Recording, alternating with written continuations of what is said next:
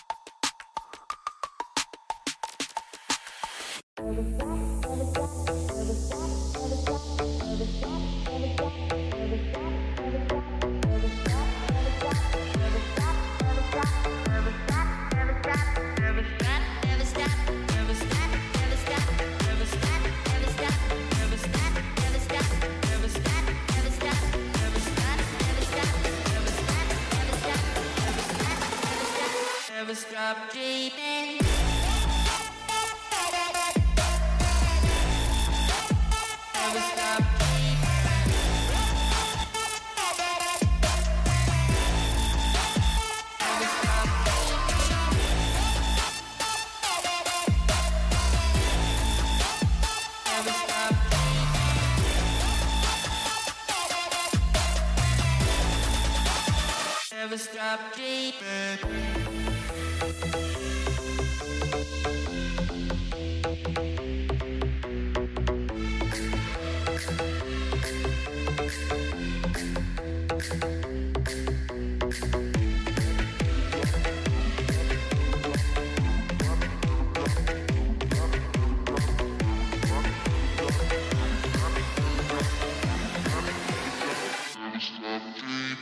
Never stop dreaming.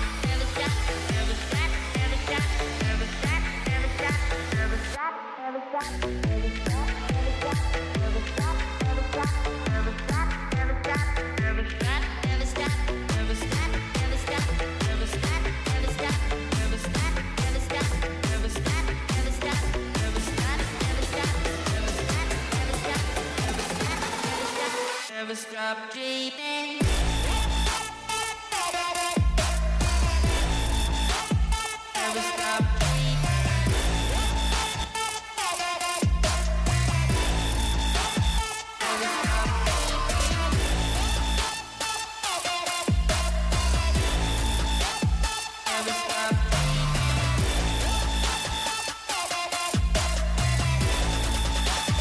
Never stop dreaming. Never stop dreaming.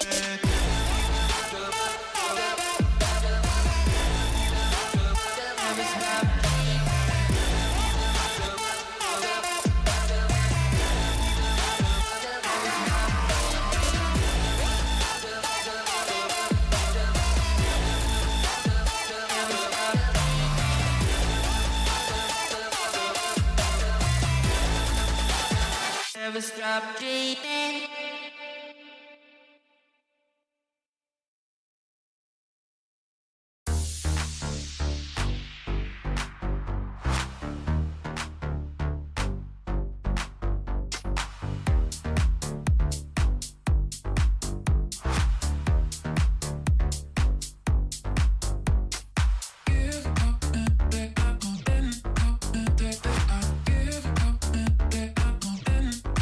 Give up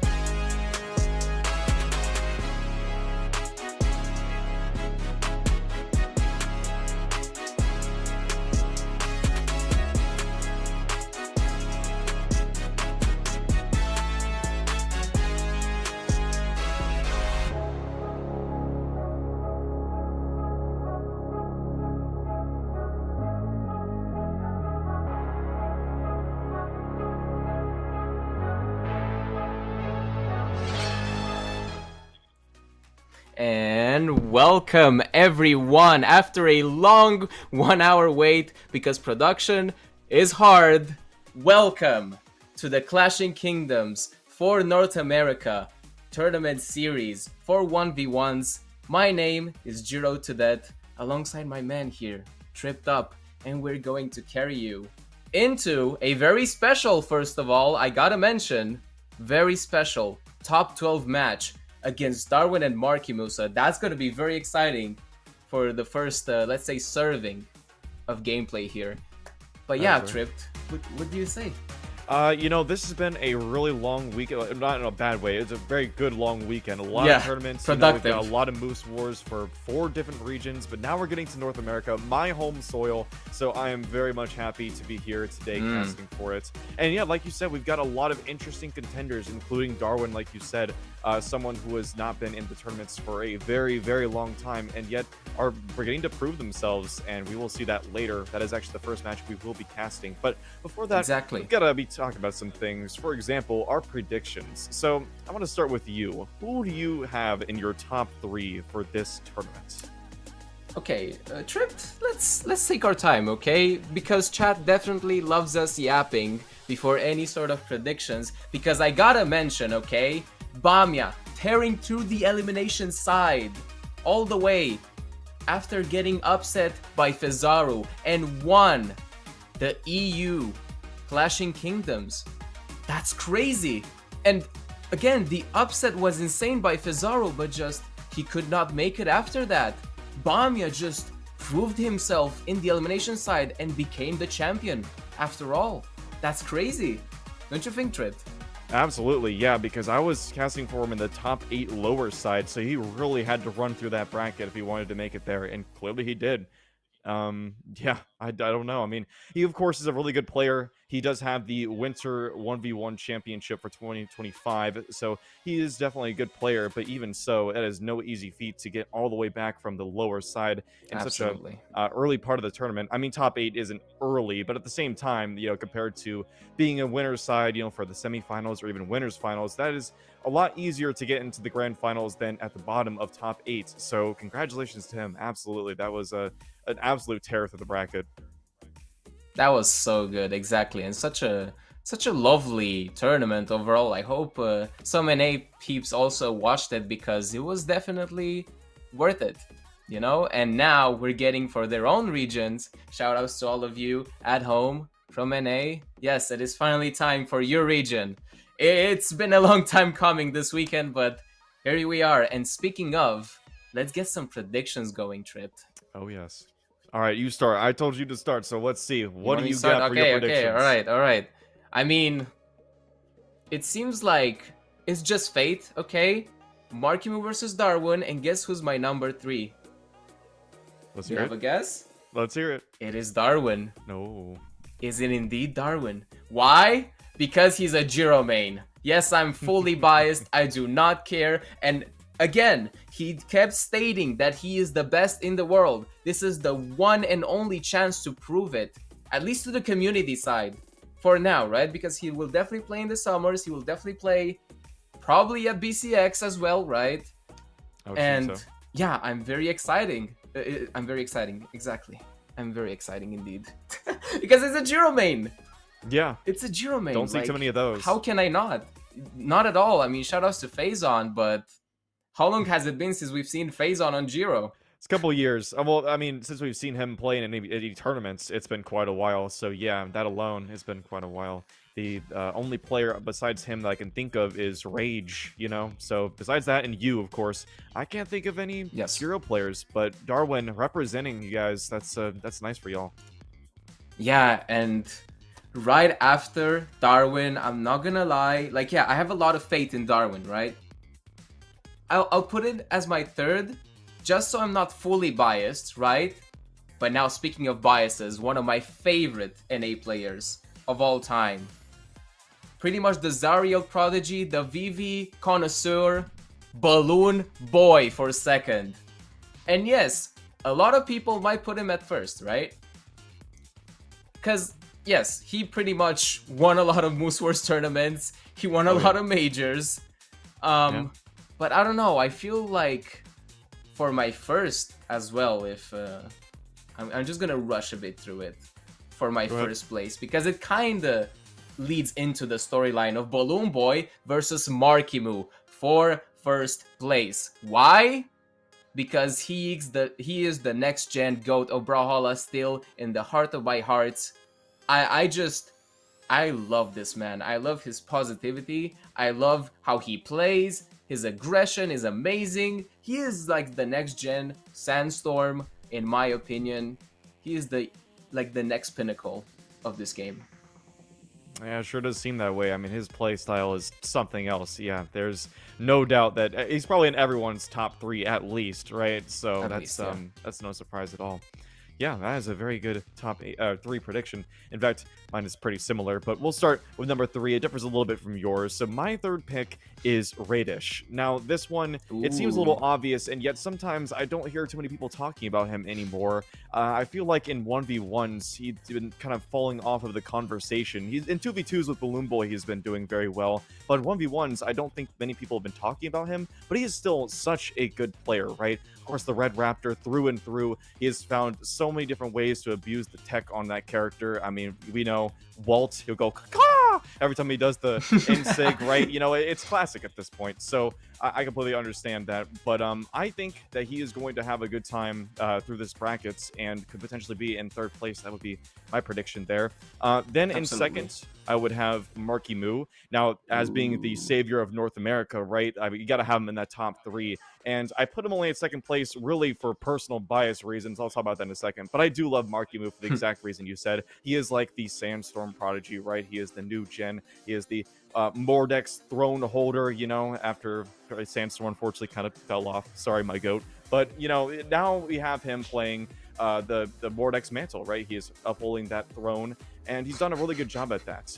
But let's be honest here. The first, it's going to be obvious here. Balloon Boy. Okay. Right? This guy, the way he plays makes me so excited for everything, right? I mean, let's be honest. When we saw him at mid-seasons, he got robbed. Okay, not only in 2v2s, but in 1v1s, he was robbed. He should have won at least one of those, but unfortunately, he was not able to, and that is unfortunate. But he played very, very well, and that is why I still see him being a top contender, if not first place, and I would put him at first place. Like I said, it's kind of a personal bias thing. I could see either Marckiemoo or Balloon Boy taking first place, but I would love to see Balloon Boy take it because the way he plays Vivi, the way he plays those blasters is exciting. The boots, of course, with the reeds. He's just such an eccentric player. I really, really hope to see him in the future. Well, not in the future. We'll see him in this tournament, but still in the top stage of this tournament, I would love to see it.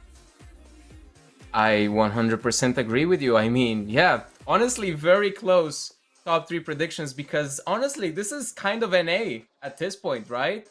After Stingray pretty much left with a win, and now he is pursuing the music career, which, hey, good luck to him, you know. I cannot wait to hear some of his music. Check out his Spotify. It's goated. Yeah, check out his Spotify. Do it.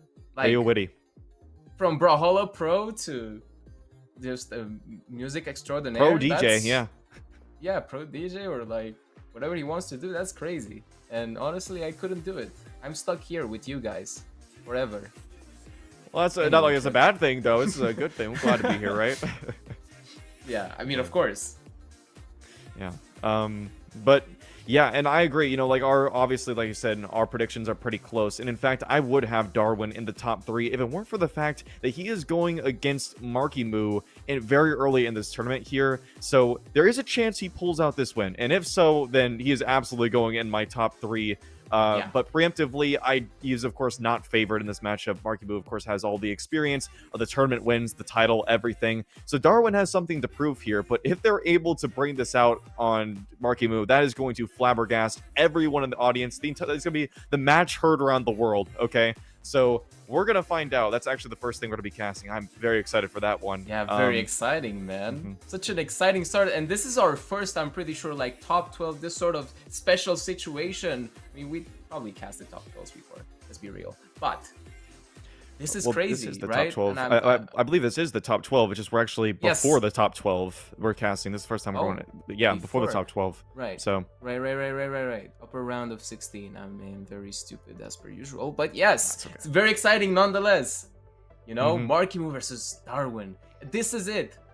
Honestly, this is it, and I'm really looking forward to this at what Darwin's performance is going to be, and we're seeing the Hugin pick. Wow. Okay. I'm sad. Can I be honest? Where's my Jiro? You've been robbed. Okay. I actually have been robbed, but we'll see. Maybe we'll see a swap, okay? It's fine. It's fine. I mean, that is just, that's so interesting, though. I mean, Munin, or Hugin, I guess that is technically, that's so interesting, because the only person who has used this character in tournament that I'm aware of is Impala. And of course, Impala has been, you know, kind of drifting out of the scene, unfortunately. Please come back, Impala. I love you, man. But, you know, as far as anyone else goes, I haven't seen anyone on this character. So maybe Darwin has something figured out, right? Of course, I do know that Bo tends to counter Scythe. I actually talked to Marckiemoo about this one, and he told me that that's the hardest matchup for Scythe, in his opinion, is the Bow. And I would, trust me, I will believe anything he says on the Scythe, okay? So if he says that, Absolutely. I believe it. And yeah, so maybe that is the plan against here, or maybe it's just he feels confident on the Munin. I don't know. But either way, yeah, it is definitely an interesting pick. I did not expect it. And the brown Munin, of all things. I mean, what a drip. It's definitely statement, a drip statement here. I did not expect this. I hoped for the Dullahan Jiro, but you know what? Okay, let me stop my bias. Let me stop before I just keep crying about him not picking Jiro, and we're going straight into game 1 on Demon Island here. All right, yep, Okay. That is indeed it. And we have Scythe v Scythe already. I'm sure we're going to be seeing quite a bit of this. If not the Bow, for a bit of a swap situation to counter the Scythe. Speaking of which, getting the ladder combo already. Marckiemoo knows exactly how to get that. Okay, but a good dunk coming up from Darwin. And then reversal situation. That's just stock gone. 25 seconds. It's already deleted. Look at that. Marckiemoo showing his prowess on this weapon. Yeah, and I mean, 25-second stock already from Marckiemoo. Darwin, come on, man. I can't have you in top 3 and getting dunked on like that by that grandpa, but you know what? He can definitely bounce back. I've seen him on his streams. He can definitely bounce back from this. Reverse Nair, though, coming out from Marckiemoo on the side. Okay. Getting a bit more grounded now, Marckiemoo. Nice and light. Wow, immediately denying that down. Did you see that? Yeah, Seems the like animation still came out. Yeah, he has some experience on the against Hugin, it seems, at least so far.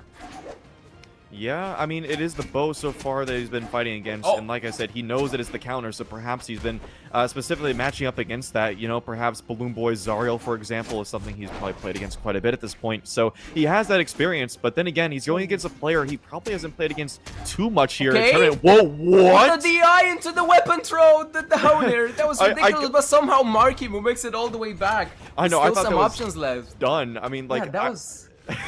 he just teleported. Yeah. I what, mean, like, what is happening? What is this match? I love it. They're just trying to clip each other. This is fantastic. this is what you like to the see. GC side recovery though coming out, and now with a 3-stock lead. Man, Darwin, come on, wake up, man, or at least pick up the Jiro. See, this is why you need to pick up the Jiro. This is exactly why. But nice there to retaliate some of that pain away, getting that 3rd stock away from Marckiemoo, and now Darwin definitely needs to do some crazy stuff on this side. At least now until Marckiemoo, but he does pick the gauntlets. Nice and light, try to get the silent as well right after.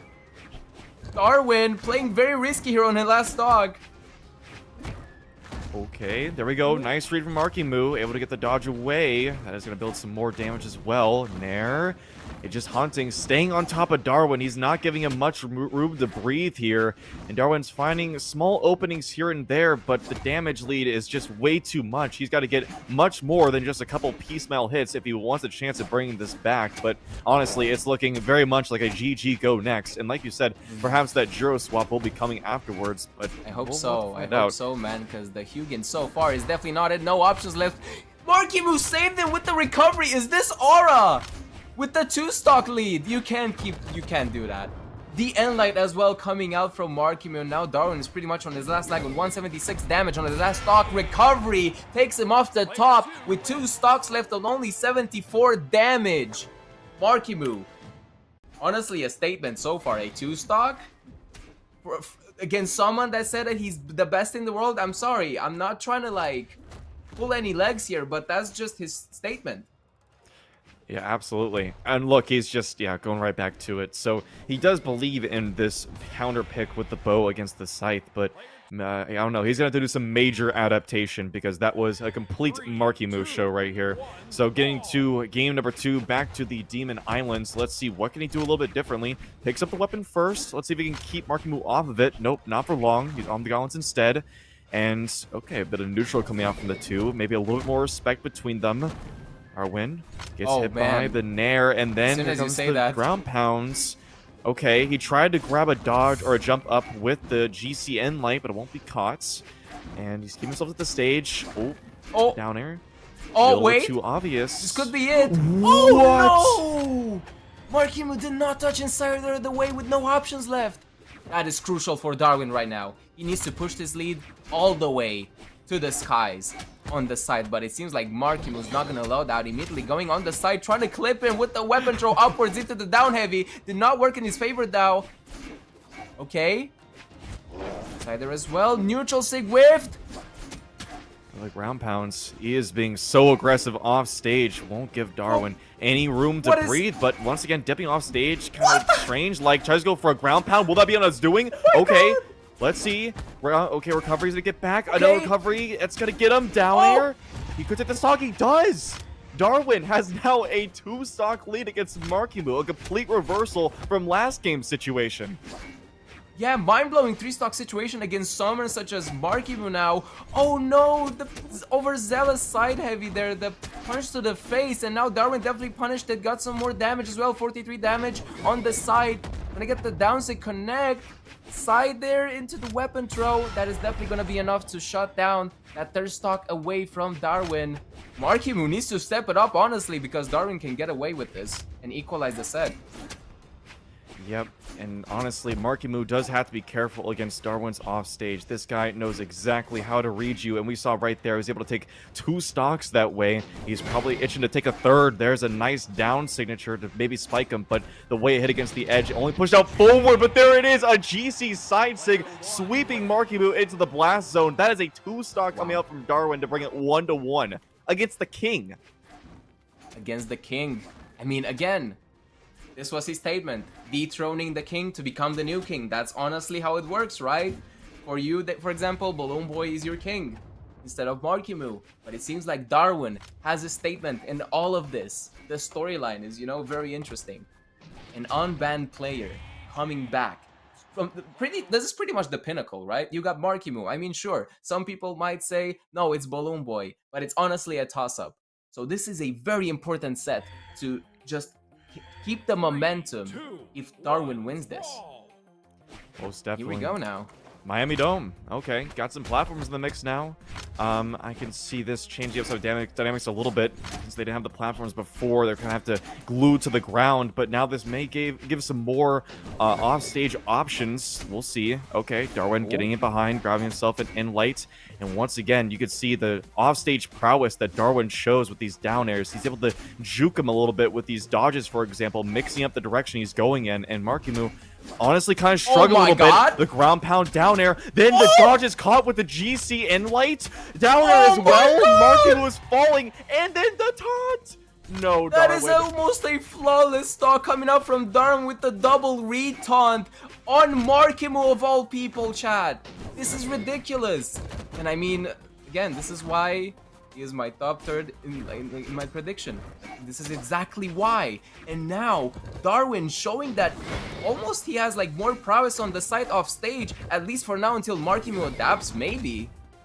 Yeah, there is still plenty of game left to be played, so there definitely is room for adaptation, but I feel like part of the adaptation needs to be on-stage gameplay, because when it comes to the off-stage, Darwin has a complete stranglehold on Marckiemoo, and oh no, he didn't jump!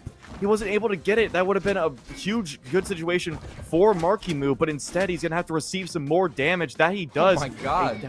Oh my goodness. Look at that. It's just piling up. Marckiemoo getting lapped in damage onto the 2nd stock, finally grabbing himself a side light recovery, but it won't even KO yet.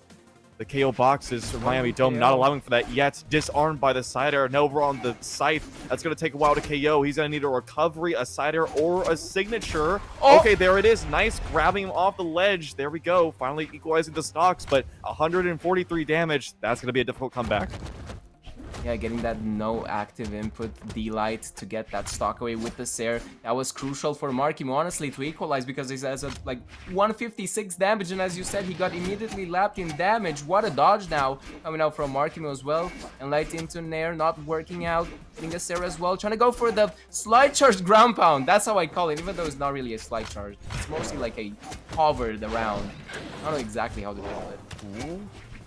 Honestly, I feel like Marckiemoo could have maybe gone for a D-Sig there. Maybe it would have been too late. I don't know. He'd know better than I do. Oh. But okay, there we go. Weapon toss up into the unarmed recovery. Will take that stock. So he does take back the lead, but just by a little bit. With 170 damage, it's not going to take much for Darwin to take this stock. So the extra credit needs to come out quickly. Okay, the option. Oh, nice. Oh, no! And wait, will he have enough to come back? Yes, he will. Okay, Darwin. Thinking his lucky stars right there, because Marckiemoo could have easily taken that stock, but unfortunately was not able to. Picking up the scythe now on the onstage. Like I said, okay, gets the read, but he wasn't able to continue the ladder combo. Throws his weapon. He wants the gauntlets, it seems, unless that was a preemptive weapon throw. I'm not sure, but he picks him up now. End lights. Grabs it. Yeah, he tried to get that weapon guard going on Darwin, but Marckiemoo immediately on the gauntlets now. Trying to approach with the sidelight, did not work. Immediately punished with a pristine down air there. And it seems like Darwin's trying to get in Markiemoo's head with this sort of spacing, a bit more lenient type of gameplay here. Like, look at this. Okay, nice down air. And it feels like, definitely, as you said, he got like some sort of chokehold on offstage neutral Darwin here. At least in this matchup. No, I mean, not to compare myself to Marckiemoo or anything, but I've fought Darwin in ranked before. This guy will dismantle anyone off stage. You cannot leave the stage for 1 second. He will destroy you. So, Marckiemoo, even he is struggling a little bit as the king. So that just shows the prowess that he has in this offstage situation. But still, he does have himself quite a bit of a lead here. It could be quickly taken away, which is why he's being so careful. As you can see, no longer taking aggressive options. He is waiting, giving Darwin some space, making sure he doesn't get too close. That way he doesn't get punished. He does have the gauntlets, which requires him to be closer. But as you can see, sidelight whiffed and Darwin was ready. And lights. Yeah, trying to be some options now. Endlight, whip and throw upwards, almost got it. Ooh, but somehow Darwin makes it all the way alive.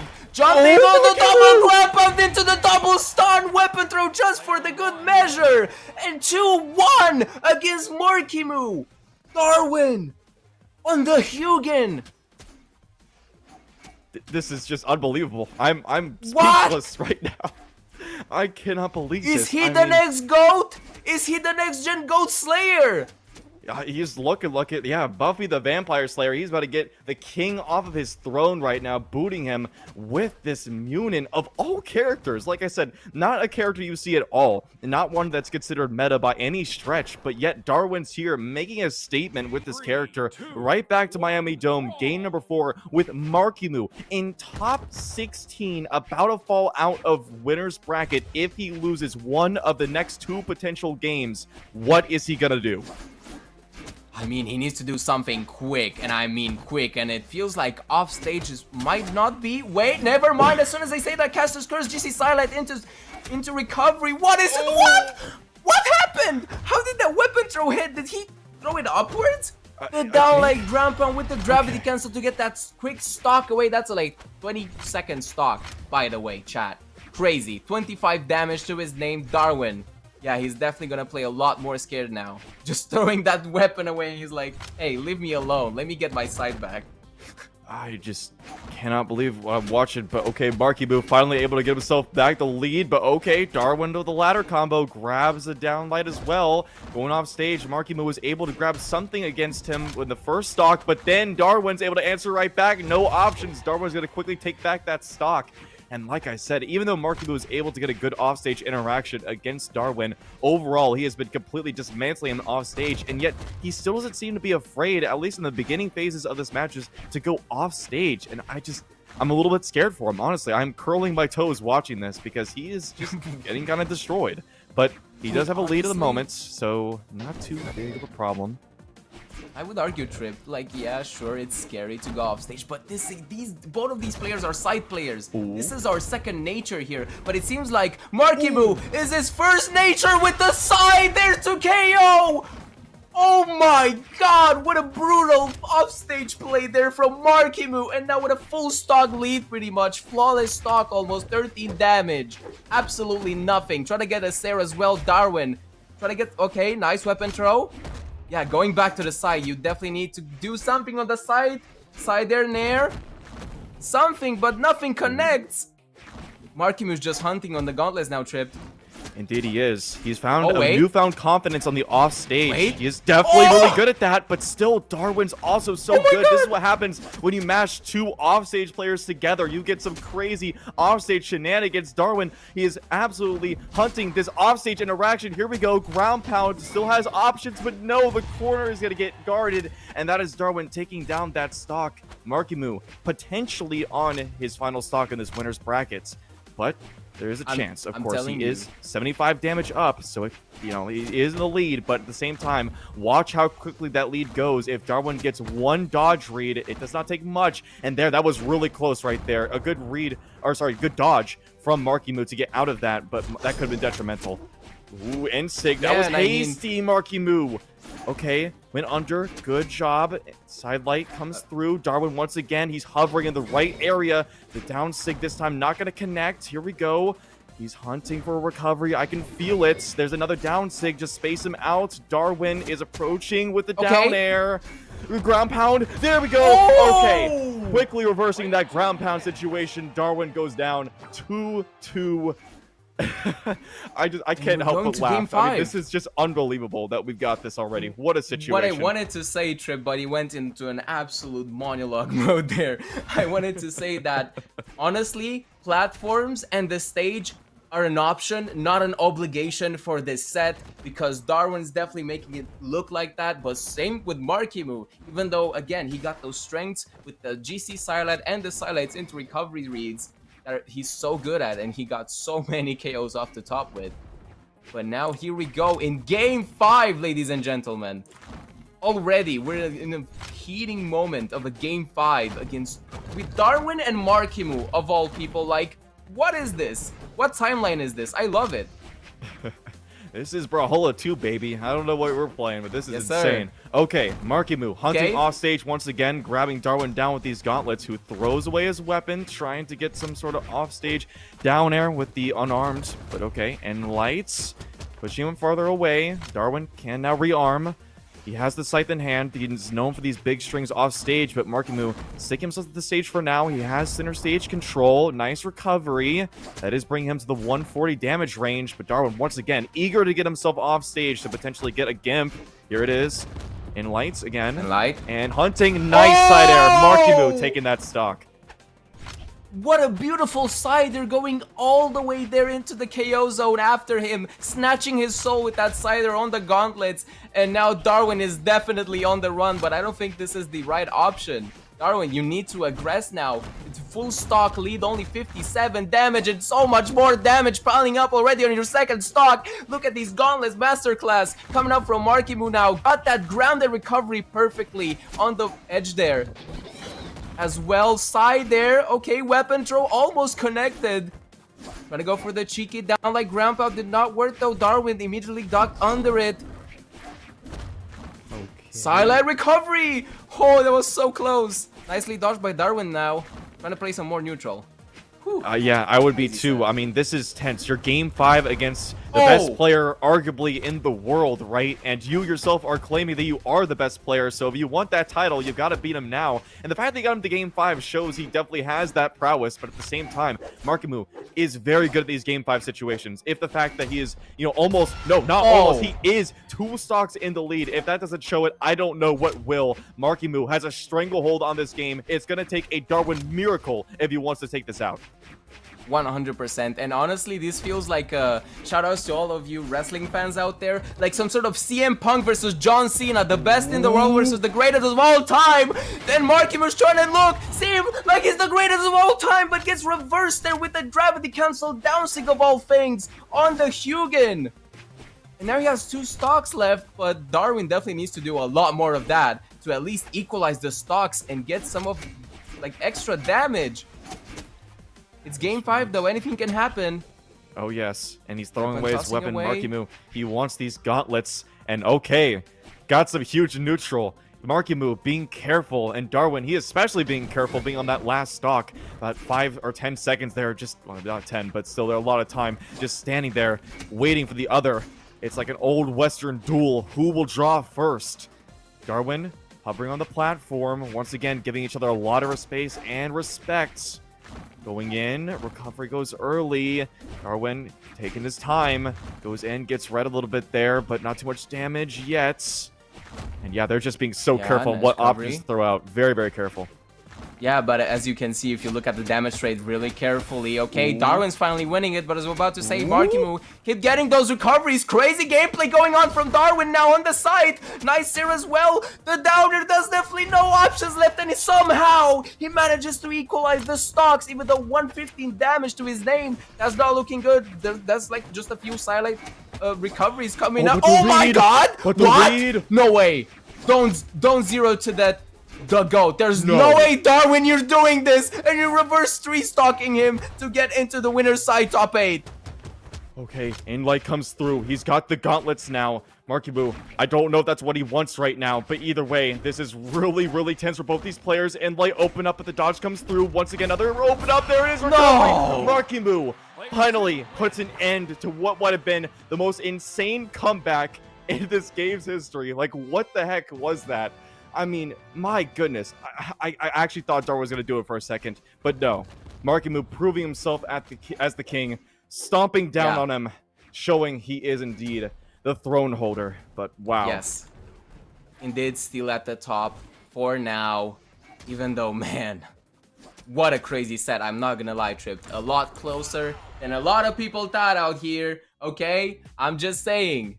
And he did do his thing. Darwin is definitely 469 damage on the gauntlets.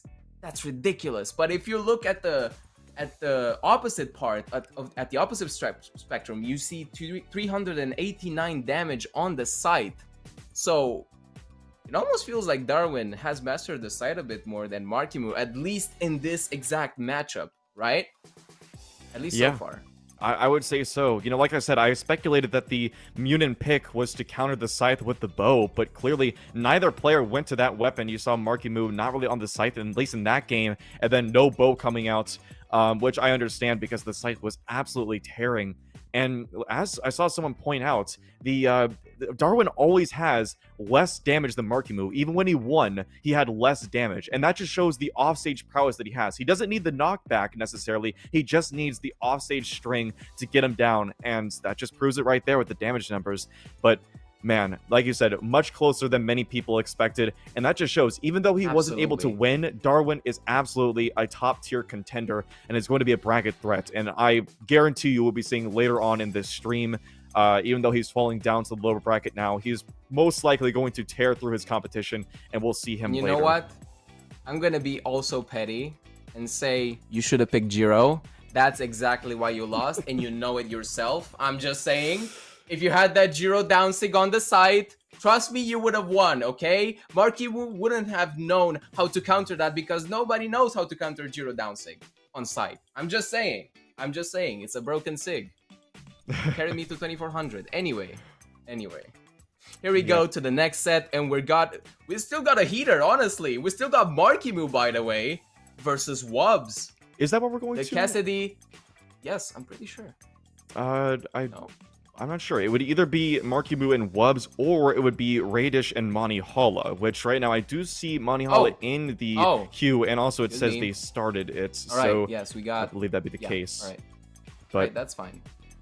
Yeah, my goodness. Okay, yeah, so we're going to give Marckiemoo a bit of a breather, because he's certainly going to need it. I mean, I'm sure he was sweating harder than he has in quite a while in that that set right there. Like, he was definitely getting a run for his money. So, let him get a little bit of a breather before he goes against Wubs. So we'll instead have Raidish versus Monihalla. Now, Monihalla, let's talk about him for a second. So we know he's obviously been a greatsword player for a long time, but now that greatsword isn't nearly as good as it has been in the past couple of years, what do you think he'll be playing? I mean, as you saw from Taif, shoutouts to Taif, Cassidy is definitely viable, and I've seen Wobbs, especially in the money matches. Shoutouts to the money match scene. Some of you are cool, and I really enjoy watching those streams. They're actually very fun, especially when it comes to like pro players going head to head with each other. And yeah, I might see the Cassidy, honestly. That would be something interesting, I've got to say. And you are right. Yes, Taif, of course, winning the South American Moose Wars just earlier the other day. So proving so, he is definitely a really good player in that character. And it's a really good character. Yeah, I mean, the hammer is so strong with the 9 decks. Of course, you got that stomp into Ensig that so many players do with the Cassidy. And yeah, it's just such a strong legend with 2 top-tier weapons. Absolutely going to be a bracket threat if he pulls that out. But at the same time, I would wonder how much experience he has on a character like that. I haven't really seen too much of that, so I don't know if that would be what he pulls out. And it seems from what he's pulling out right now, not sure if it is going to be his final pick, but he has the Umugi locked in. So even though it's not as good as it once was, still a decent character. You got, of course, the high damage and the high defense, so don't have to worry too much about getting knocked out early. But on the same token, you do have low speed, and there's a lot of characters, for example, orb characters that can catch you in the air, and if you can't move fast in the air, you're going to get strung along like nothing else. Absolutely. And Raydish, of course, he's got that orb, so it's going to be difficult. But I would argue, Trip, that Monihalla usually has very great movement on stage, and that's critical when you play a character such as Imugi, right? Because you don't want to, as you said, get on off stage. But we'll see what happens. I mean, he got that great signature kit as well, and yeah, definitely an interesting set coming out here. Raydish now on the battle boots though. Monihalla with no weapon for now grabs the Popsicle Greatsword. That's definitely a fan favorite. Especially in the NA I've seen. Oh, nice recovery as well. So much damage already, 132 damage, but Raydish immediately retaliating with a Nair recovery on the orb. Cider as well. And I made some sort of option. Nice Sunlight as well. Okay. I'm wondering when we're going to see the signatures start flying out from Raydish. We see them all too often on this orb. Okay, recovery's not going to KO just yet, but it does get very close. There it is. Oh my goodness, what a nice punish. Monihalla, he knew how fast that motorbike goes, so instead he used a GC downlight finisher to grab it at the end. That was such a nice option, and he was able to get the stock because of it. Monihalla showing why he's still such a greatsword demon. Yeah, I mean, he is. Monihalla is definitely undisputed when it comes to the greatsword prowess, but Raydish as well, I mean, he is such an analytical player on the battle boots, which again, those kind of those statements clash on each other because the battle boots seem like some sort of a mashy weapon, right? You got the downlight there and all that.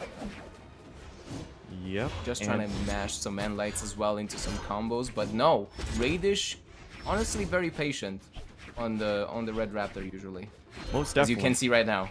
Yeah, I mean, Orb is that type of weapon where you can play very patiently. You've got the longer hitboxes that'll extend out. You can keep yourself distanced from your opponents. You, of course, have your down air, which you can use both on stage and off stage to keep your opponents away and off the stage. Nice dash away right there, getting away from that side stick coming out from Monihalla. Recovery's going to come out, build some more. Nice unarmed heavy right there. It was going to knock him out of the weapon, but he's back onto the boots and a D-Sig. That's going to take another stock. Monihalla continues to hold the lead, and he's going to keep to the greatsword. Haven't seen Axe at all so far, and that's what we've come to expect from him. I don't think we'll be seeing much else. Keeping himself nice. Okay, Raydish answering right back with the ground pounds, and I believe he's also going to be sticking to that orb. Very strong weapon right now. Yeah, what a great read there. On the ground pound on the orb. I mean, again, it's pretty much a dejected hitbox there, so great choice from Raydish.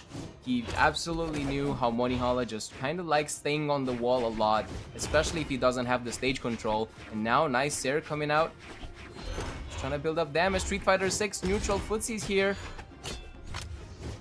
Weapon throw, nice spacing out, coming out from Monihalla there. Almost got the read, but a little bit too slow on that side light opener, and there it is, the stomp coming through. The boot comes down and gives him a first game. Raydish is going to be getting an early lead here.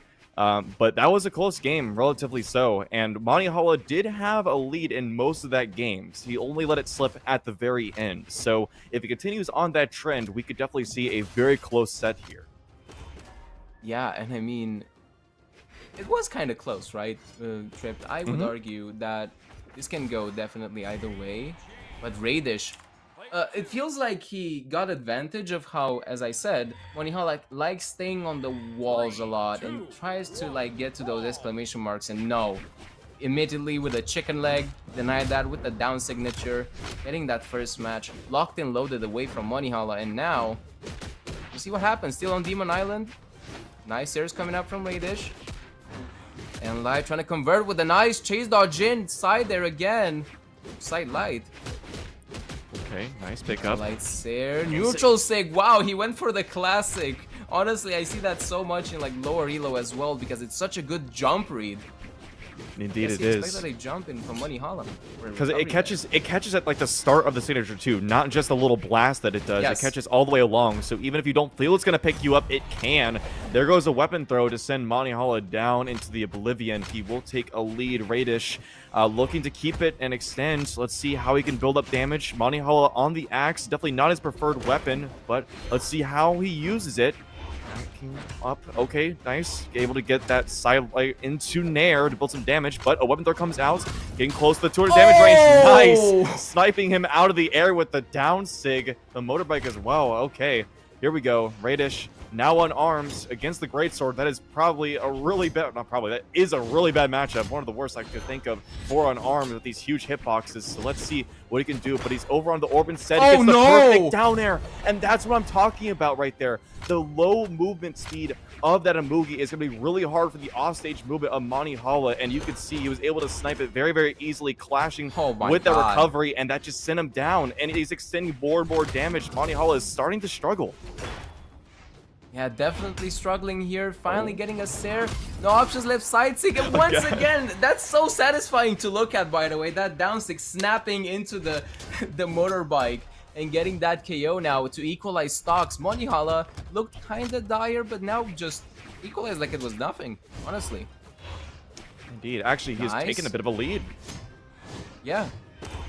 Even a bit of a lead, even though Greatsword, I would argue it can be pretty good against Orb, but it's honestly a toss-up. Depends on who hits the Starlight or the Starlight first, honestly. Nice here though, coming out weapon throw to stop that motorbike once again! This is the third time in a row, Raydish! Getting that down stick to catch the motorbike away. And getting that game too. To equalize the set. Indeed. Wow.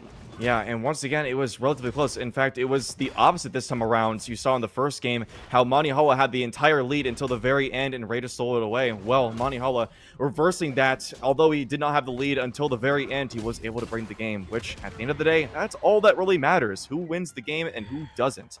And it's Monihalla will be taking that second game back over to Demon Island. This is game number 3 to see who will take momentum into game number 4, which is certainly something both of these players will be fighting for. So let's see who's got it. Yeah, let's see who's got it. Raydish with the first weapon pickup, but immediately Monihalla as well on the axe. Ooh, down like whiff. That's a high committal move, especially against someone such as Raydish. As you can see, he's so aerial with it because, again, as you keep saying, he's profiting off of how slow Imugi is in the air. You can definitely like do laps, but man, what a nice grandpa read on that spot dodge from Monihalla on the axe. SLite though, getting some of that damage off and trying to equalize. 61 to 109 now, 72 damage on Monihalla, but now Raydish is almost in KO percent. Honestly, could be in KO percent even if he gets a side sig. Right? Yeah, especially with that higher damage you have on the Amugi. But okay, there does come out the side sig, but unfortunately not going to connect. And okay, he let it go, running himself right into the weapon throw of Raydish. Here we go, dipping off stage once again. Not the place he wants to be. I don't know if that was the wrong way or not, but either way, it's not going to connect. Here we go.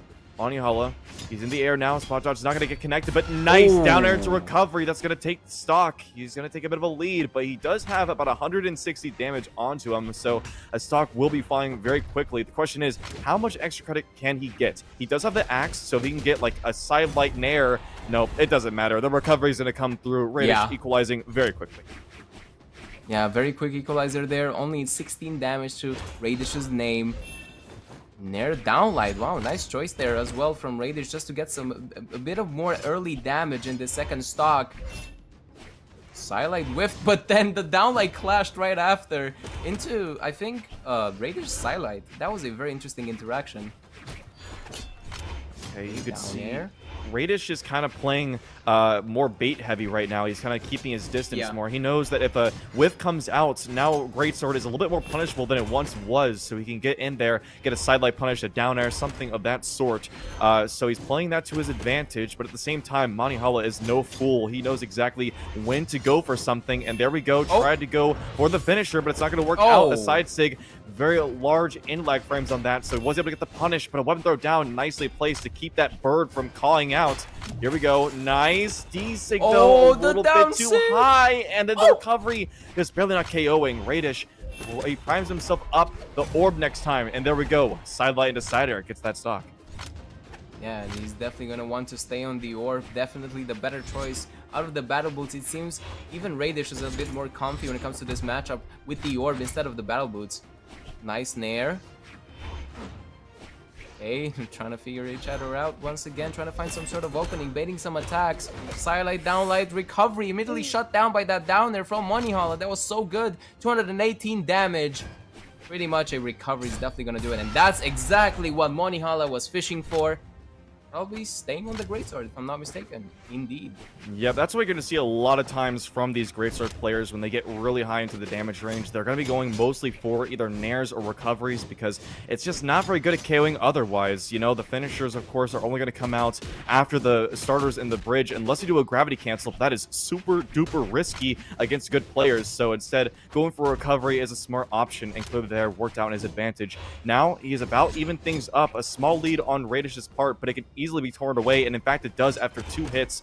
Monihalla going piecemeal style right now, getting a little bit of hit there and a little bit of hit there, but instead it's going to be getting a lot of damage built up. As you can see, the Mugi damage is going to be hurting Raydish more and more. Weapon throw to buffer him out, but this time it's going to miss, and now he's unarmed. What can he do? Grabs another Greatsword, sidelight, side air, comes out, a down air will miss. The recovery just barely stock goes through, but still, he's about a sweat beat in a second here. If he can get onto the stage, he can, but the recovery's going to come through. Side air, pushing Raydish off. He's pressuring off stage. Okay, gets the ledge. Now he's got the axe, throws it away. He's trying to get his Greatsword again. Oh, this is tense. Yeah, this is so tense. Recovery coming out, maybe. Monihalla not enough. 182 damage on Raydish. This is definitely the last few seconds of this match. Just fishing for a recovery, and I mean, I don't blame him. It's such a good hitbox and so many active frames going on. Raydish as well trying to get some sort of D-light into recovery, but gets the Sir Monihalla to get the lead in this set with a 2-1. Man, what an intense end there. Yes, absolutely. And finally, Monihalla able to get it. But you saw that he was only throwing out finisher moves. He did not want to go for any openers or bridges because it's just like, well, what's the point of that? It doesn't KO. It's never going to KO. No matter how much you hit those openers, it's not going to do any sort of knockback. So might as well go for something that has a bit of force. And those side airs indeed will do it. Raydish falling, and that is going to bring a 2-1 in the favor of Monihalla. So... for a second I almost asked, do you think we'll see a swap? That was, of course, a sarcastic joke because we would never see a swap from Raydish. I mean, when was the last time we saw Raydish play something other than the Red Raptor? I'm pretty sure, if I'm not mistaken, I've seen him like once, but I don't know exactly or not, but I've seen him swap once. It was so weird. It was so weird that I don't even remember on what he swapped on. But yeah, no swaps. That was just a bad joke. We're sorry, chat. 100 to 100. I mean, come on. You gotta show your prowess and dominance with your own main here in this matchup, especially. Yeah, Raydish, honestly, I don't know. Like Raydish picking something other than Red Raptor is as strange as Zinker playing something other than Koji. Shout out to Zinker. I don't know if anyone who's on Twitter saw the tweet the other day from Marckiemoo where Zinker was playing Hattori instead of Koji, which if anyone knows Zinker, that is absolutely out of character for him, figuratively and literally. So here we go though. Zinker's not in this one. We are going Monihalla versus Raydish 2-1. Back in it with the Demon Islands. Here we go. Raydish, he's got quite a battle to fight here. He's on the battle boots, definitely not his preferred weapon, but if he can get some sort of offstage string going, he could carry Monihalla away. He's looking to pressure off stage, but Monihalla battles back with the Nair. Yeah, and as you can see, it feels like Monihalla is decently comfortable on that corner as well, though. As much as Raydish profited in the last, two matches, definitely feels like Monihalla adapted and almost even baiting Raydish there on the wall, just to get some more damage. And I mean, look at this. Okay, even Steven damage pretty much. The Kaka coming out with the neutral sig on the orb. Ooh. Okay, nice haymaker, barely KOing right there. My goodness, what a good option coming up from Monihalla, who now has the choice of weapon, and of course he will be going with that greatsword. So let's see what he can do. He does grab the weapon, but it is not his favored one, especially in this matchup. The battle boots with those small hitboxes, it's going to be difficult, but okay, a nicely placed Insig will KO off the side, and now he's got his own choice of weapons. Of course, it's going to be the orb. Let's see how long can he keep Monihalla off the weapon. I'm assuming that's what he's going to be going for here. If he can, nice. Sniping out of the air with that GC side light. Now Monihalla is armed. He will get the recovery, taking Raydish to the sky. Here we go, recovery. Nice, building some more damage. Every whiff, we see Raydish is able to get underneath, get a Nair, Sair, or GC side light. That's building up some consistent damage like that. Double Nair and the side air. The weapon throw barely misses too. Nice clash as well. Okay, we're starting to see Raydish take this away a little bit. Yeah, definitely. Sidelight. Raydish definitely wants this KO. Probably a downline recovery coming out on the battle boots or something. Though, trying to fight back. Monihalla nice and light with the weapon throw as well. Just trying to add bits of more damage. And as you can see, you see the baits what I'm talking about? Like, he's just staying there on the corner, hoping that Raydish will take the bait. But no, not this time. Even though he did get a bit of extra credit on the axe with the weapon throw as well to finish it off. Maybe interesting side stick choice. Was that a bait? The downer into the weapon throw all the way down. That must have been a bait. I had to imagine there, and it was nicely placed as well. And Monihalla was able to come out on the better side of it. Here we go, pushed out towards the edge with that side air. Nice down air as well. That should be a stock. I don't see him having enough options to come back. Raydish throwing out that foot just in case, but no, it's not going to matter. Here we go. He is on potentially his final stock of the winner side run, so he's got to pull out something pretty big here. Let's see, he's got the orb. That's definitely his weapon to favorites. He's probably going to be playing more back. He wants to wait for these baits to come out, or bait Monihalla himself. Here we go. Recovery comes out. That's big damage. Oh, he gets 2 bridges as well. That's big damage. Look at that, 157. He's in the KO range. Raydish, you got to be so careful. Okay, opener, wrong direction, but still, that's more damage. Just every time it was more and more, but there it is, the down air into the Nair. Raydish will be taken out 3-1, and Monihalla will go ahead and just continue in the brackets. My goodness. Yeah, and man, such a showing from Monihalla, and as you said, honestly, he was like in a neutral disadvantage because of the slow speed, but he somehow still pulled it off. An absolutely hard and difficult set as well. Like, Raydish is not to be played with, and as you saw, very close set, absolutely. Yep, that is very indeed true, and you can see he was starting to pick up the battle boots a little bit more in that set compared to his other, or sorry, not set, but that game than the other games in the set. But still, it was the orb that was doing the most for him. But in the end, it was Monihalla's greatsword that put the kibosh on his winner's side run. But like I said, that is winner's side, so he will still be in the tournament, and potentially we could be seeing him later. I would hope so, because he was kind of in my top 3 predictions, so hopefully we'll see him battling it out there in the lower bracket. But either way, well played from both players, and yeah, Monihalla will be going on to fight the winner of this next set, actually, which is a set that we thought we were going to, but not quite yet. But now, finally, we're getting to it. What is it? We are getting into it. Marckiemoo versus Wobbs. Very exciting as well. I mean, I just love to see more Marckiemoo, in my humble opinion. So yeah, Wobbs once again, hoping for the Cassidy, I guess. But we psyched you out once again. We psyched you out once again, guys. We got I'm sorry. juked once again. lovely, you know. Shoutouts to production, you know, they gotta take a break as well, and that's, I mean, fair enough, dude. 2 tournaments in 1 day is no easy feat, and yeah, don't worry about it though. It's not gonna take 60 minutes, we promise. We'll be right back with some more Brawlhalla action.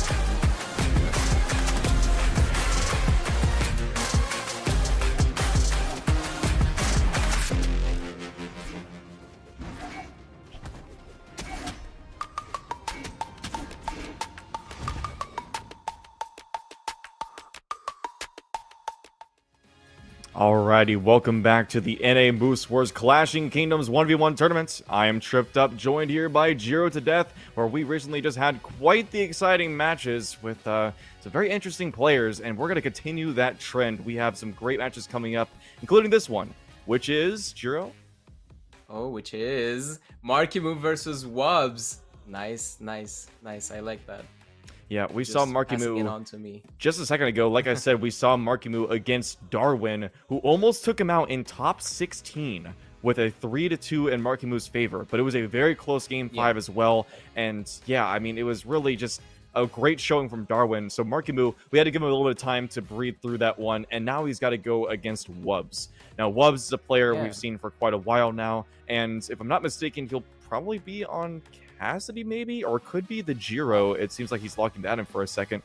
But I do know, yeah, no, I don't know if that's troll or not, but I did see it. I'm not kidding you. But like I said, Cassidy, yeah, the Cassidy, that is definitely the thing that he is often known for. We saw him in tournaments time and time again with that Cassidy, and I don't blame him at all. We saw Typh earlier in South America able to take the tournaments with Cassidy, so certainly a great character to pick, and I would not be surprised to see him pick it right now. Yeah, I mean, honestly, I'm looking forward to some more Cassidy gameplay. I've seen on Twitter recently a crazy like 6-piece combo on the platform. I don't know if you saw it. I think it was like stomp, scoop into stomp, like platform canceling, sidelight. and like some crazy stuff, like some crazy 6Ps that I've never seen before. So people are already labbing 9 Dex Cassidy, so that's scary.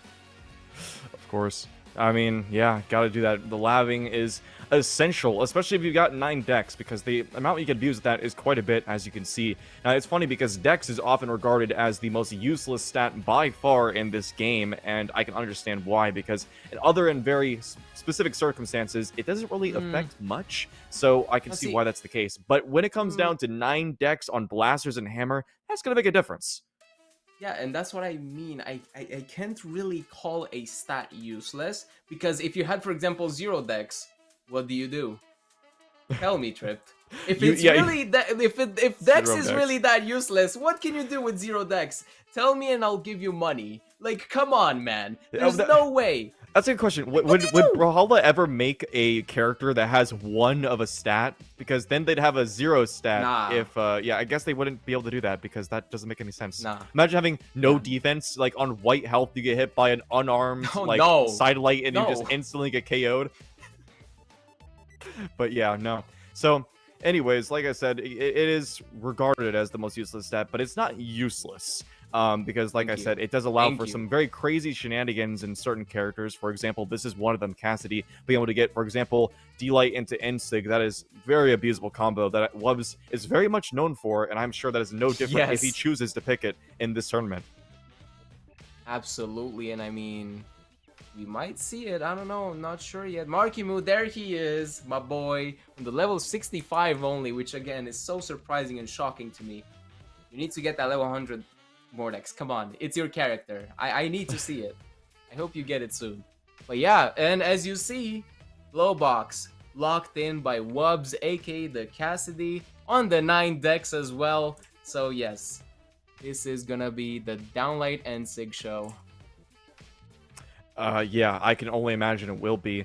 And we get to see, of course, that 9 Dex Cassidy, as so many players choose. Now, some people do go for the higher defense, because as you can see, 4 defense is a little bit detrimental, especially in a meta where a lot of players are choosing higher strength legends, such as Teros. I mean, we've mentioned that time and time again. And of course, Marckiemoo is, of course, running that Mordex, which has 7 attack with that strength stance. So it will be a little bit difficult for Wubbs to stay out of the KO range for too long. But if he's able to keep him at bay with this 9 Dex, maybe that won't matter at all. Here we go, game number 1 on the Small World's End. And we got that glow box. I'm excited to see that because we never see glow box at all. Honestly, never. Yeah, even Type didn't play glow box. But oh man, Wubbs is already getting mercilessly cooked by the side. But as soon as I say that, he comes all the way back and also in damage. Wow, I tend to forget how good blasters are, man. Like, you can build up damage so fast, but no options left. Oh, he did. He does touch with the side sig. What? Okay, weapon throw down now. Oh, somehow he makes it back to the stage stripped. I would have been terrified if I was Wubbs. Oh, yeah. I mean, this guy is absolutely known for his offstage ability, so I would be really afraid, even with the hammer, which is, of course, such a great offstage weapon, but it doesn't matter. Marckiemoo will adapt around it no matter what. And you can see right there, able to grab that ground pound to get the KO. Wubbs now on the blasters, try to get sidelight into recovery, but it's not going to work out this time around. Marckiemoo was ready for it, and then unfortunately D-light in the wrong direction. Marckiemoo able to get himself a punish in that regard. Weapon throw forward to get himself some spacing. There we go, nice D-sig. Wubbs fell straight into it. Now he's got the weapon. Wubbs, okay, going, but no, picked up, and he's thrown down into the void. That's a 2-stock lead now for just about a minute and a half in. Yeah, a minute and a half in, and man, Marckiemoo was already such a menace off stage. It almost feels like he got fueled by Darwin set, right? In terms of offstage, he plays a lot more offstage than usual. Is it just me? Like, wow. Especially against Wubbs here, it feels like it's definitely Wubbs' weakness as well. Like, look how much he's trying to stay grounded.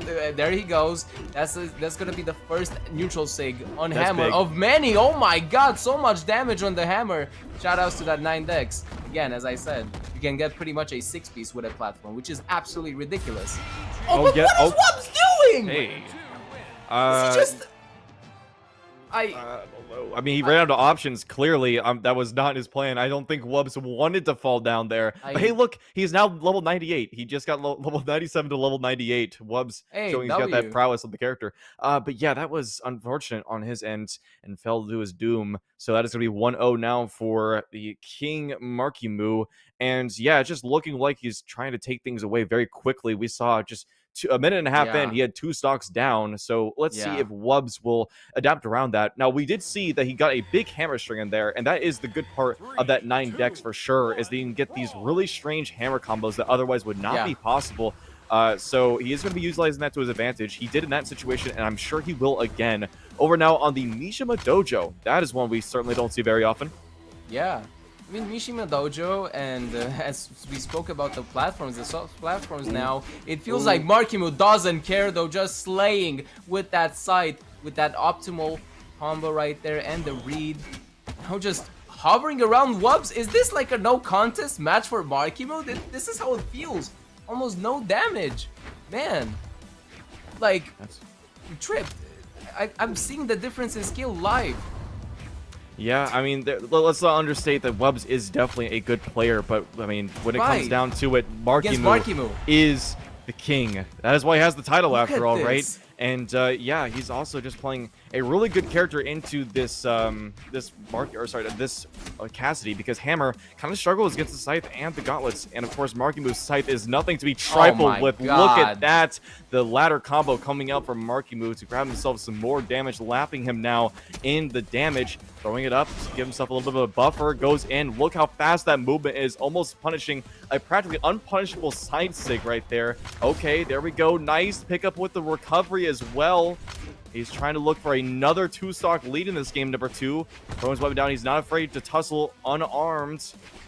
Looking for a recovery. D-Light will not hit, but there we go. We got a breakdance coming out, but even then, that's not going to KO yet. Unfortunately, Wubbs is going to be feeling that one. Whoa, interesting recovery. I think he just wanted to run away from Marckiemoo, and I don't blame him. And like recovery will take that second stock away from Wubbs, and honestly, Marckiemoo feels like an experimental unranked 1v1 now. There you go, though. As we've seen a lot, even in unranked 1v1s, the stomp into the neutral sig on the Cassidy will take that third stock away from Marckiemoo. And Wubbs is showing some sorts of signs of life, but is it too late? I don't know, man. It looks like it. Like, look at this. Okay, there we go. Getting that 9 dex action on the hammer. It's never too late, especially when Marckiemoo was trying to just give up his stock. Okay, that was interesting. Never mind. But no, instead, a reversal with the ground pound, and there is a 2-stock coming up from Marckiemoo. My goodness, that's disheartening from Wubbs, because he was looking really good there for a second. Got a big string with the hammer, bringing him off stage, and looked to continue it, but instead getting reversed, and now bringing things to a quick 2-0 in Marckiemoo's favor. Wubbs, he's got to pull out some tricks now, because otherwise he's about to get swept. Yeah, and honestly, a sweep so far by the king of Mordex. I don't know, man. I don't know if Wubbs can do it. I'm gonna be very honest. Like, no sort of download even happened, even with the Mishima Dojo stage swap. That's the thing. Like, it didn't help much, right? Like, 2-stock? No. I mean, you know, part of it was, of course, the unfortunate ending of not only in the first game that for last stock, but, you know, in the second game too. There was just 2 unfortunate ends to the final stocks, and that just does not help the mental at all. I'm sure Wubbs is reeling from that one, but still, he does have an entire game to work with here, so he could bring things back a little bit.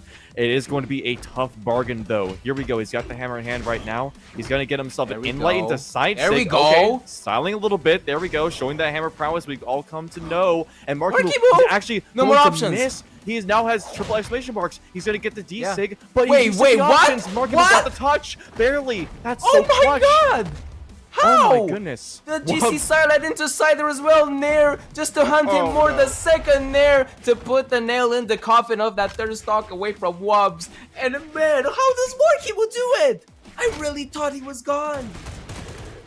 Yeah, he should have been gone, honestly. It just, like, he touched it by a pixel, certainly, because it didn't even look as though he touched the stage, but he was able to, and then he reset the options. That is so detrimental for Wubbs, because that would have been finally a lead for him in a game where he's just being ran over time and time again. He really needed that, but now Marckiemoo continuing to stomp all over him, but there's actually a stomp coming out in Wubbs' favor, and another side air as well. Okay, that was nice. An equalizer in the stocks, but not in the damage, and especially when you got that lower defense of the Cassidy, you've got to be careful. Let's see what he can do. Now Marckiemoo is on the gauntlets, gets a nice 2-piece. Once again, rushing in. He's being very, very aggressive on Wubbs' space right now, and Wubbs does not know what to do. So nice much. nair into side air. Oh there we my go. Weapon God, throw. don't! Okay, Don't do we're it! flipping now. Oh my god, I was so close with that nair. But now Marckiemoo is pretty much doing a highlight reel on this Most Wars Clashing Kingdom for NA. Like, my god, man. You gotta put a stop to this. What did Wubbs do to you? Like, my god. I'm starting to feel bad about Wubbs. Especially after that crazy touch that he did not get the KO after the 3 exclamation marks. My Bento would have been gone. And speaking of gone, that second stock is gone from Wubbs with that end light coming out from the gauntlets. And now Marckiemoo probably just hunting more with the sight. Yeah, as you can see, he's staying glued to the ground where the weapon spawn is, and Wubbs was taking his time to get down because he knows an end light could come out and grab him, as it does right there. It's always these end lights into nairs, the ladder combos as well, building up so much damage, and Wubbs cannot find his answer, but he's going to be trying his best here, trying to get some sort of opener. A side sig is not going to do it, though. A little bit too hasty on that one, but he goes for a second one, and as you can see, very quickly KOing. That is a very, very powerful signature. Okay, so he's actually got things in a decent situation. Decent considering the situation that is, you know. I mean, it's definitely not good. You're down 0-2 against Marckiemoo, but at the same time, this is definitely possible. He is going to need a big string offstage with this hammer, but he's not going to be able to do it. It's going to be a side light into recovery to bring it a 3-0 in Marckiemuu's favor. Yeah, an absolutely devastating 3-0 here from Marckiemoo to Wubbs. Just as a small gift from the king, sending him into the elimination side. Marckiemoo moving on into the top 8. Yeah, you know, it was crazy. In the top 16, you know, his top 16 match, Marckiemoo was brought to game 5, but here now in the top 12, he had such a dominant performance. And now the reason I actually want to bring that up is I saw something.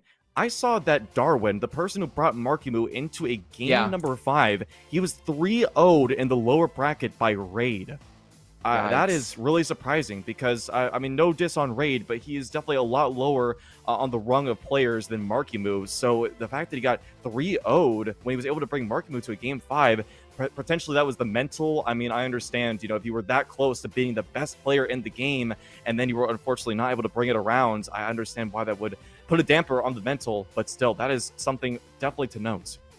Yeah, perhaps it was like a win all, lose it all type of mentality when he came to playing against Marckiemoo, and he just lost his steam. And honestly, it's fine. You know, he definitely probably learned a lot against Marckiemoo in this set.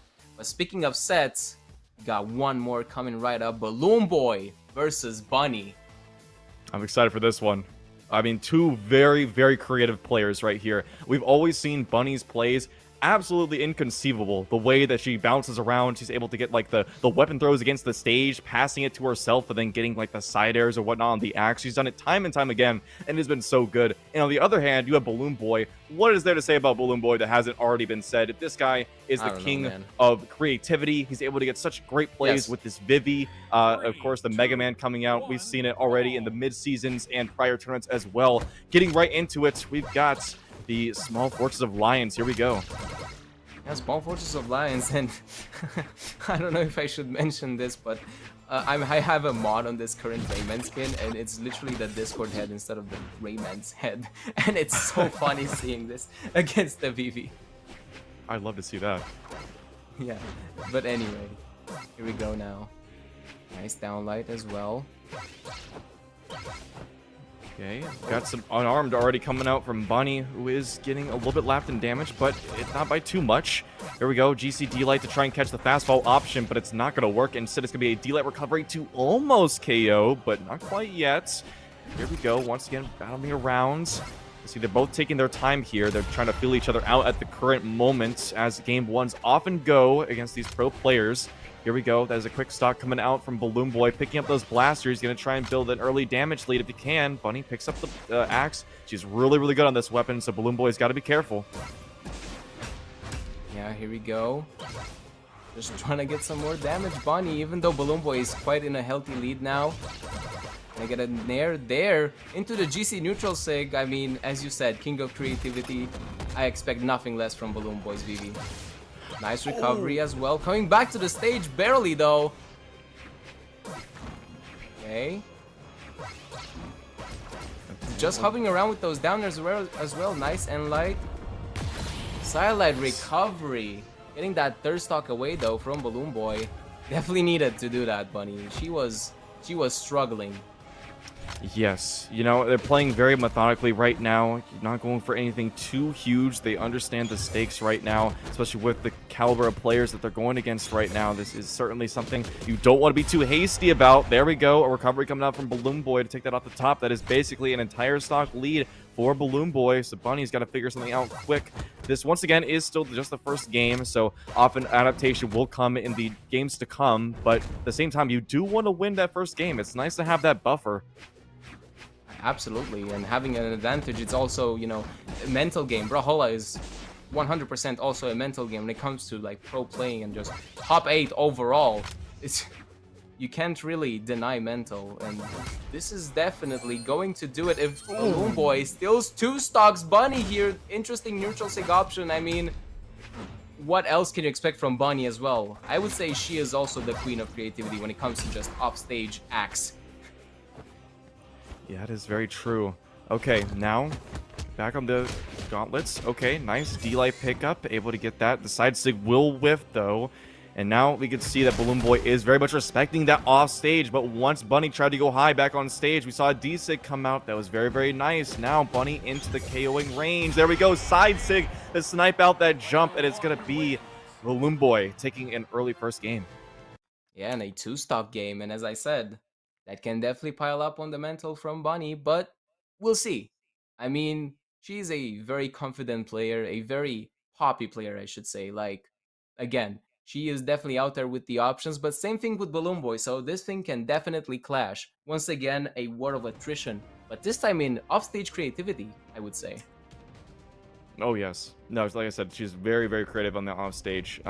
We've seen it time and time again with that throw to the weapon. She, like, that's honestly what she's known for.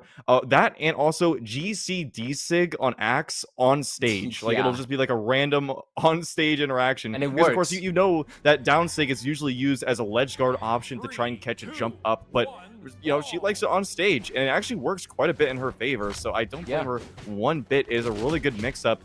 No, not very many people expect it, but we'll see if she's able to use that coming into game number 2, still on that small Fortress Alliance.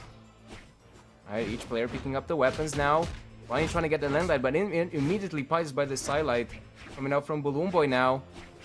Okay, trying to hover around. Yeah, a lot more neutral than the other sets so far. Wow, nice GC light though. Retaliate some of that damage away from Balloon Boy. Nair Sair coming out, down air. Ooh. Oh, what a crazy side there into the wall and spiked all the way down. Bunny is crazy on the X stage. As soon as I said that, she proved me right. Indeed.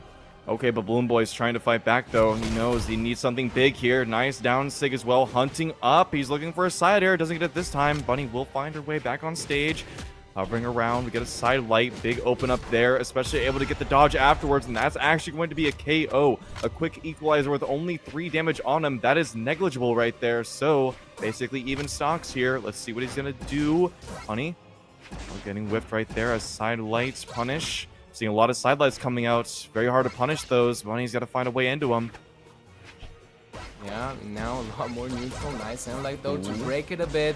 Oh my god, those blasters are just moving from Balloon Boy. The downlight recovery, absolutely pristine, true combo option. GC downlight Sarah as well. Almost no options left from Bunny. Sweat beats coming out. But again, this is her comfy spot off stage, so she doesn't really care. Just comes back to the stage casually. Now grabbing the gauntlets. Gonna get a sidelight, but immediately punished by a mean side zig there with the leaf shield.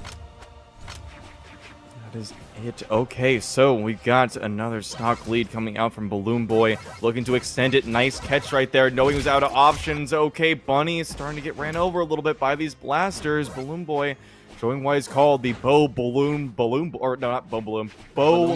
Balloon Boy. There's no bow here, but yeah, that is what the BB stands for, at least in my head canon. Okay, here we go. Now we got ourselves an end light, and there's an instant coming out, but the side stick will punish it instead. Still, though, being lapped in damage, this is going to be a tough fight for Bunny here. Bouncing around, waiting for something to come out. That is going to be a quick punish with the down air onto the D-light, but an inlight opener throws away the weapon. But oh, good pickup coming out from Balloon Boy. He is so good with those GC D-lights. Knows exactly when his opponent is going to land down, and showing right there with the side air, blasting him into the side zone. That is going to be a 2-0 for Balloon Boy.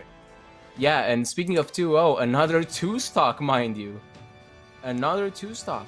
Just 1 stock lost from Balloon Boy in each match so far. It feels like Bunny needs some sort of mental reset or something. Just some time to breathe, because I don't think she can keep going this way. Even though that was a beautiful KO with that reversal on the side there to get that spike off the wall straight into the blast zone. But I don't know. It's looking kind of dire for Bunny. I'm not gonna lie. It is looking a little dire. But at the same time, Brawlhalla is absolutely a game where you can reverse sweep someone with grace. Yes. And Bunny is someone who can absolutely do that, right? She is a very good player, so I wouldn't put her past her. But at the same time, going against Balloon Boy, that is no easy feat. So we're going to find out what she's got in the bag of tricks here in this game number 3. Balloon Boy up 2 in the set. Here we go. Oh, with D-lights. Okay, he's done a really good job of not whipping those. Oh. Could that first D-light whip Oh. spell disaster? Oh Not my- okay. Not in this case. Nice GC Insig though to get that back on stage, and now Balloon Boy kind of struggling off stage with the options. Here we go. Weapon throw down. Nice GC end light towards the stage. The recovery is not going to hit, but still that's a good amount of damage that Bunny's managed to build up now. There we go. Being very pressuring. As you can see, she's staying on top of Balloon Boy now, not allowing the side lights, for example, to get underneath. But okay, there we go. G-light into recovery. It's very close here. Much closer than it has been. Yeah, a lot closer. And Bunny, as you said, so much pressure going on these gauntlets now. Nice side there as well, just to knock Balloon Boy into the offstage, but then the double recovery. Immediately getting back up there where he wants to be. What a spot dodge into the downlight Sarah as well. That was beautiful coming out from Balloon Boy's battle boots. Just throwing that weapon away. Also Bunny, perhaps hoping for gauntlets. No, just unarmed into the gravity cancel down sig tornado from from Balloon Boy's VV, I should say. Yeah, every single time that someone is hit by that down sig, there's like a cry of anguish that goes out somewhere in the world, because so many people have...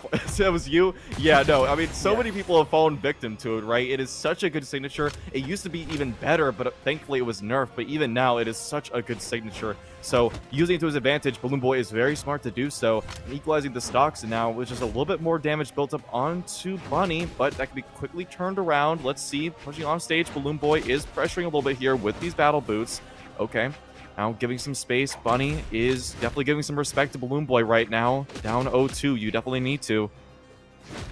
Yeah, definitely needed. Nice near into recovery as well, just dealing a lot more damage. 100 on the damage now, right now on 20. And the side sig catch, trying to get that side sig away from Bunny, immediately doing so. Throwing back to the blasters, recovery all the way across the top, but it doesn't work. No, not enough damage. 161 on Bunny. Okay, nice and light. Oh, the neutral recovery. sig to come back to the stage and also get some damage. What a ridiculous choice from... Oh my god, and that GCN light.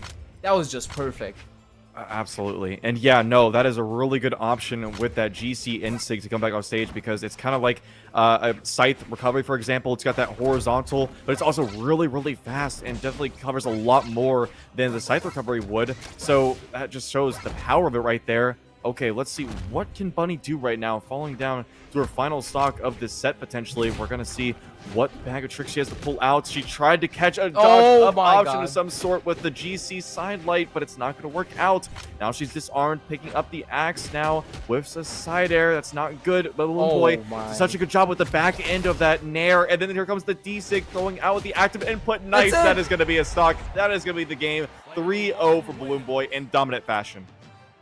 Yeah, man, such dominance. Once again, the third second stock tripped. Come on. Like, this was definitely a pattern, and man, Balloon Boy's VV is just so scary. Even against such a player as Bunny. She is so scary off stage, but it seems like Balloon Boy definitely adapted and even challenged the Bunny's just overall aggression on off stage.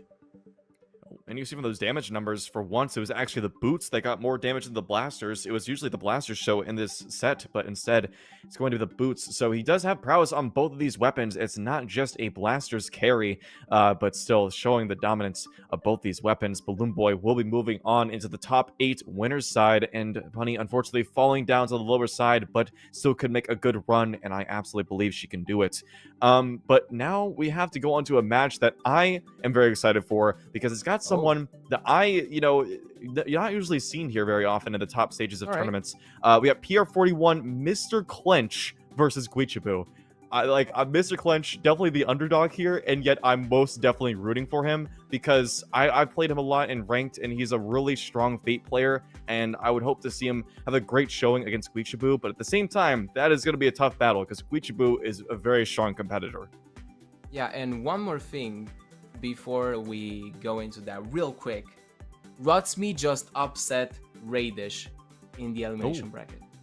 Yeah, oh no, my third place crazy prediction, it's falling apart. But hey, Rutsme though, my goat, good job. Yeah, good job to you. And now, anyway, we're just gonna go straight into Mr. Clench and Guichibu if they are locked in. It seems like Mr. Clench is indeed in the lobby. So let's yap a bit more. I would be ready if I were him, right? Yeah, I mean, he seems very locked in for this top 8, which I'm very much looking forward. I mean, have you seen Mr. Clench play? I mean, I assume you did.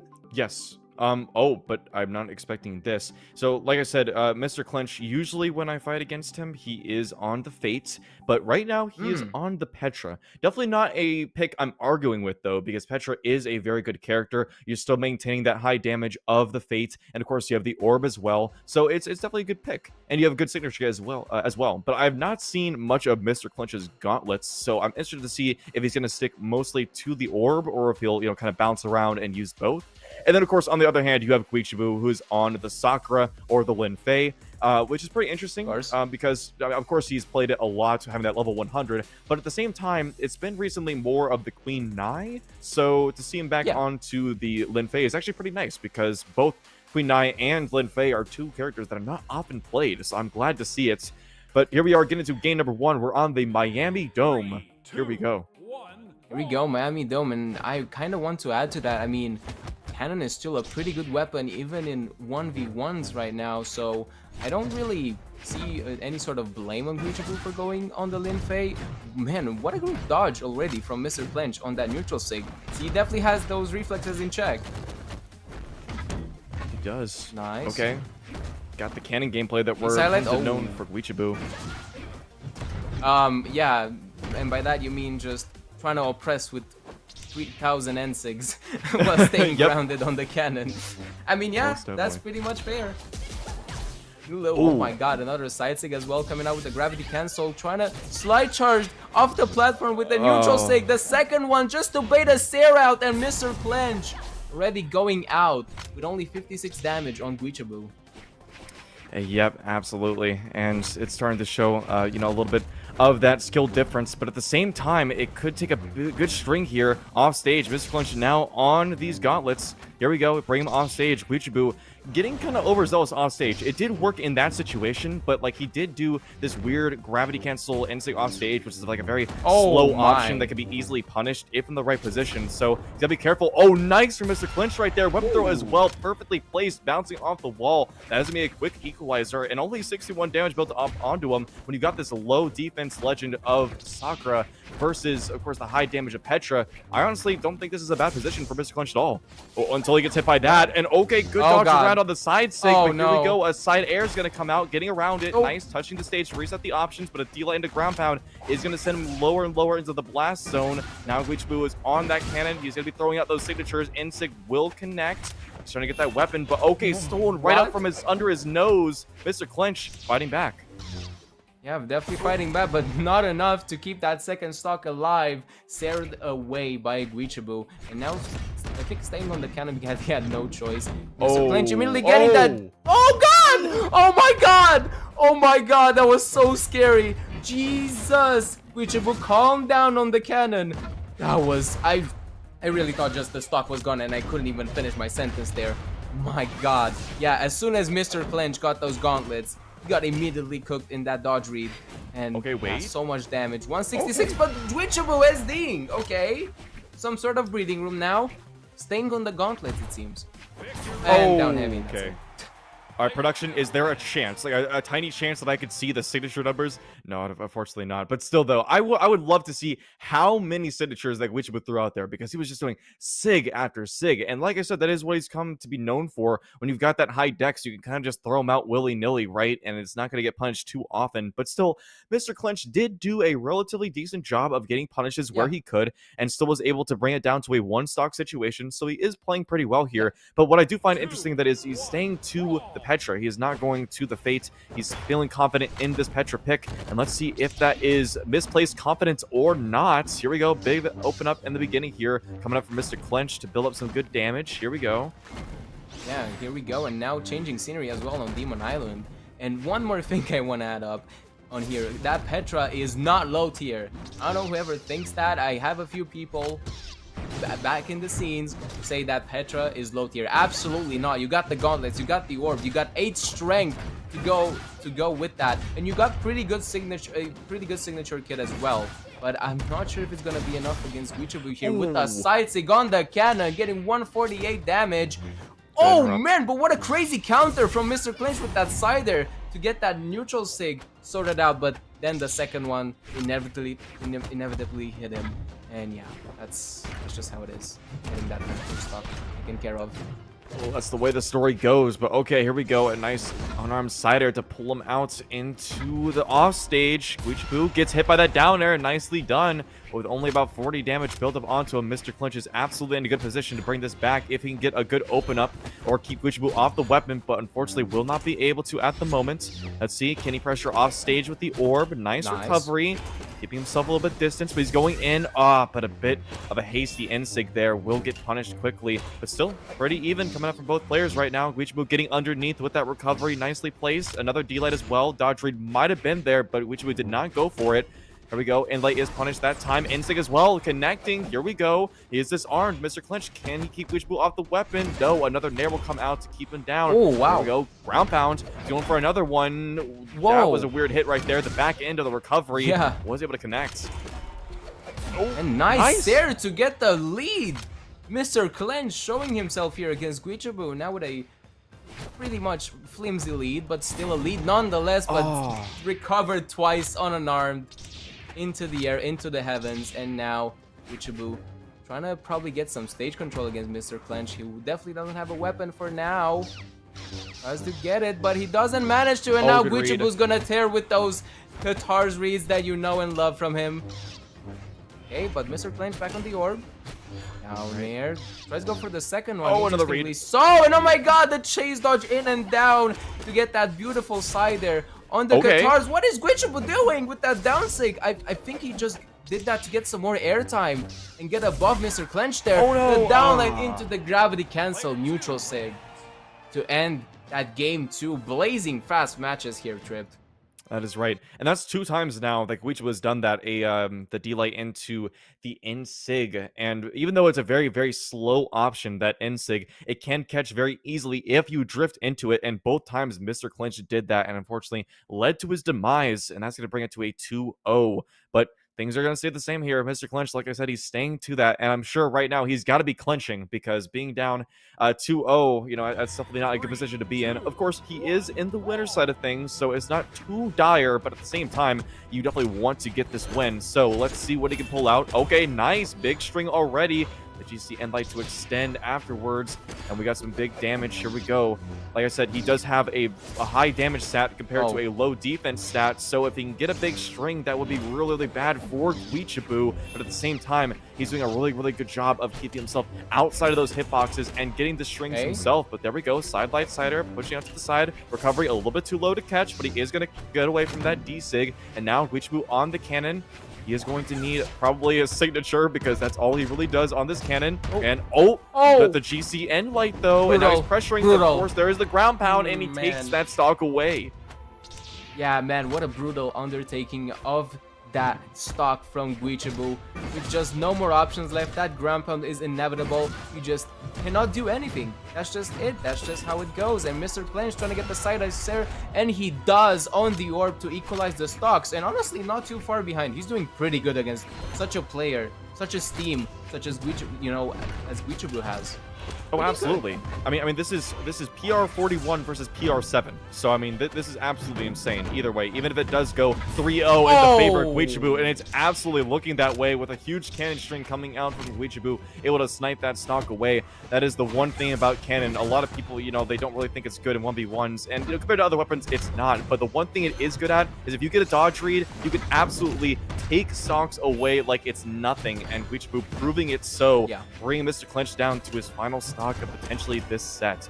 So let's see what he can do to fight back. He's got himself on the orb right now. He's done a good job, but oh no, the end part of that signature and a ground pound. Yep, that's just gonna be it. Throwing out a GC instinct, maybe to cover himself, maybe just to throw out a little, yeah, I give up type of thing. Either way, he's gonna be going down 3-0 against Guichibu.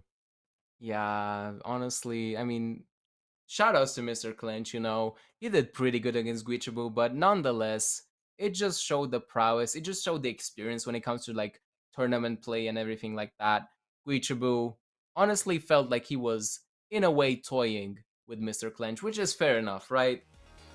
To get a pro to respect you in terms of gameplay, you gotta threaten them, right? And if you don't manage to do that, especially you know, when you're just a 2-0 in a loss, like, yeah, Guichibu's just gonna do whatever he wants with you. But yeah, nonetheless, very well played by Mr. Clinch. And hey, you're still in the elimination side. Yeah, most definitely. And maybe he'll try things up with that Fate down there, or he'll just continue with the Petra and potentially could see him later in the top 8. We do not know, but we'll find out later on. But for now, that is actually going to be the end of Jiro and I, so hopefully you all enjoyed us. Thank you for having us, of course.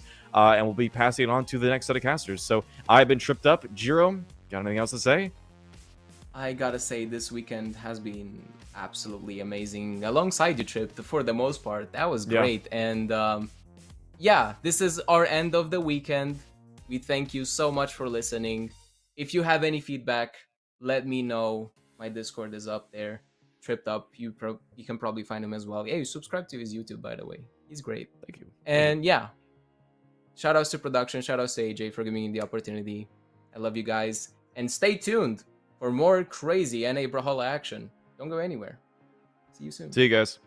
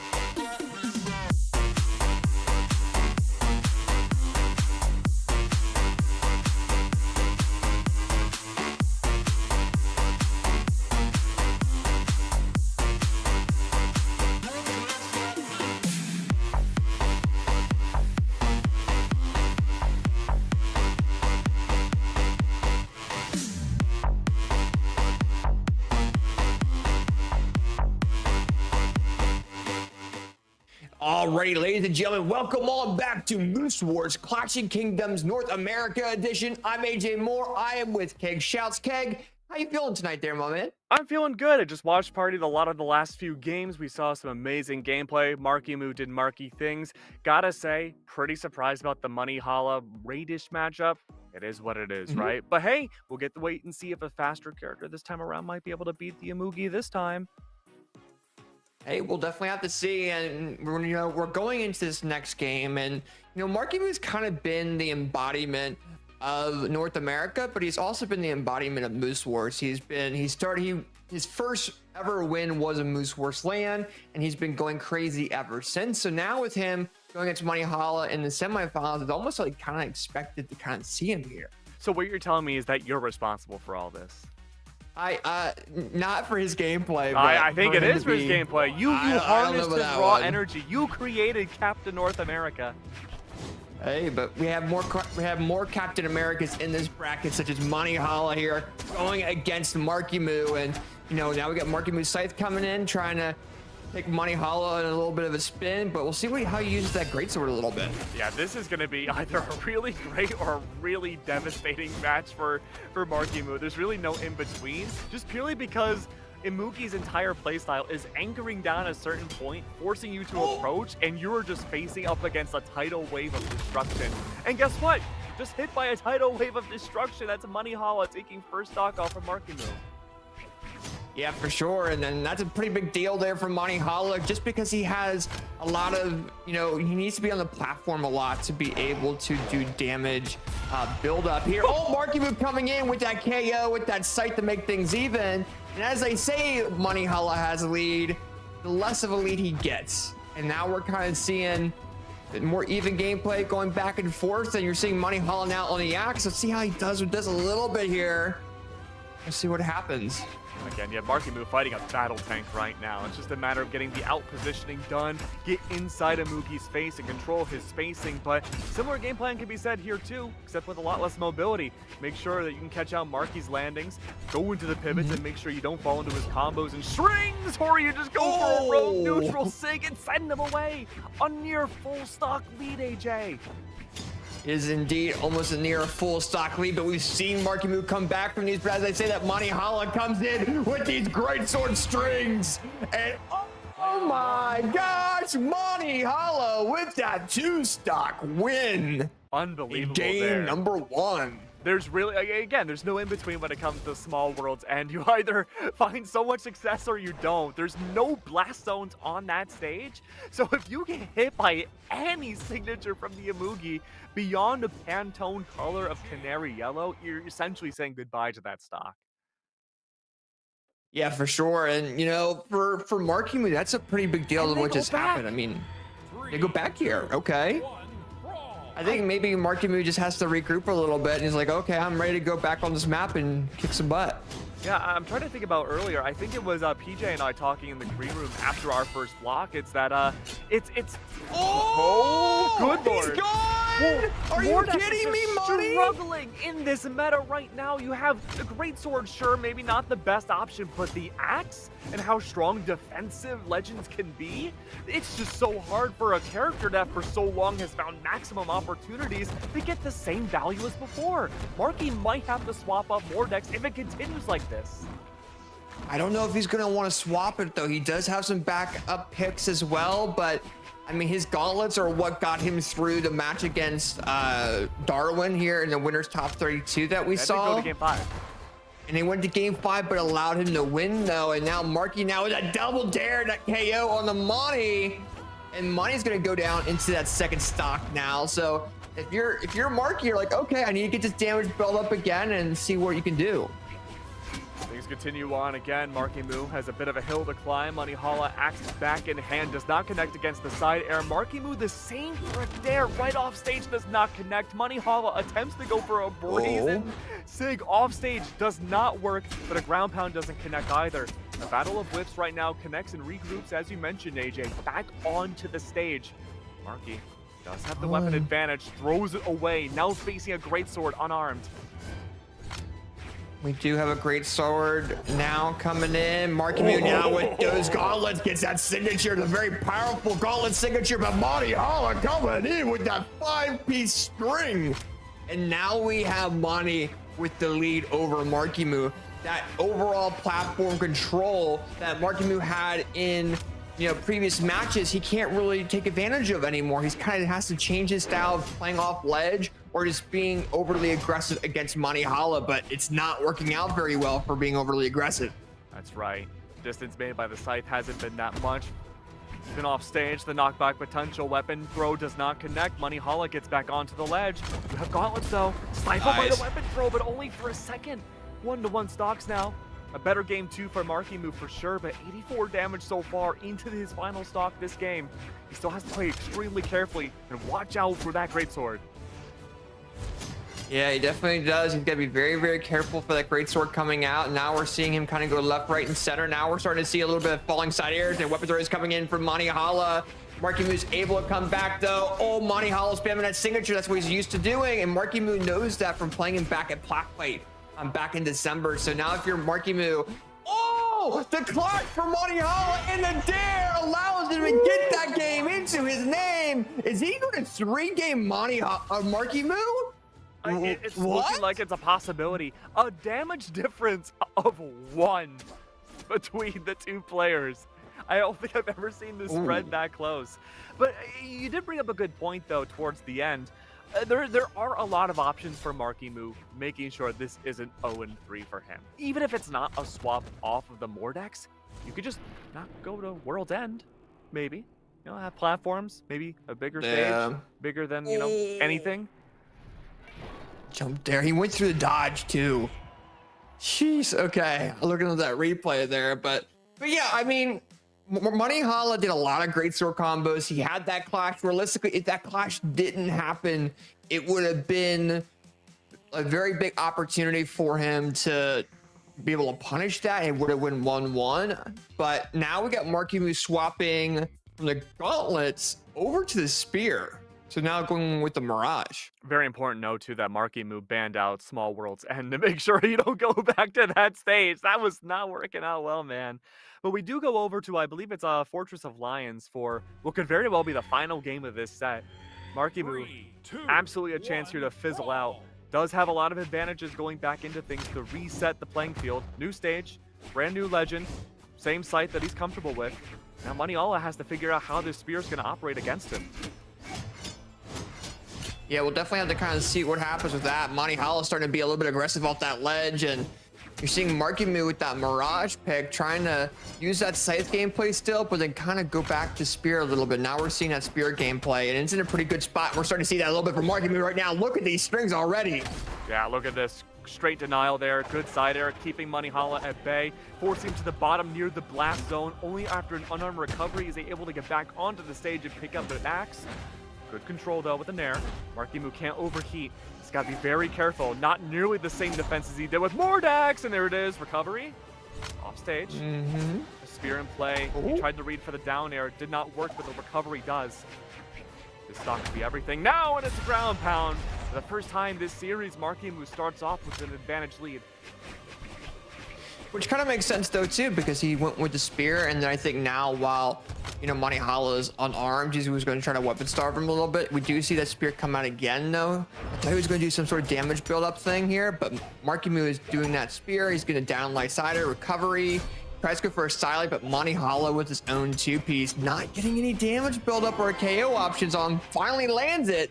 And now you're seeing Marckiemoo on second stock, but has a tad bit of a lead. I'm just so surprised. Nobody else I have seen in any region of this tournament has played Greatsword except for Monihalla, and he's making it look so effortless. Yeah, for sure. And he's making it feel very, very clean compared to what the other previous games were. Marckiemoo now having this almost like one stock lead. He needs to get the KO option, but Monihalla's known for doing these strings that do all these damage build up. And now you're seeing him just go in with these one attack hits. He's gonna try to change it probably here in a second. And I think Marckiemoo is gonna come in with some sort of KO option. Oh, tries to go with that recovery. He's gonna see what he can do. Such great patience off Monihalla, catching the landings of Marckiemoo. Now without a weapon, trying to gravity cancel off of the weapon throw. Unfortunate there. Marckiemoo was able to capitalize off of a sight sig. Monihalla now down a stock still. Just needs one solid hit to even things up for a complete reset. Once again, remember, this is for Marckiemoo. Facing elimination this set. 56 damage difference now. Is a very big deal. Is Monihalla going to 3-0 Marckiemoo, or Marckiemoo go back? It can come back here in game number in this game and go to game number 4. We'll have to kind of see, but right now Spirit coming in from Marckiemoo. He's kind of using these signatures now a little bit more. We saw that neutral signature come out. We see these side airs coming in. He's trying to do these side light combos, but he needs to land the initial, but Monihalla is expecting him. Helicopter grab bag coming on in right now. Spirit's thrown away. Great patience. Marckiemoo gets weapon started by Monihalla. Monihalla knows he's gonna pick up the weapon. Marckiemoo grabs it. Oh, but Monihalla trying to go for the KO option, down to the wire. Oh, the evasion off of that super punch. That could be enough. The spot dodge comes out from Marckiemoo. No weapon still. Spear has worked well against Monihalla. Off stage though, has to go for the recovery. Tries to fish it. Blocks the down sig. This is it. This is all you need. Sends Monihalla away. 200 This is KO. damage. Anything will take him out. And he evades it. He wins. No. Marckiemoo lives. Could this be the moment you're looking for? No. A shutdown of 3-0 from Monihalla. Marckiemoo, the gift goes down to the lower bracket. Monihalla 3-0ing the people's champion Marckiemoo, and going ahead and advancing further into this bracket with his greatsword and axe gameplay. Unbelievable. Going as far against the grain as I think you can possibly go in this game right now. This Imuki pick has done wonders. Defeated Raydish, defeated Marckiemoo. I mean, who's left on the checklist that he really needs to watch out for in this tournament?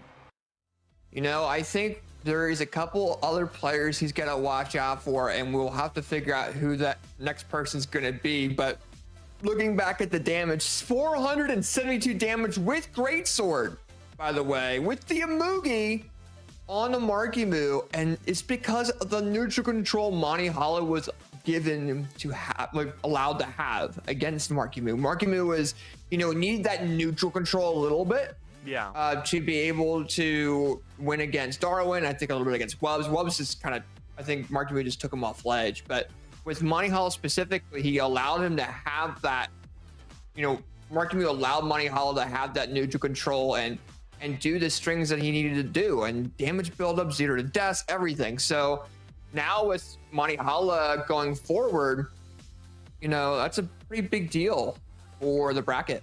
It is a big deal. And again, Monihalla, if he keeps playing the way he does, I mean, this could very well be a championship under his belt. Doing great so far, but of course we do move on forwards, and you have someone pretty special locking into the lobby, AJ. Got ourselves Balloon Boy in here first. I wonder what's going to happen. I don't know. I think Balloon Boy and Guichibu have had a history of facing each other. You know, it's a lot of it's in the Moose Wars events too. You have Balloon Boy is known for playing Diana and the Mega Man, which is like the VV, and then Guichibu is known for playing guitars. And guitars are one of those weapons that Balloon Boy has a difficult time against. And Guichibu knows that. He's pulling at the level 100 Sakura on purpose to see how well he can do against Balloon Boy in game number 1 and the rest of the set. It's worked out well in other series that we've seen today. I think it was against the, first of all, the greatest name I've ever heard in Brawlhalla, Mr. Clench. And Guichibu made good work of the Clenchster there. So we'll have to wait and see if it's going to be a similar story this time around. The Cannon worked wonders in that matchup here. And I'm thinking, you know, you're talking about Guitars versus Balloon Boy. I'm thinking, what is it going to look like to have Cannon versus the Blasters? Can you get past that initial blast hitbox? Well, I think he definitely can. And I think Guichibu knows the Cannon quite a bit too. We know him for being notorious with strings and being known for becoming a YouTube short player where he just gets these strings out of nowhere and just catches players off guard. And at the moment though, we do see Balloon Boy doing a lot of damage build up onto Guichibu, and you know, it's about like an 80 to 90, almost 100 damage difference. Balloon Boy getting the KO there onto Guichibu and taking a big lead in the beginning of this game. huge lead. Absolutely huge lead early on. Really good to see. Balloon Boy, if he can just maintain this overall control and read the positioning and just overall the approach structure of Guichibu, it'll be an easy day.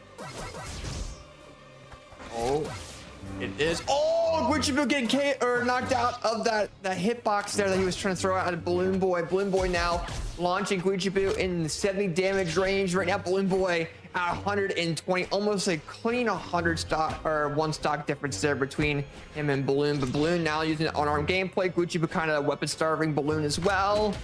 Tries to, but Balloon Boy's battle boots are out. They clash. Guichibu pre-firing that by mistake. Waiting for a prime opportunity to strike. The weapon throw was the edge guard. Once again, another weapon starve comes through. Guichibu does have that cannon, and that's going to be complete control of the stage. It's going to be tough for Balloon Boy to find a landing, but Guichibu JS wrong. He thought Balloon Boy would pivot behind him, but the answer is no. That's not the case. Blasters have returned once more. Go back to what you said, AJ. Full stock differential between the two players. Guichibu needs to play this carefully, but as I say that, a great setup into a side air does allow that second stock to emerge from Balloon Boy. Unfortunately, though, Guichibu, he has to play this very carefully to even it up. Oh my god, he might. Oh, he did go too tried deep? to, but he went too far deep. He gets punished by Balloon Boy, and he also threw his guitars away, and he wasn't able to get that recovery back up, and Balloon Boy maximized on that. So now with Guichibu going down to his final stock, Balloon Boy weapon stars, and Weapon Stars expects him to kind of go back to that weapon, and now has launched him into the orange already of that final stock. Silent coming in there as well. Guichibu now with platform control. Goes a little bit too far off ledge, and you're going to see Balloon Boy get this punish onto Guichibu while he's trying to come back. That grab pound comes in clutch as well. Oh, the cider goes through the signature, but he misses the 3-piece. The grab pound misses. Guichibu's got to be very careful. One signature will end this entire run, and there it is. That's a clean 2-0 coming out from Balloon Boy. Gotta love the patience that we saw off the Mega Man pick. The fact that he would purposely wait and see where the Sakura would land, go for the down airs, start up all those battle boots combos, worked out unbelievably well. Yeah, and we're seeing a different character swap coming in from Guichibu too, and you know, he's not going back to that Lin Fei. I think he feels more comfortable with Sword, and we're going to go into this next game with Guichibu on the Azuri. I think it's interesting to go from the cannon Katars to Katar Sword, especially going to Demon, which I would say is one of the best stages for cannon. You know, when we were talking with PJ earlier in the tournament, he was talking about how, you know, Sword's not in the best spot right now at high level play. So I don't know how I feel about this, AJ. This might be a downgrade. I don't know. I think the signature set of Azuri's Sword is really good, and I think it will catch a lot of players off guard. Plus, the signature set of Azuri is phenomenal as well. But as they say that, oh, Balloon Boy comes in, gets the KO on the Guichibu, and takes that lead in the beginning of this game number 2. Yeah, I don't know if this pick has been working out too well. Wouldn't necessarily say that was because of the Ahsoka pick. However, just raw positioning power Balloon Boy has been able to maintain throughout the entirety of this tournament has looked so good. Look at this control. He's reading exactly where Guichibu will go before Guichi even knows it. Yeah, for sure. And now, Guichibu goes a little bit too far in. He can get punished. There's that sword signature that he was trying to throw out, but it wasn't close enough. And Balloon Boy gets that punish with Guichibu going down into that final stock. He's got to figure out something to be able to get this KO and do damage build up. Yeah, this has been so quick from Balloon Boy. Again, we're looking at a prospect right now where we have to start thinking it might not matter who you swap to if you're Guichibu. This is just a player that knows how you play fundamentally and can read your every move. A complete obliteration. Wow. 3 stock from Balloon Boy. Dude, he's just reading those that Qatar gameplay coming in from Gui, and he's just trying to find something, but the overall speed of Balloon Boy and the tactics that he has with those battle boots, Guichibu just cannot find a way against. And a lot of it's coming down to Guichibu throwing out these different attacks and the recovery frames of him missing them, where he's just getting punished. All right, heading over to Miami. Might be the best of both worlds. The Lucian combo. I'm going to be honest with you, AJ. I don't think I've casted Lucian in like 5 years. Yeah, I mean, this is definitely a Lucian pick is not what we usually see. The last person we've seen play Lucian was going to be Squared or Pierre when he used to main it. So now we're seeing Gui on a brand new pick that we are not used to seeing. And we'll see what happens coming out of Gui here with this pick. It does have a pretty cool down signature that a lot of players are not used to, and the neutral signature is also pretty clean. Yeah, I want to go back to my previous point where it feels like Balloon Boy just knows these guitars, specifically how Guichibu plays and what positioning he's going to opt for. He's purposely evading away. He's pivoting and punishing almost every guitar attack that Gui's been bringing out. Well, because Gui's just going in for pre-fires, and you're seeing Balloon Boy just maximize on him, expecting to miss. Like, look, he's expecting to be in this certain level of momentum, which he's not. You're seeing Balloon Boy maximize on his own momentum, and Gui just can't come back. Look at the crazy control coming in from Balloon Boy getting that KO. SGDQ just ended, but this feels like a Mega Man speedrun. Yeah, exactly. Holy moly. Dr. Wily's running out of robots, good lord. Alright, we'll have to wait and see if this continues on forwards. Blasters v Blasters. Gui has not had a chance to set up at all for these Blasters. It is just a complete shootout, sure, but Balloon Boy has had proper positioning again the entire time to set up for these downlights into side airs like it's nobody's business. Oh, and here's the thing though, Gui's trying to ditto Blasters against the best Blaster player in North America, which is Balloon Boy, and he's getting punished hard, man. Balloon Boy with that KO again. Oh, AJ, we can see a Gui 6 do stock. anything? Okay, not a 6 stock. Okay, not a 6 stock. Now he came in with the unarmed recovery. He's able to go ahead and at least land that. If you're Gui, it's like you gotta go over to guitars or something. All right, well, potential final stock of the upper bracket run for Guichibu. Hold on tight. All the odds, every single card you can imagine, stacked up against him. Survivability is going to be key. Great recovery, sending things down to a final stock. Balloon Boy, a fatal mistake, overheating with battle boots. No chance he does that again. Dude, but here's the thing though, he just did that to Balloon Boy on the weapon that he's known for playing. I guess he wasn't expecting Guichibu to be that overzealous, but overall, I mean, Guichibu now with guitars, now having the opportunity, he's going to go for a down signature if Balloon Boy gets off that ledge again, but I think Balloon knows that because I think that's one of the main signatures he's been throwing out recently too. He gets that damage build up with the light attacks. Nice down light. He's starting to land his stuff again. Misses that down sig. Balloon Boy's getting that punish. And he's expecting that attack, but he isn't able to do much about it because now Balloon Boy gets back on that platform on the map, gets a dare coming in. Guichibu is trying to find something, but gets punished by a 2-piece. That was absolutely what Balloon Boy needed. He was floundering in his final stock, but now finally having that positioning, gets that gravity cancel D-light and sets up a combo leading to a recovery, and that's all you need to see. A clean way for Balloon Boy to move on forwards in this tournament. Yeah, that was a very, very clean KO option coming in from Balloon. Even with that way that stock was removed, that second stock was removed from him, he was able to just go ahead and take the lead that he had and go crazy. And he was finally able to kind of show to the world that, hey, you know, while I used to have issues with guitars, especially Gui's, because I remember that back in the day when Gui used to be crazy against Balloon, Balloon basically came around and said, hey, I'm able to adapt. I adapted against this play style, and I definitely have a good chance of winning this event is what he's showing. Bro just got so much better. He did. I mean, Balloon Boy has really elevated over the last few years to a unholy level. Really proud to see. You know, you mentioned how he's like the best Blasters player in North America. Absolutely. Would you argue that Balloon Boy's also the best Boots player in America? Maybe even the world? I don't know. I'd have to kind of think that through a little bit more, but you know, Balloon's really, really good. I know there's players like Raydish that are out there as well that are really good with the boots too. That's a good point. It depends. I mean, it would have to come down to the placements and how successful they've been with it, but Balloon Boy, especially recently, is definitely showing a lot of that. So very nice job coming out of Balloon, and you know, I'm sure we'll see Gui we'll definitely see Gui a little bit later in the bracket as well. That's right. We're going to be having Balloon Boy move on forwards. He's going to be facing up against Monihalla. And I believe into the lower bracket, I'm checking the bracket as we speak, we have ourselves quite a few banger matches. We do, and there are matches I'm going to talk about real fast before we go to a quick 2-minute break. That way ads don't pop up on Twitch for you guys. Hooray! But a quick TLDR, in the elimination bracket, we now have Raid versus Zinker. Now, Raid beat Darwin and beat Mr. Clench to be here, so he's definitely showing his prowess and trying to win this event.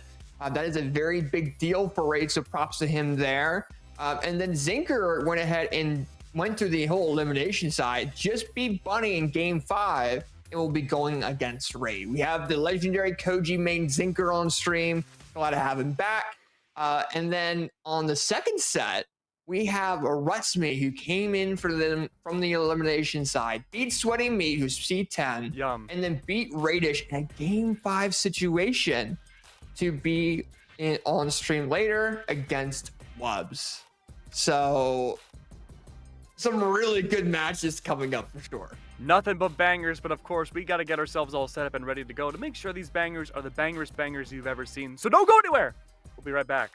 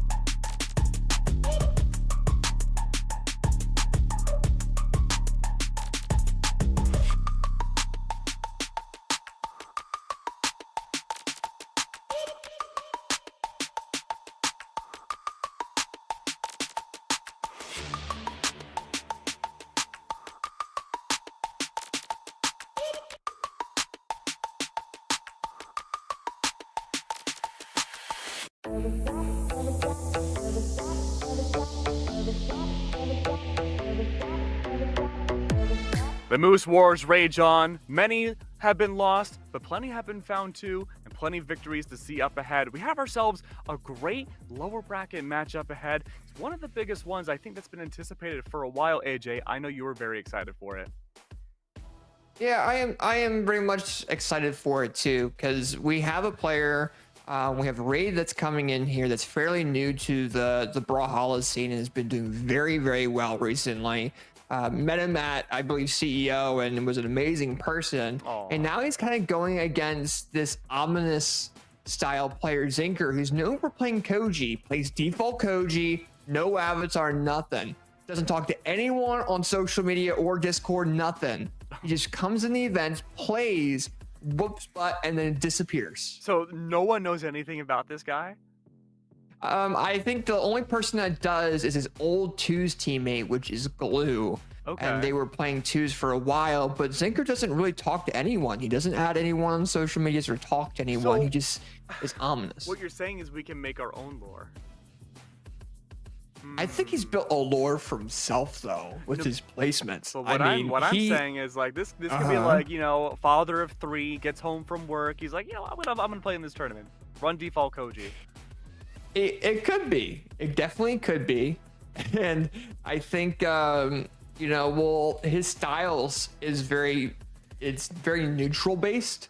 And I think we'll definitely see that more maturity in his gameplay going into That's what our I'm first saying. game. But The father we'll 3 go play for style. it.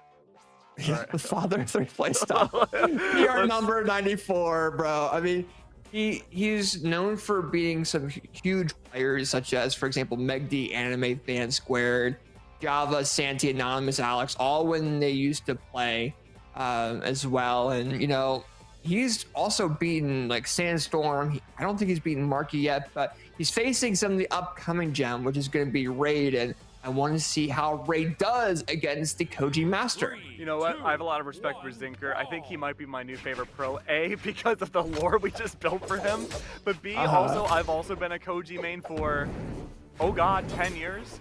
So I feel him, you know, like a massive respect for, I think, the first time I've also seen a Koji and casted one in maybe 10 years as well. Right away, though, going in for a lot of dare work early on. He's looking to shut down aerially above for this Olgram, but Raydish struggling to find an entryway. And great nair after nair after nair after nair!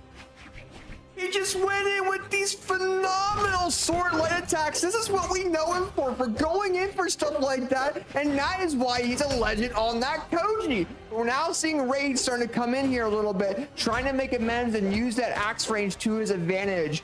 But now Zinker's off that ledge. Raid goes a little bit too far down with that jump ground pound, but does get that falling cider, picks up the lance, tries to take advantage of it with Zinker.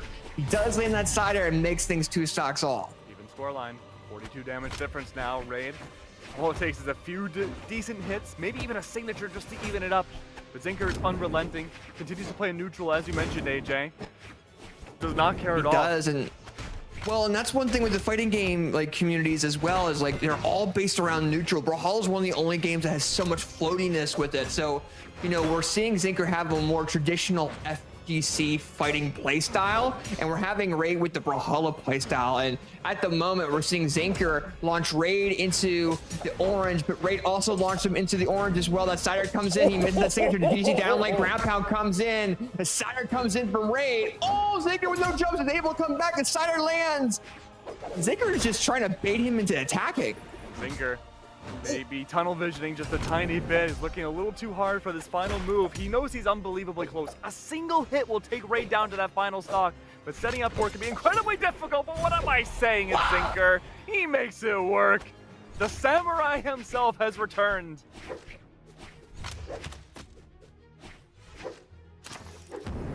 So now we're going into, you know, the situation where Zinker has a little bit of a lead. Raid needs to go ahead and get the KO. He does land it, but Raid is in the yellow of that final stock. Zinker has that lead, but can Raid go ahead and come in and beat the damage into Zinker and get this KO option? I think it's going to come down to Raid, you know, being able to get the damage build up. He's trying to do it with Lance because the sword has a rough time against the Lance range, but I don't know. He was doing a lot more damage build up with that axe, and I think Zinker's starting to punish him. Oh! Ground pound comes in. Raid's able to come back there, though. He's so low in that final stock. Zinker coming in with that 3-piece combo, and Zinker takes game number 1 over Raid. Zinker's the best player to ever exist. I'm not gonna say. I think based off our lore, yes. Yes. But in general, Lore's all that usually, matters. I don't. He's a legendary player, man. You know, you got people in chat, you know, the Twitch chats as well, recognizing Zinker as, you know, he was a top 5 contender in Moose Wars back in the day, and he's starting to come back a little bit. And this is his first placement since February of this year. Shoot. Kids are I don't finally even home play for the more at this summer. point. He's got some spare time. They're off at summer camp. With- He's setting up They're for off it.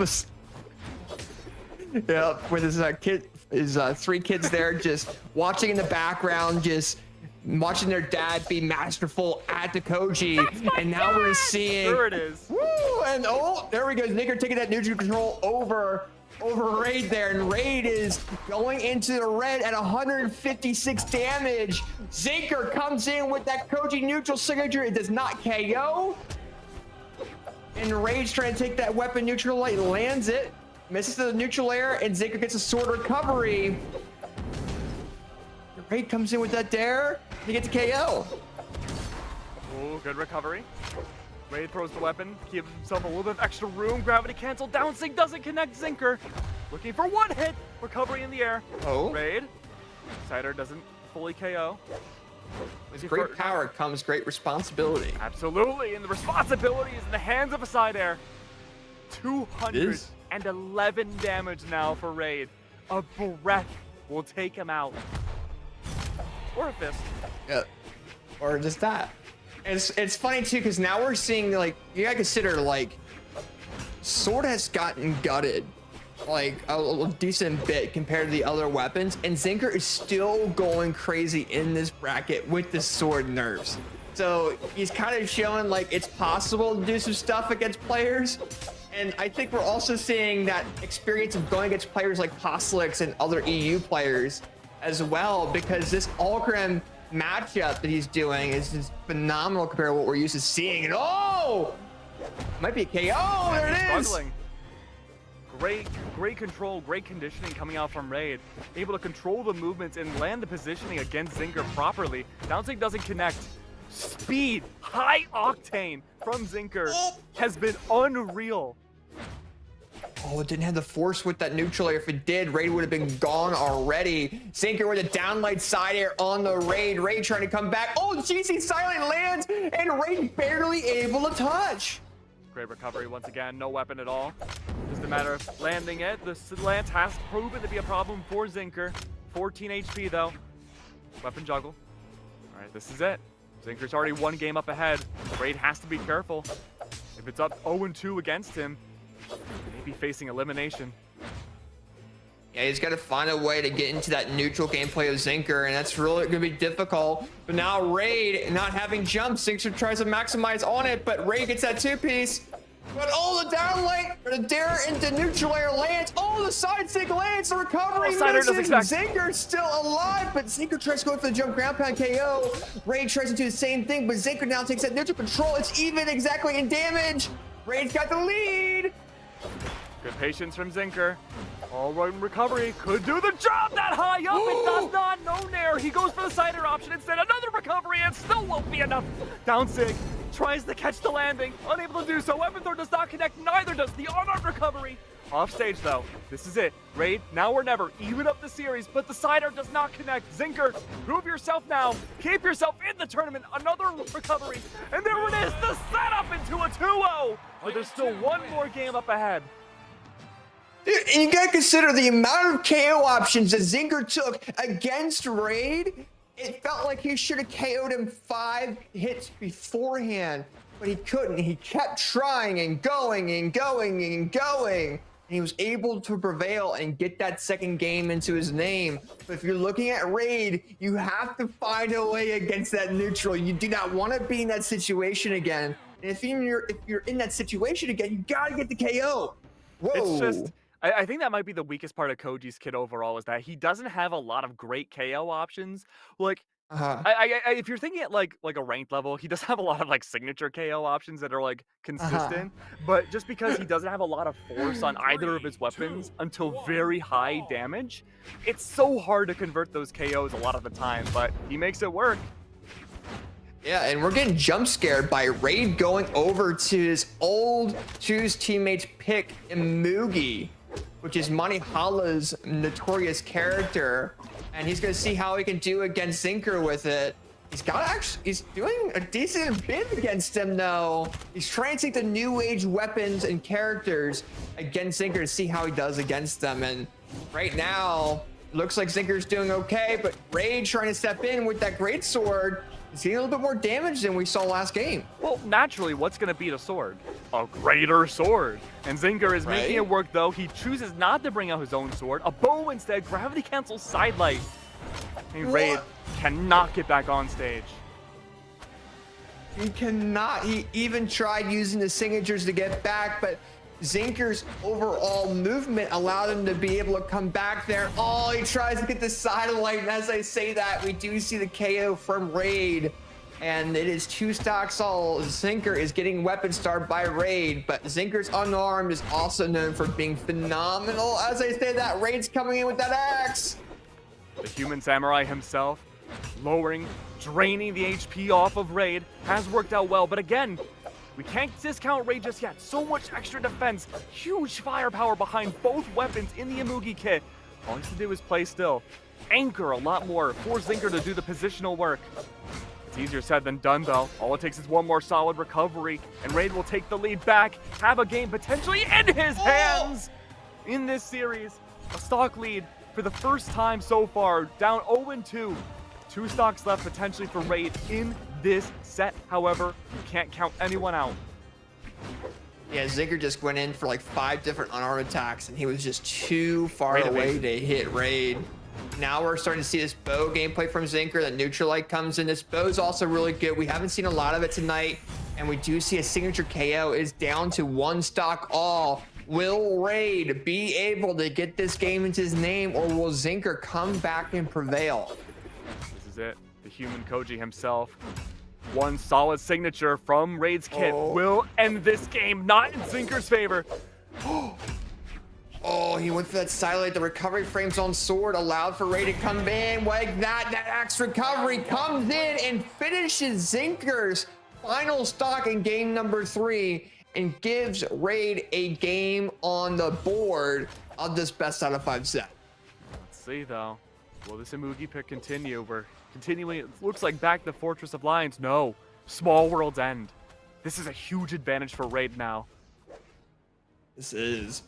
And now we're gonna kind of see what he can do. I mean, I think for Zinker, his goal is to take that neutral away from Raid, and I think he was doing that, but the axe gameplay is what allowed Raid to do that damage buildup. He doesn't even need the greatsword, he's only doing it for the axe. Lack of platforms too. Great for the great sword. You can have entirely grounded gameplay. Zinker's been good about these spot dodges and dodging upwards, which can be good leading to a dare, but it's also very readable for someone like Raid. He knows how to pivot around that. Yeah. He definitely does, and I think it comes down to his overall movement control. Look at him go against the greatsword of Raid. He confirms that KO on the... Oh, he did, but he allowed Raid to hit him and allowed him to come back to that ledge. But now Raid trying to base Zinker off that ledge a little bit so he can take that neutral control. That falling side out lands. That recovery comes in as well. Zinker with no weapon tries to pick it up. Raid with weapon pickup. Does weapon starve? Oh, Zinker misses that bow recovery, gets the silent. He keeps on going for ground pounds as if it's going to land, but Raid gets the side air KO. Raid is just barely tailing ahead.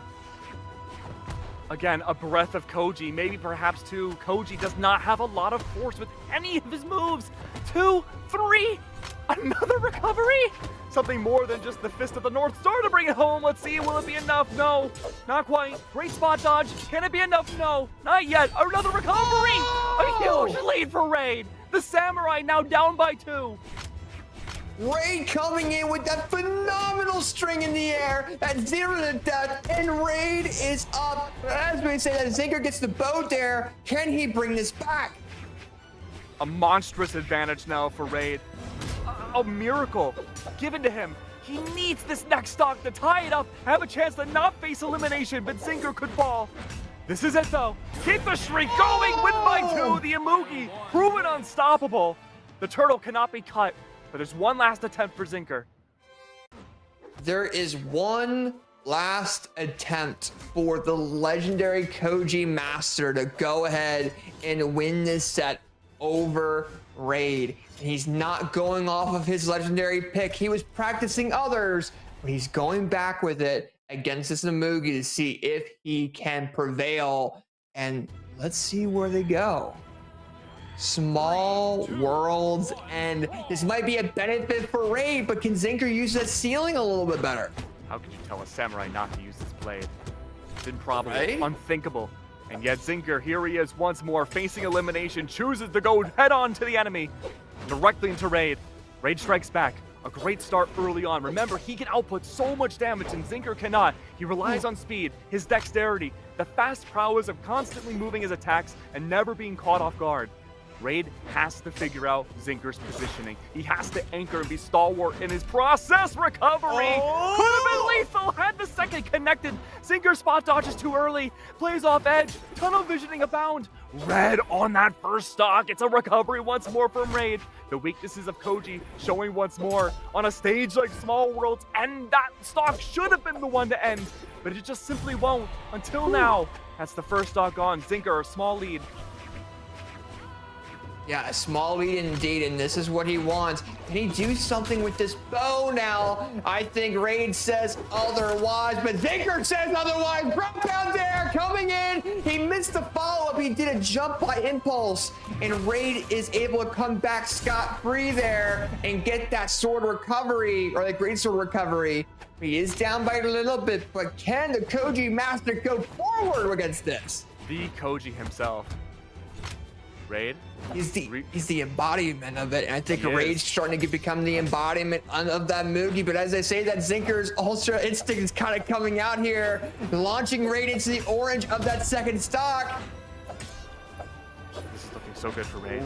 He's biding his time. He's out jumping Zinker, waiting for an opportunity where he can no longer strike, have that extra range to go for a down air, setting up for a neutral sig. Exactly what you want. If you're in the Raid camp, one sig left. One stock, I should say. Zinker barely holding on to a lead.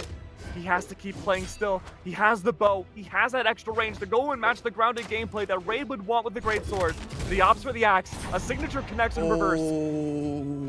One more stock. As Zinker's disciples look in the Twitch chat, in the TikTok chats, they're trying to watch their master win. We're seeing Raid become this ultimate villain to go ahead and win and go forward in this bracket. If Zinker can control this platform and not go in the air, I think we see him win. And we're starting to see that damage control. It comes down to what Raid does in the air and how Zinker does against the axe. That Cider comes in. Cider doesn't Is he connect. gonna be able to do it? Oh, the jump grab back comes in. And Cider lands. Not Is it. it gonna be the KO? Sword recovery, no weapon, side air lands, Raid's off that land. Here we have it. Ladies and gentlemen, your Koji Master, Zinker beats Raid in a game number 5. Zinker continues on forwards. The legend continues. Raid, a great swap to the Imugi in the second last 2 or 3 or so games. Worked really well to shut down the potential. Is the Koji Master himself, but fell just barely short by only a few signatures. That was so good. And that's why we love Zinker in this house, okay? Zinker is the embodiment of Koji, and we are seeing that with the gameplay from Raid. I don't care what or from the gameplay against Raid, and no one else can say otherwise at all. Master of the Blade. Zinker has proven that even if Sword's not in the best spot right now, he sure as heck can make it look like one of the greatest things ever conceived by humankind. Jeez, and we are just having these guys go be absurd. I mean, we saw a lot of amazing gameplay coming in from Raid. This is not, we cannot bash Raid here. He adapted pretty well with that last minute pick of a Moogie. And, you know, Raid did really well tonight. So props to him. Congrats on getting into this top 8. But Zinker prevails. And we are going to have a matchup of him a little bit later. And I can't wait for it. Marckiemoo versus Zinker in the quarters a little bit later, too. Oh, my gosh. Battle of the old, potentially battle with the new. We have ourselves another banger matchup. If you thought Zinker Raid was great, we may, I know it's hard to believe, chat. We may have something even better here. Rutsme versus Wubs. We're heading straight into game number 1. There is no time to waste. General Grievous himself coming into the fray against the Glowbox Wubs. I wasn't really that impressed with Glowbox back when we were watch partying earlier. I wanted to see more out of, say, the blasters in general. Hammer looked good, but I think towards the end, Wubs started to find his footing, but a classic case of Valhalla of when you adapt, but just a little too late. Well, and here's the thing, too. Wubs has a challenge.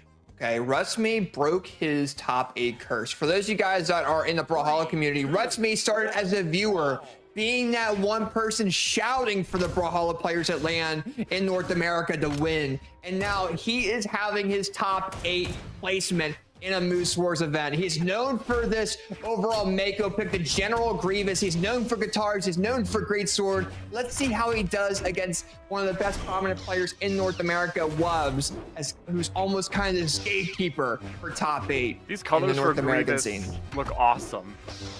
Yeah, very colorful for sure. It's very Starry Night Van Gogh coded.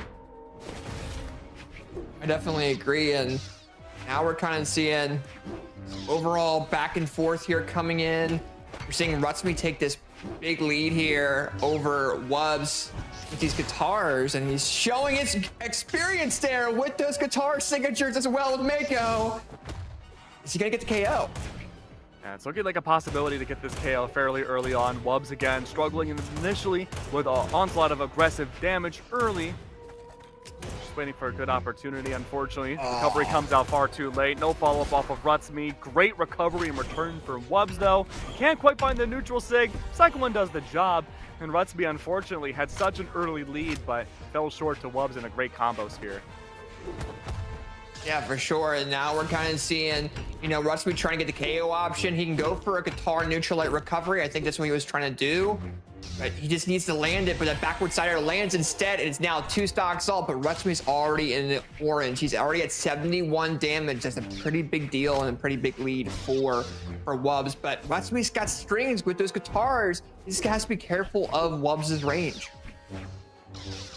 Yeah, Wubbs does have the range advantage, but once Rutsmy gets into that hurt box, there's really just no stopping him! Rutsmy! What a bait!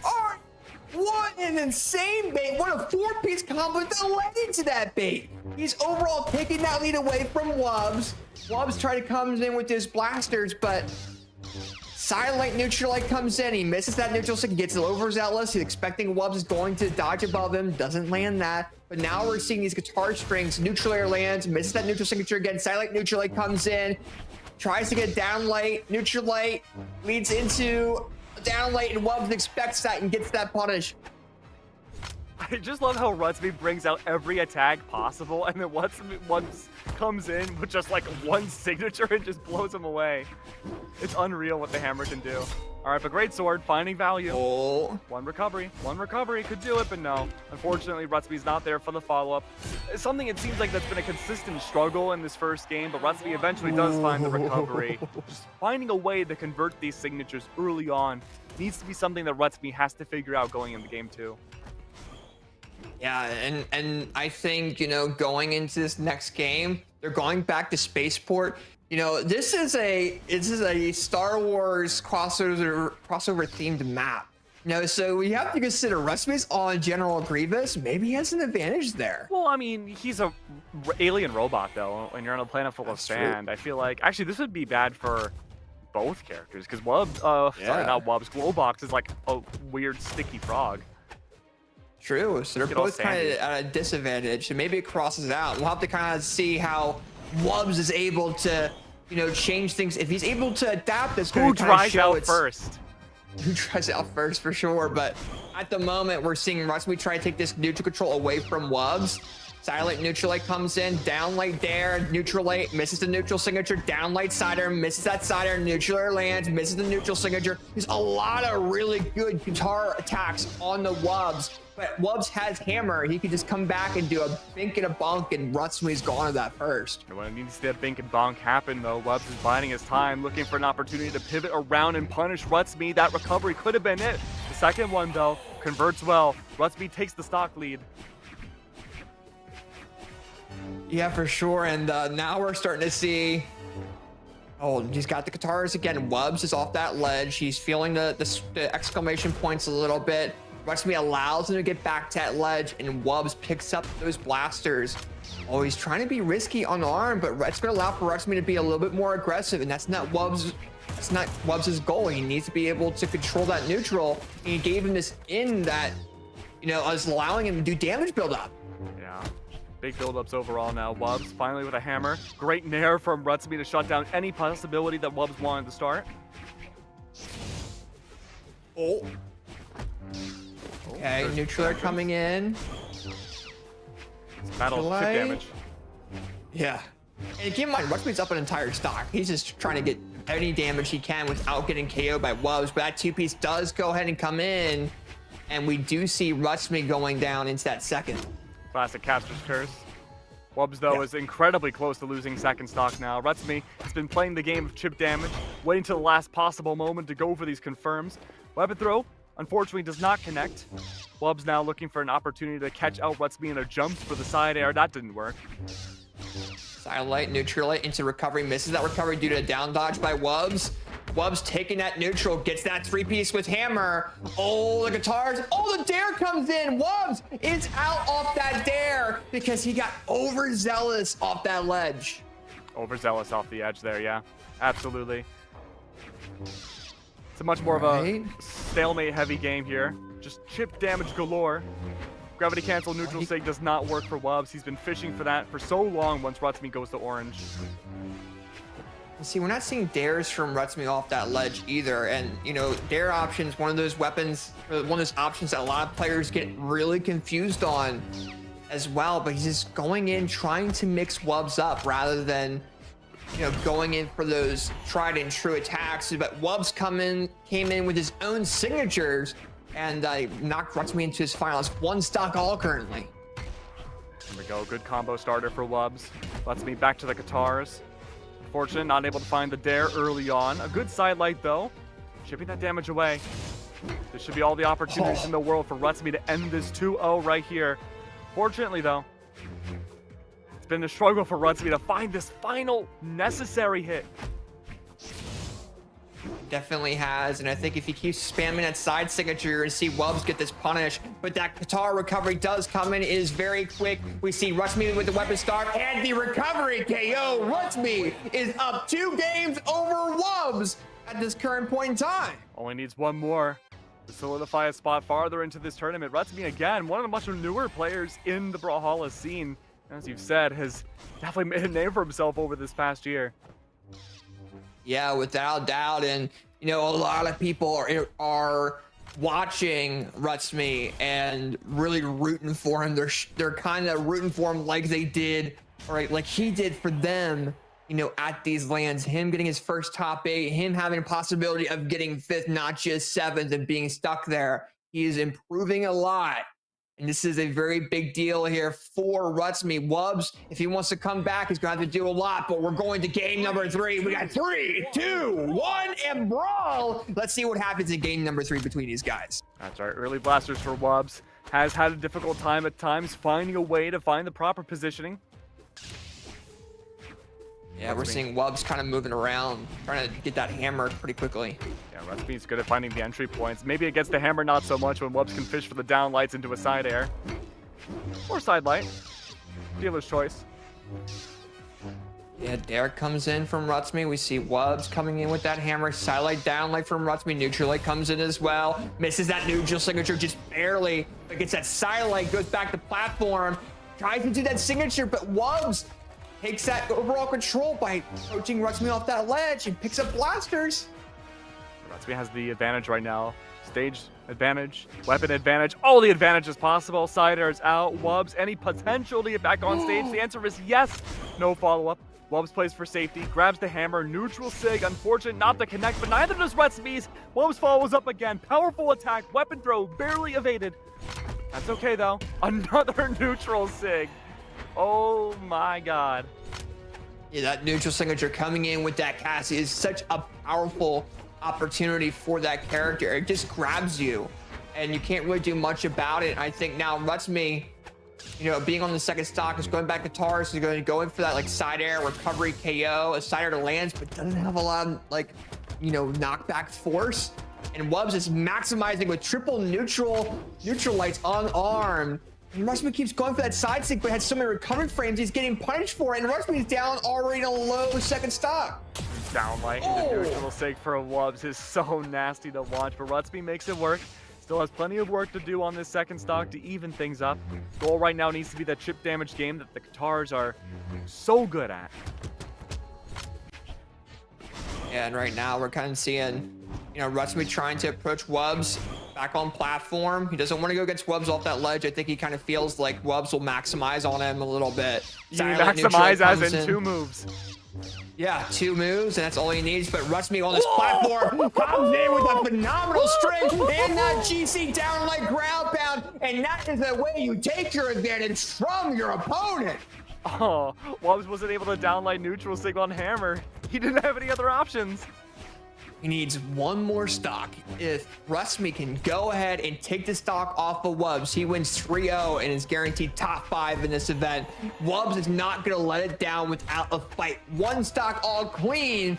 Can Rutsmi do it, or will Wubbs make this go into game number 4? So far, so good for the stage control. Rutsmi waiting for Wubbs to get back on. He's baiting out these D-Light potential positions to go into. That did 82 damage. That did 82 damage. Hold up. Wubbs is starting to come back a little bit, but it's not a lot of damage. Silent Neutralite comes in. He's trying to do something here. Silent comes in. Rutsmi seeing the value of this neutral sig. Yeah, he's starting to do it. Wubbs is looking for the entry point. Come back down. Oh, it's so tough in there. Wubbs, no weapon now. Rutsmi, stage advantage, looking for the landing. But he goes for the side sig too early. Wubbs isn't quick enough to get that weapon in time. It's still a hammer. Keep that in mind. Recovery's out. That's all that's needed. A 3-0 for Rutsmi. 3-0 for Rutsmi. Silent Neutralite recovery lands. And Rutsmi, the crowd's champion, the Shoutmaster, is now in top 5 of Moose Wars Classic Kingdoms North America edition. And that's a proud way of doing that in a 3-0 fashion. Yeah, Rutsmi again. I think probably one of the most improved players I've ever seen in this game from start to well, I won't say start to finish just yet, but from the start to now has looked so good every single tournament. It's been night and day, each iteration. Yeah, without a doubt, man. And, overall showing, what he's made of, and, kind of showing everyone, like, you can go from the Twitch chat, you can go from the crowd, and you can place in top 8 if you're consistent with these events. And he's the best way of showing that. So congrats to Rutsmi. Wubbs did very well. Congrats on getting top 8. Good, sir. You beat Seeing Shay to get into that top 8. You faced a hard opponent, but you definitely deserved it on getting the top 8. Congrats, homie. And with that being said, though, that is the last elimination a top 8 matchup there that we have. And now we currently have top 6, don't we there, Mr. Keg? That's me. I'm Mr. Keg. And yes, we have, very few players left in this tournament. But you know what? They're all very interesting players, and they all have great storylines. I really can't wait to see Zinker versus Marckiemoo. Yeah. That's gonna be cool, man, because you got the Moose Wars champion. You have the guy that's known for doing so well in the Moose Wars events, going against the Koji Master. And I think realistically in that match, the Koji Master is going to be the crowd favorite. He came in and went game 5 against Raid, won that. And then on top of that, you're going to have Rutsmi versus Guichibu. There's a Ditto Qatar matchup there. So you have Guichibu, who's known for being a notorious guitar master, and you have Rutsmi coming in both with guitars and greatsword against Guichibu. That's going to be huge. And then we have Monihalla versus Balloon Boy. Both of those players being phenomenal in their brackets, and now in the winners final, and trying to figure out who is going to be in Grand. It's going to be a wild ride for top 6. Absolutely, but wild rides are what we specialize in, and us casters love doing it. But guess what? We have a break coming up. We got to make sure all the players and our talent are ready. So don't go anywhere. We'll be right back.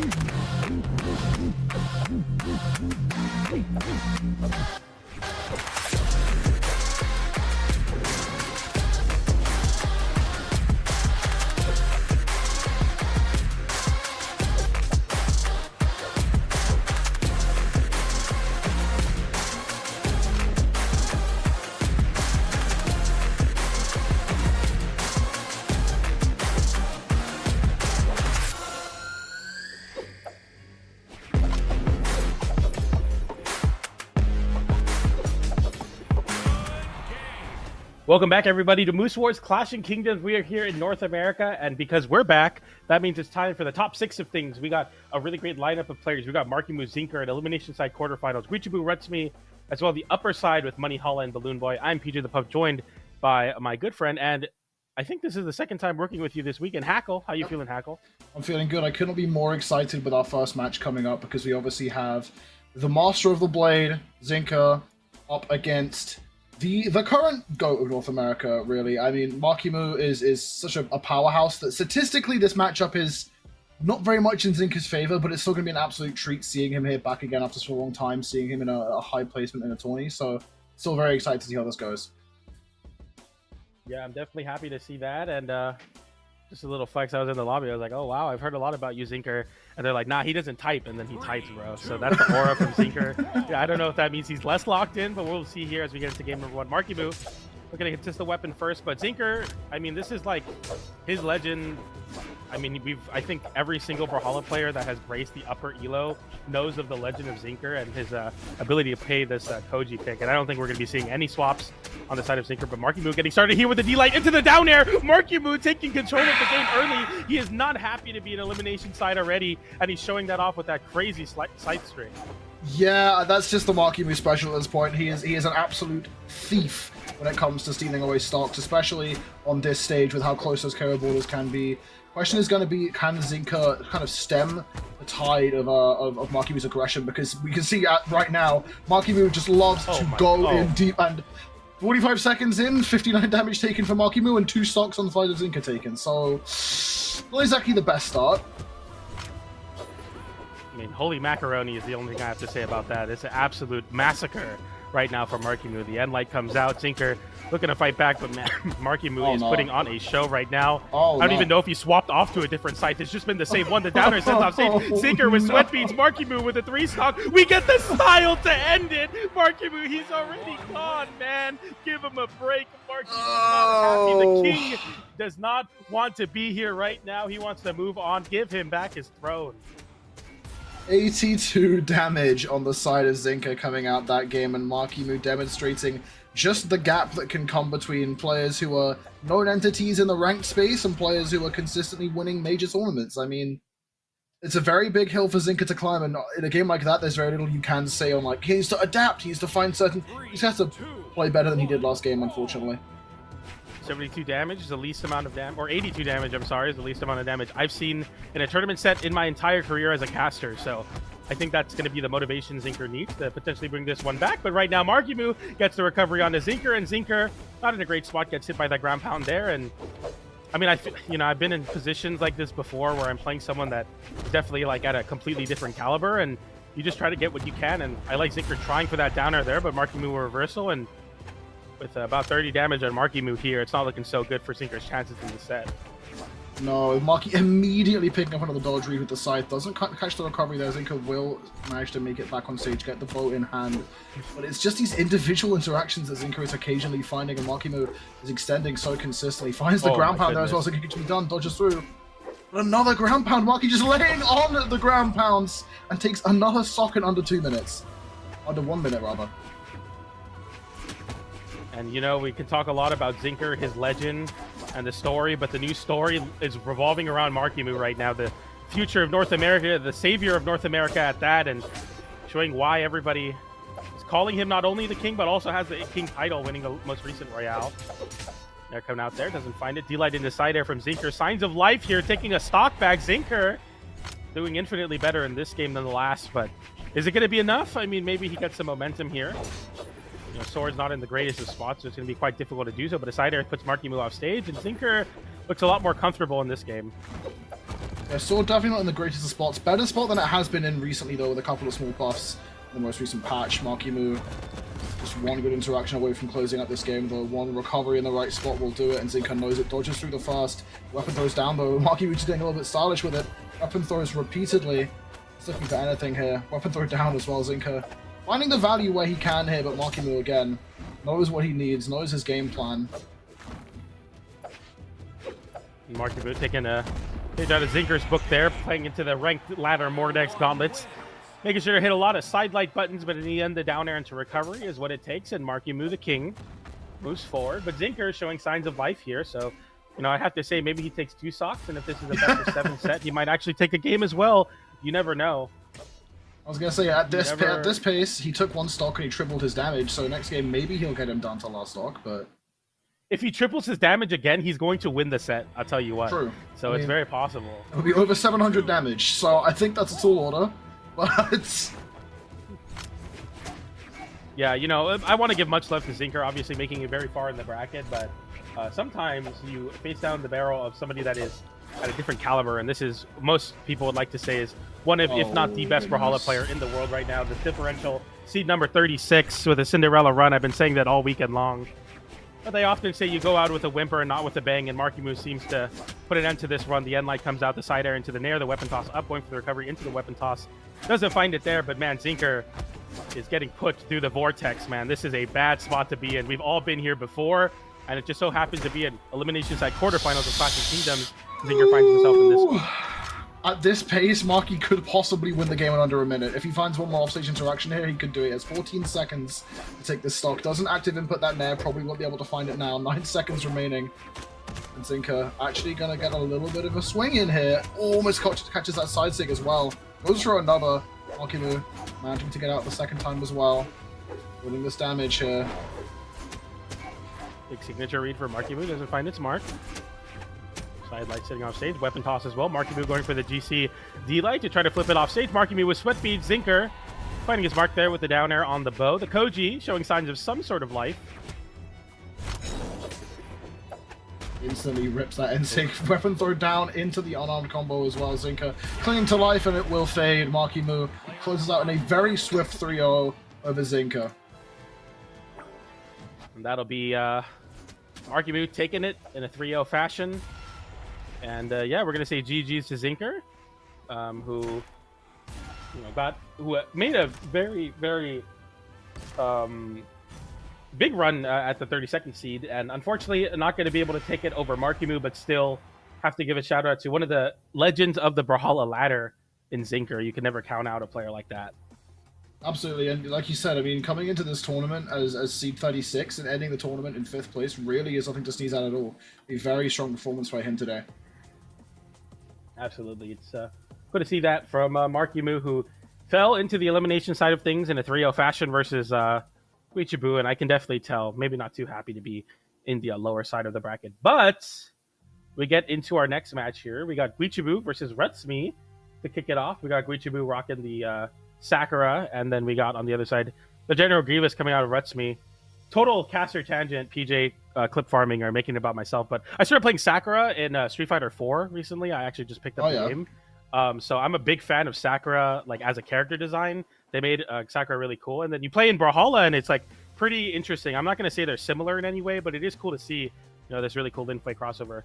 Maybe pushing some propaganda for Sakura in Street Fighter 6. But we move forward here, Guichibu and Rutsme, and then General Grievous was my favorite character in Star Wars for a while as a kid. So it's like the two sides of me clashing right now. Maybe not. I shouldn't say that probably, but we get into this next match here in elimination side quarterfinals. How do you feel about this matchup, Hackle? I'm very intrigued because it's going to be a Katars mirror match. Unsurprisingly, I mean, Rutsme being pretty much a Mako one-trick at this current time, and Guichibu being known especially for the oppressive Katars. We don't really see too much Katars play outside of these two players at this level, and Guichibu actually going to fall first to Rutsme, the underdog here.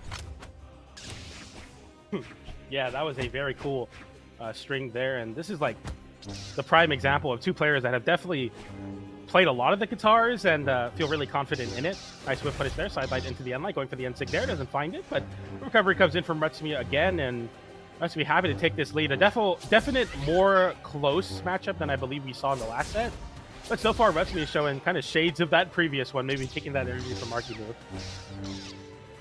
Yeah, no, I was trying to sort of mention before Rotsby absolutely deleted Guichibu's first stock that, like, outside of these two, you don't really see many pro players, especially in North America, playing Katars. Guichibu kind of being the one who's known for it, especially in current meta as well. So this is very interesting to see this once again. So far, very scrappy, as you would expect a Katars mirror match. Is very much just seeing who can catch the dodges out of the side light, end light or side light, D light. Guichibu shut down the first stock of Rotsby, but still 150 damage taken on this second stock of Guichibu. A lot to make up here. Yeah, but if anybody is going to be able to do it, it's going to be Guichibu. Not saying that you wouldn't believe in it, but Rotsby gets a 3-piece there with a side light connector finisher off the top. Rotsby looking real real on top of his game, I should say. Looking for that end light in Decider. Doesn't find it. A Decider from Guichibu, and Guichibu is hitting buttons, and that's exactly what you want to be doing on the Sakura pick. On the fresh drip, too, I don't really see Guichibu rocking the lighter colors. It's cool to see. Not sure if it's been helping all that much, but he's moving right now for sure. He's trying to get back in this game. Absolutely. We didn't see too much of the cannon at the start of the game. It was brought out for a second. Now back into this scrappy Katars mirror match here. Guichibu going to play the patient game on the wall. Rotsby showing signs of aggression towards the side that we're going to get punished quite handily by Guichibu, who finds 3 in the way of recovery, sending Rotsby up off the top and equalizing stocks by number. Damage still marginally in Rotsby's favor, but definitely something Katars can make up as we see Guichibu hitting those very signature Katars reads, clash out on the side as well, ground pound, and the second one, Guichibu just completely reversing. And just like that, the Qatar master himself is able to do it, getting that big reversal there, man. And this is a very, very crazy momentum swing for Guichibu, who's able to steal that game away versus Rotsby, and now Rotsby in the back seat. I mean, that's a very big way and a very quick way to kind of strangle the oxygen from a flame of somebody trying to make a big upset once again. Another player on a deep run, not seeded to be here, but man, this is looking tough. I know the Greatsword players out there are already making their tweets saying, you know what, Greatsword can't do it, but no one can do it versus Guichibu when he's getting those big reads off stage, I'll tell you what. Yeah, I mean, that's just such an oppressive way to edgeguard someone the way Guichibu played that, and that is one big thing about Guichibu as well, is he's so good at swinging momentum when he needs to. One issue that both these characters do have, I'd like to mention as well, is they have weaker KO power, but as far as Rotsby's concerned, the Greatsword can just do it all. Kept it in the pocket for the majority of Game 1, and now showing what it can do in Game 2, but still, edgeguard turn on for Guichibu, finding Sig after Sig. They're coming out there. Rotsby looking for something big. The side signature comes out from both players, but Guichibu comes out on top of the whiff punish. GC sidelight into side air, knowing the limit test that it's going to KO and also put him in a good spot to get back to the wall quickly to get a weapon starve. I mean, this is the top level echelon Qatar play that almost unmatched by anybody but Guichibu. You know, Rotsby the one playing from behind, which we didn't see at all last game until the final interaction. Guichibu got something going with his cannon, catches the dodge, doesn't find the down air. Rotsby manages to jump out, but still the damage racking up very quickly here. Rotsby needs to find something. The options are dwindling off the side. The Nair comes in, and the Nair comes out as well, as Guichibu is looking for this juggle state, as Rotsby is getting somewhat overlapped by this strength of the Qatar master himself. Guichibu see triple excavation points, gets an end light, doesn't get much more than that, but Rotsby fighting back with a breakdance, but not going to be nearly enough there. Almost center stage, coast to coast almost with that ground pound, not enough. But that end light surely will be, and Guichibu up 3 stocks to 1, and rightfully taking his lead in this set as he is the higher seed in the bracket, and very clearly showing that. This is something that can. Rotsby. Oh my he's goodness, just. it's the Guichibu special. Goodness! And that's more, I think, what we expected from this set going into it. I mean, it can happen quite frequently that the upstart player who's a bit less known in a match comes out at least on top at the very start, maybe the beginning of the game, or maybe even the full first game, and then the more experienced player has more time to adapt, has more time to flex their tournament experience, and I fear that may be the case here with Guichibu, who just very quickly took hold of that second game and completely obliterated Rotsby. Yeah, you know, as a caster, I'm a bit of a metaphor merchant. I think we all can be at some times, and they often say, you know, not with a bang, but with a whimper, and it's kind of the story of this elimination side quarterfinal so far. Zinker, seed number 36, getting 3-0'd by Marckiemoo. As Rotsby resets his PC, a similar case, seed number 15 versus seed number 6, and it just looks very, very, very, very difficult for Rotsby to find an option here. I mean, especially when your legend is like in a direct mirror in terms of one weapon.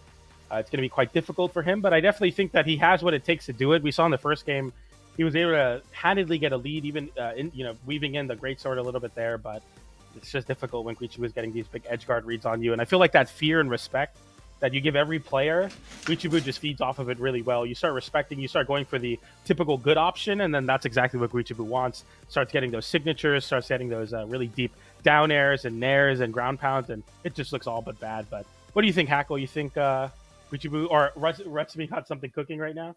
I think he definitely has what it takes. He's shown that he has that explosive moments that you need to try and shut down a player like Guichibu. I like what you mentioned with Guichibu very much feeding off respect and fear. He's a player that if his opponent is forced onto the back foot, he will absolutely capitalize, and he's very good at positioning or pacing himself around those explosive moments to really pressure. And so Retsumi clearly knows or has found the moments where he can move past that, but it has to be consistent. I think consistency is going to be the very big question here so far. Good opening read, and even more damage going the way of Retsumi. And Guichibu is fighting back as much as he can on this cannon, but sometimes the Great Sword can cause a big problem here. Nice snare from Retsumi, getting underneath all of that trickiness from Guichibu, and sigging nothing there was Retsumi. Guichibu doesn't punish it, but Guichibu finally does get right back in this game with the Kikoken and the down signature to get that KO. Yes, you do find another air fireball off that GC down sig. Guichibu's looking real good.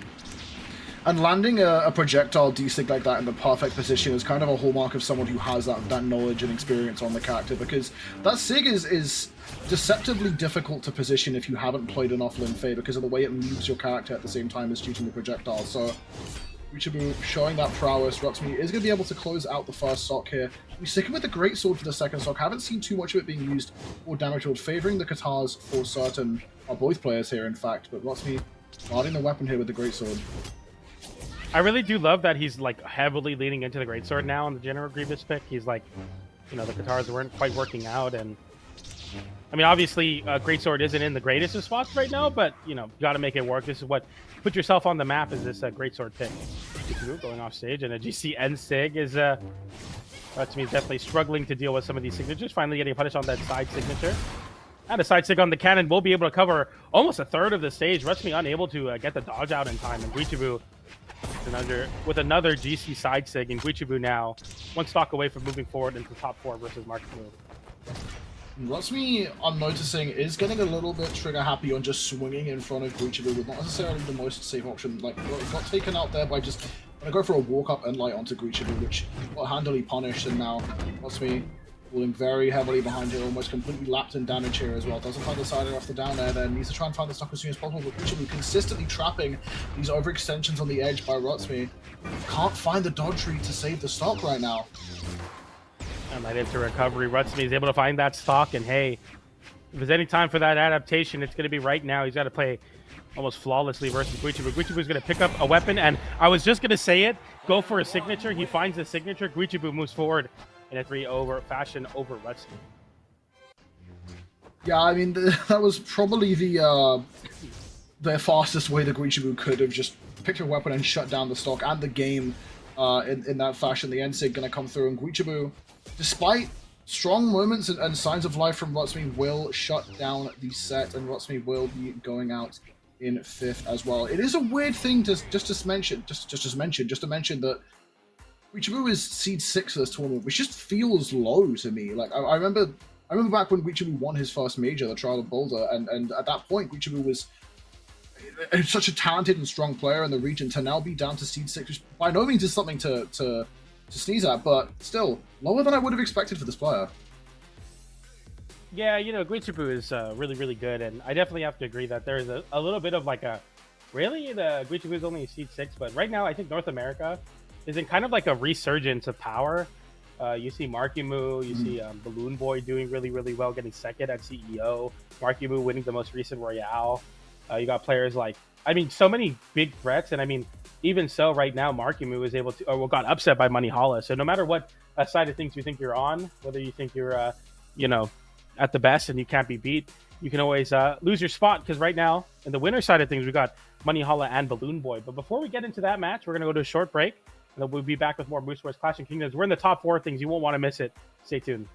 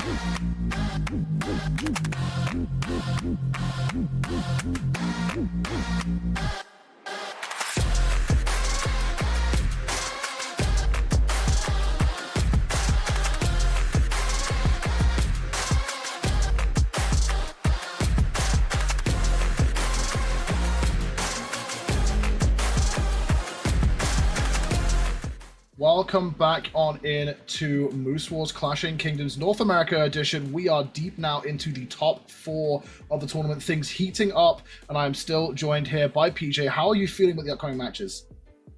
Feeling pretty terrible. No, I'm just kidding. We got some really great matches coming up here. We got Marckiemoo, Marckiemoo and Guichibu in the elimination side of things, and then on the upper side, Monihalla versus Balloon Boy. Monihalla with a 3-0 win over Marckiemoo, which I believe. Now, I have no stats to back this up. This is 100% vibes-based commentary, but I think that's the first time Monihalla has beaten Marckiemoo. Monihalla, I'm sure, will correct me pretty surely here. Let's see. Am I right? We're looking down. No, at a Frostbite tournament in 2024, Monihalla beat Marckiemoo 3-2. So the second time at a community event taking it over Marckiemoo, but the first time he 3-0'd Marckiemoo. Yeah. So that's the first time. So Monihalla, happy to be here versus Balloon Boy, though. Yeah, I'm honestly been really impressed, especially by how Balloon Boy's been playing today. He's been making that Vivi pick just look absolutely terrifying in a meta where you don't really see Vivi. Not that Vivi's a weak character by any means, but you don't see her pick that often in either game mode, really, because there are just other options that players are more favoring. And to see a player who, like Balloon Boy, who consistently has picked characters that are just behind the meta consistently, like seeing Zariel, seeing Diana, and now seeing the Vivi, picking this character is very characteristic for Balloon Boy, no pun intended, and very, very fun to watch. Yeah, I'll have to definitely see how he's going to be able to compete versus this level 100 Mugi. Oh my goodness, and he's bringing back the old school drip with the Ice Pop Greatsword, which I'm happy to see. We got a Mugi versus the Avivi. 2 picks that maybe might not be in the best of spots right now, but we'll be happy to do it as they are both character specialists going into game number 1, Balloon Boy versus Monihalla. And the big question here is going to be KO efficiency for Balloon Boy as well, because Vivi does have a decent bit of strength, but without hitting a D-Light recovery on blasters, the KO confirms that Balloon Boy has are going to be a bit weaker than some weapons like Hammer, for example, unless Balloon can consistently hit those signatures, which we know Balloon Boy does like to rip, especially that blaster's side sig. So, going to be a battle by 1,000 cuts, it would seem, for Balloon Boy. On the other hand, has a lot of force in the kit. Gonna find an opening there with the signature. Nothing too crazy with that tornado. Deceptively difficult to play around if used correctly. Yeah, a lot of players like to talk about crossovers and, feeling different than the original Legend, but I do think that VV, especially on this Mega Man skin, feels incredibly different to punish. The timing, the animations, just all in all feel very difficult to deal with. And we saw Monihalla there, punishing the tornado, but doesn't get anything more than just a side light. Might be a product of the Legend, might be a product of the weapon, but the side light into the turnaround side sig is a Monihalla classic on the Mugi. You see Balloon Boy now trying to rebuttal. Monihalla is playing pretty lights out so far. Side light there, waiting for the dodge in place, gets it, 3-piece combo. Balloon Boy getting sent upwards. Either 2-piece, but Balloon Boy dodges out and away from that situation altogether, and there comes out as well. And Monihalla looking at these pokes in and that extra credit, but Balloon Boy gets a downer into end light, and we send off stage. That side stick comes out, but no KO quite yet. Downer.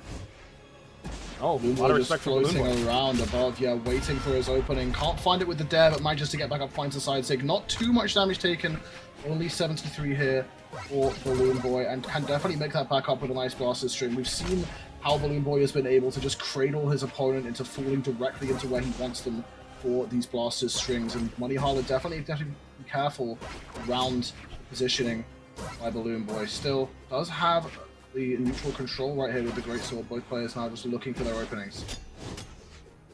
Okay, a little open up there from Monihalla. Doesn't pull the trigger on the finisher, though, as Balloon Boy somewhat struggling here on these blasters to really find meaningful strings. The end light comes out, no dodge, goes for the end sig. Monihalla gets the dodge back in time, though. Side light into the bridge, but doesn't get the finisher. Nice weight there into the recovery. Monihalla making the most out of these situations, realizing that, hey, they took away my true confirms off of the side light, so I'll just go for big reads. We saw a side sig and a recovery, find pretty early KOs, all things considered, but, can you really call any KO early when a Mugi has that much strength stance? Who really knows? Yeah, Mugi just one of those characters who will catch you off guard if you're not expecting a KO coming super early, and I think what's especially scary in this game is despite the slower speed of a Mugi, at least in light attack fashion, Monihalla is doing a very good job of keeping pace with Balloon Boy at these neutral scraps, which by character archetype, Vivi is much more of a close range sort of faster character, so to be able to get down and dirty in that neutral space with Balloon Boy is a very big testament to Monihalla's skill. Shades of the Mounir Mega Man there with a lot of down airs coming out from Balloon Boy, but Monihalla looking to close out that game with the side air. The side air doesn't connect. Balloon Boy getting a side stick out, but no punish for Monihalla. Sidelight into Reed is the name of the game for Monihalla now, as Balloon Boy is jumping around, not wanting to get hit by the starter, and Monihalla knows that as well. Big side stick, Balloon Boy with punish side air, very appropriate. Another side air, another swing. This is the 5th attempt for Monihalla to get a KO. And all 5 have missed so far, looking for these down airs, recoveries, literally anything here that has enough force to knock out at 158. Then air comes out, we swap over to the axe. Side air, down light, end light. Name of the game now. Oh, Or that's that just one. a nasty catch with the D-Sig. Monihalla does manage to stem the ballooning. There was a moment of concern there where Balloon Boy was really slowing it down and Money seemed a little bit desperate for those KO swings with the Greatsword. That is one of the bigger weaknesses of a Mugi. Despite having so much force, if your opponent knows how to position around your consistent KO options, it can be pretty difficult, especially with the amount of startup on moves like Axe Side Air, Greatsword Recovery. A talented player can position around them very, very well. Looking forward to see if Balloon Boy kind of gets it together in terms of the punishes in this next game. You know, that's something that I love about Balloon Boy is he always seems to like just have different punishes compared to the other blaster players in terms of like getting those big reads, getting those big extensions. You're definitely going to need to do so versus Monihalla, especially if Monihalla is getting this many hits in. The damage build is really, really good on the side of a Mugi. Oh my goodness, Nares into Nares into Nares, almost 100 damage built for Monihalla already. Looking for the down air now. Players stacked above Balloon Boy. A lot of moments where the two players are crossing over each other in neutral, trying to see who reacts first, who throws out an option to be punished, and Balloon Boy so far going to be struggling here with the blasters just a little bit as Monihalla significantly more healthy on this first stock, going to try and open up the downlight, punished by the combo from Balloon Boy. Side sig comes through, not going to be anywhere near enough just yet, but gives Balloon Boy the space to breathe. Goes for the down air, doesn't land it. And then airs from Monihalla. Balloon Boy looking to space out Monihalla as the triple exclamation points come up, but the side air comes out, and now Balloon Boy looking to find this spiking hitbox with that down air. Very active move. Side air comes out, doesn't get it right, neither does the recovery. It's both players. I mean, one definitely has a clear way to KO with a true confirm. Monihalla, though, more relying on his ability to get those big hits in the neutral. The down air doesn't reversal, but that down air will. The weapon toss, but Monihalla still makes it back, but he taps it in. Balloon Boy, GCD like ground pound to close out that stock, and Balloon Boy still in this set for sure. Yeah, I like Balloon Boy swapping over onto the boots here. We saw a lot of attempts to open up strings with the blasters on the first stock, and while we were talking before about how good Balloon Boy's flowchart and optimization is with blasters, hasn't been able to find many moments like that in this set so far, so tries to go for something with the boots, is going to get punished going for that GCN light. A bit of a daring option trying to catch an inwards dodge there from Monihalla, who just wakes up with a side air, shuts it down, and now a much more even two-stock game here. Side air comes out there, and a dash away from Balloon Boy as he's kind of tempting the fate of Monihalla in that sense. Side light comes out, down light for Monihalla, and a slide charge on that down sig. Really great at covering most of the wall, but Balloon Boy seemed to see right through that one, and the strings on the battle boots come and waits for the recovery, barely outside of the threat range of it, but no GC down light as Monihalla saves the dodge at the last moment. Really great discipline. Side light comes out, so this is a down air. Monihalla having to recover low. The down air comes out. Monihalla can't make it back, though, and that's a very big lead for Balloon Boy now in this game number 2. Yeah, focused on trying to intercept the edge guard out of Balloon Boy, just falls down to the wayside as Balloon Boy now has a much more sizable lead. Looks for something more out of the ground pound there, can't find anything, but still pressing the advantage, almost lapped in damage now. There it is. Balloon Boy, the boots really putting in work in the second game. Okay, a slide charge on that tornado. Monihalla seeing through that one. A tornado of his own with that down sig. Now the eye of the tornado, we got the calm. Yeah, there's a lot of spinning, and then a lot of nothing. It's exactly what a tornado is, or a twister, if you will, maybe. Oh, dodge burn right in front of the face of a boots player. I like the optimization for the chase dodge side air. They're going to give Balloon Boy more distance to work with. The ground pound comes through and a 2-stock victory for Balloon Boy in game 2. It feels... This is a very interesting, like, pace of the game. You know, I try to, like, figure out exactly the energy the players are bringing, but it seems, like, very bursty, where, like, they get, like, their 3 hits, and then it, like, completely stops a lot of times, where, like, they just have to respect each other, because they both have signatures that have, like, egregious amount of range. So it's a lot of, like, getting 2 light attacks, and then waiting, and then one of them throws a sig out, and then they most of the time don't even go for, like, a big punish. So it's pretty back and forth here. I'm excited to see if Balloon Boy kind of got lucky with that very early Monihalla SD, or if we're going to see Monihalla kind of return to form here, or if Balloon Boy will take over as the PR number 2 in North America. I think that pacing change is just very much a symptom of them playing out the first game in a certain way and both trying to adapt to what worked and what didn't, because they played a much more scrappy first game, both sort of jockeying for position in neutral, and then what seemed to work more for Balloon Boy was slowing things down. But speaking of pacing, turns up the heat on the side here, but Monihalla going to reverse with the side air. Balloon Boy just scampers back up, doesn't want to keep playing that dangerous game off stage. Oh, 3 nairs, man. That's not a good way to start off on a recovery to boot as well. And Balloon Boy takes that stock. And speaking of boots, going to be holding on to the boots as he cycles through to another weapon. Look for that damage build. Also, the ability to go really crazy off stage and really push your lead here. Trying to light up that ground pound. Monihalla once again. Got to give props to the defensive game. Really waiting out when to pull the trigger on some of these recoveries and whatnot. Side air from Monihalla, coast to coast. Weapon toss as well. And a great start pickup. Looking for that sword in the stone with that down air. Doesn't fight it. The side stick gets immediately punished by down air. Very tricky move to punish. But Balloon Boy is very on top of it right now. Balloon Boy, I feel like, is activated. Sideline into recovery. Somehow not KOing. That's very unfortunate. Great sword players out there, for sure, feeling that one. I'm very surprised on that. I feel like that must have been like the very last frame that Monihalla could have caught that recovery off the spot dodge, because Balloon Boy spot dodged very early and Money left it very late to hit the recovery. Dodges through the end light, gonna get even more value. Side air as well, not opting to pick up a weapon, just wants to try and get value before losing this stock inevitably. Yeah, we see it. Balloon Boy was directly on top of the weapon, doesn't want to risk picking up a weapon immediately, using it down heavy. Gonna send Monihalla off the side. Can Balloon Boy secure the stock with the unarmed here? Goes to the side light, can't find it. Ground pounds down. In danger here. Edge guard potential. Money finds a D-Sig, but still so much value there for Balloon Boy. Absolutely. You're very happy to be taking that stock there for Monihalla, but Balloon Boy equally as happy as now. A D-Light into recovery will be enough to take it. Hey, sometimes they make our job easy, huh, Hackle? It's just pick up the KO move and then hit the KO move and then win. Yeah, I mean, if you push the right button in the right place, you're gonna win the game, but that's very oversimplifying right now. Balloon Boy, full stock ahead and still getting scrappy with these boots. Monihalla looking for anything. Wake-ups with the end-light looking good for Balloon Boy. Was in danger for a second there. Chasing by Monihalla with these greatsword aerials. But Balloon Boy not afraid to get a bit more high pace. Gonna face a bit of punishment for it though. Nice wait there, avoiding that end stick as Monihalla is really trying to push any sort of advantage, but it's been tough as Balloon Boy saying, I got a sword too. Down, mine's a lot but hotter than yours though. Down air into recovery. Balloon Boy looking for that KO option as D-Light will start to maybe KO? I'd have to be hard-pressed to believe it, but a side air comes out. Balloon Boy makes it back up. A side air will put the end to Monihalla's dream as Balloon Boy puts himself in the grand finals with a very confident last couple games. Was that last game, or was that just game? Oh, that was game 3 for 2-1 for Balloon Boy. Oh, okay. I'm sorry. I thought that was game 4. My bad. It's not over yet. We see a switch from Monihalla over to the J-Yin. I'm excited for that. That could be a good pick. What do you think?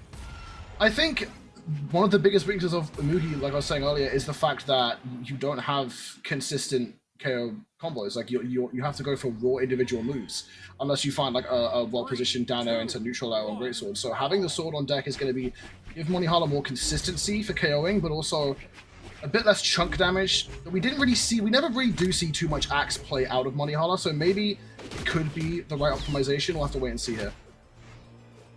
Nice nair there from Balloon Boy to contend, but Monihalla is locking in the sword here and making it happen. The side air comes out. Oh man, no. I was gassing you up, man. And oh wow, he avoids it. Oh no! It's so unfortunate, man. I'm so sorry. I was trying to gas him up on the sword, but he went so deep for that ground pound.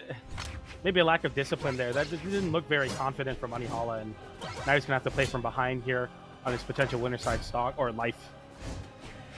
Yeah, possibly even overheat just in general after hitting like 3 unanswered hits on sword on the edge, and maybe feeling that he was catching Balloon Boy off guard, going a little bit too deep with the ground pound and paying the price for it. Now Balloon Boy holding the edge here. Decent bit of damage done with the blasters. Dodges through the sides. He can get so much value out of that burn dodge as well. Balloon Boy. That optimization on the blasters coming in clutch right there. Recovery catches as well. The neutral air. Balloon Boy just chasing. There comes out one more time. Monihalla looking for the recovery or the D-Light. D-Light from Balloon Boy as well, saying, hey, I got a sword too. Monihalla couldn't even catch the landing there. Balloon Boy stood out almost all of his options, and Monihalla went for overzealous side air play. Does manage to find the KO, but once again, 150 damage taken on the second stock. Balloon Boy just maintaining a winning pace in this game. Monihalla needs big strings on the greatsword to turn things around, and Balloon Boy's going to deny it. Finds the D-Light recovery off the platform. Perfect positioning for that as well. Now Balloon Boy a full stock ahead to work with. And there Comes out, end light. Not a happy spot to be in for Monihalla. Taking some time on the wall, trying to think a little bit about it. End light comes out. He's just getting the one hits here and there, pot shots if you will, and now it's becoming quite difficult to make this comeback happen, especially because Balloon Boy is really giving nothing nair into nair into nair. Excited for Monihalla though. Can't count him out yet. Big read there. Gets the dodge away, but goes for the wrong option there with that side light. He went for end light maybe there to get the anti-air, but nonetheless, can't be thinking about that right now. You got a lot of work to do. Side light. Gets the cider, the double cider, but it sends up. That's so unfortunate. No, what an unfortunate swing. That would have been a crazy way to get back in this game, but now Monihalla still having to do the heavy lifting to bring this back to an even stock situation. Balloon Boy knowing, taking his lucky starts for sure there. So unfortunate. Thousands of hours in this game, and I've never seen a DI angle like that off Greatsword side. And Monihalla is going to win the majority of interactions there, going to bring the game down to a one-stock game. Balloon Boy looking a little bit lost with Monihalla turning up the heat on the Greatsword. Now back over onto the boots, we saw him struggling a fair bit to find the openings here against the Greatsword earlier in this game, contrary to previous matches, but now just finding these vertical options and chases all the way up for the recovery, turns up the pace at the right time, and shuts down Monihalla. And this time, Balloon Boy moves very comfortably with a 3-1 over Monihalla into Grand Finals winner side. PR number 2 in North America. Going to be cementing his spot in the top 2 of things. But yeah, a great showing for Monihalla, I want to say there. As the Amugi had a nice little game there, but it wasn't enough versus Balloon Boy. As he now awaits to see the winner of this next match, we got Guichibu versus Marckiemoo coming up. Yeah, very, very well played. I mean, with that first game in that set, I just want to say, like, I had full faith that Monihalla was just going to win this whole thing. Like, the way that Monihalla was dominating the neutral space against Balloon Boy looked very, very lost, and then just turned things completely around, optimized towards the boots in the second and third game, and just completely dominated with them. In that last game, a bit more scrappy, but still, Balloon Boy showing very, very strong signs. For Guichibu and Marckiemoo, however, I'm going to be curious to see. We're seeing the Queen Nai, it looks like, locked in for Guichibu at the time being, which is interesting because today we've seen the Linfei and we've seen the Asuri, but we haven't seen the Queen Nai that's been played predominantly recently for Guichibu. Yeah, it'll be a cool kind of showing here for Guichibu, but Guichibu, obviously the other half of the Hexo Guichibu team comp in 2v2s, which is the Nyx and the Queen Nai, so definitely going to be good at this legend, but looking to present maybe a little bit of range versus the Onslaught. And man, I don't know how any single person sees what Marckiemoo did to Zinker on this stage and say, let's go back to Small World to start this set. I feel like kind of Marckiemoo's comfortable spot for sure. Every Mordex player's comfortable spot, if you will. I mean, not even just against Zinker, but against so many players, Marckiemoo has so many moments of just absolutely devouring stocks from people. Not that I'd ever end up playing against him, but if I was to play against Marckiemoo, I'm perma-banning out this stage every chance I get. Okay, side light comes in. Guichibu slowing down the pace of the match quite a bit, not trying to give anything away here. Okay, big ground pound. As I say that, Guichibu immediately retaliates with a Qatar recovery of his own there. So far, damage definitely in Marckiemoo's favor. Having the Queen Nai on deck is going to give Guichibu a bit more survivability than you would find on that Linfei, but a D-like ground pound with the sweat beads at the very top of the stage there is going to be more than enough for Marckiemoo. And very little damage taken on this first stock, looking very, very comfortable in these 2 sets we've seen so far. Big sider from Guichibu there into an immediate ground pound, looking for the deep sider. Marckiemoo, he flips it though, and Marckiemoo takes the stock away. 3 stocks to 1 in Marckiemoo's favor. You thought you had me. You're not. I'm not trapped here with you. You're trapped in here with me. Oh my goodness, Marckiemoo somehow stealing away that. You think that you're good at those edge guards, man. It's crazy. Uh-oh. Not again, Marckiemoo. Don't do it to him again, man. Guichibu avoiding that weapon toss. That was so scary. Guichibu looking a little bit frustrated, I think, just picking up the weapon and just waiting for Marckiemoo to come at him, knowing that he's not really in a position to take too many risks. Fully okay, taking a page out of Wes's book, perhaps, with that fully slide charge end sig, and Marckiemoo has the prophecy foretold, falling for it. Oh no. Okay, Marckiemoo flipping in with the GC side light into recovery. Nice bit of damage. D-light side light, waiting for the dodge. Goes for recovery. Guichibu not giving the timing he wants. Goes for the nair to extend. Marckiemoo with sweat beads. But still, even with sweat beads, Marckiemoo is so good at getting those hitboxes out and realizing, like, I'm only just momentarily on cooldown until I get right back into the action. Guichibu scouring for this KO, going for the down air there. Marckiemoo not giving anything too easy. Immediate recovery that time. Just gotta wait a little bit. Ground pound sends into the stage. Marckiemoo down air into the recovery. Doesn't find the recovery. Side light recovery. Let's not dodge in place 4 times versus Gauntlets. Marckiemoo taking game number 1. Yeah, and there were moments there where Marckiemoo seemed to be struggling a bit as Guichibu was consistently mixing up those dodge options, but now Guichibu sort of left to wonder what the character pick will be. And while we do wait, I do want to bring up an interesting stat. I saw a message in chat saying that don't think Guichibu has ever done well against Marckiemoo, but statistically, according to Pro Stats, it's actually 3-2 in favor of Guichibu, which I wouldn't have expected. I could definitely see that. That might be a product of them playing a lot when Marckiemoo was kind of getting in, getting into the upper echelon of play in North America. But nonetheless, we got a counter pick here, taking a book out of Sandstorm's page, maybe, with a pickup onto the Queen, or sorry, not Queen 9, Loki, the interloper, I think is his name. Interesting to see this character pick, obviously carrying over those Katars. This is the second time today that we've seen Guichibu swapping to a character that holds onto his opponent's main weapon and the Katars. I guess trying to have a moment where he can say, look, I'll just show you. Your weapon's broken. I'm just going to play it and my main weapon and show you how easy it is. We saw Guichibu earlier today. The Lucian into Balloon Boy did not go very well. And now, so far, I mean, this very characteristic... expected play out of a Loki, just lots and lots of signatures from Guichibu, but pretty even so far. Big side stick attempt there. We get a nice recovery from Marckiemoo, and he's looking to continue on with this damage lead. But Guichibu answers right back with a GCN light into recovery and a side air that I really wonder who that was going to hit, but the name of the person that it hit was not Marckiemoo. Marckiemoo gets the ground pound there. Struggle to make that point, but point given to Guichibu for sure, as Marckiemoo gets that very deep ground pound. Guichibu kind of getting overly aggressive, I want to say, on the guitars, which is crazy to say because that's like his #1 game plan, but right now Guichibu is showing, hey, I can do it on the side too. Yeah, Guichibu going to find that offstage interaction, take away the stock. Going to be starving for the Katars, it looks like here. Expecting a lot more of that signature kit being utilized immediately. Yeah, rips the side sig. Marckiemoo ready for it. Going to be looking for these reads on the gauntlets. Tries to wake up Guichibu. Marckiemoo just finds the punish, but a big string out of Guichibu. Going to give some breathing room and Marky straight back into the neutral. Ooh. A big flip there on the Marckiemoo with the signature to send it right back to where Guichibu came from in the offstage play. That was so tough. Okay, Guichibu getting a little bit silly with it on the unarmed for a second there. Marckiemoo taking maybe some unnecessary hits. Now offstage with the scythe. Guichibu going to give a lot of respect to it. Get less respect there though with the GCN sig as his opponent is below him. Not quite sure what the game plan was there. Marckiemoo watch the scythe. Punish the side sig. Punish the dodge as well. Ooh, nice recovery there from Guichibu. He finds the stock as well, and it's never over till it is. Guichibu going to be holding on to what weapon is the choice. You're going to be picking up some Katars now.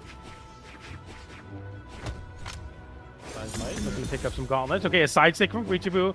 Immediately throws away all his stage control with a ground pound there. Marckiemoo now having the corner to Guichibu as the recovery comes in again. A second recovery, not enough to KO, but Marckiemoo is like, I know exactly what I need to hit right now. Weapon toss, recovery, Marckiemoo 2-0 in the set. Looking to get that run back versus Monihalla with a swiftness as he's there.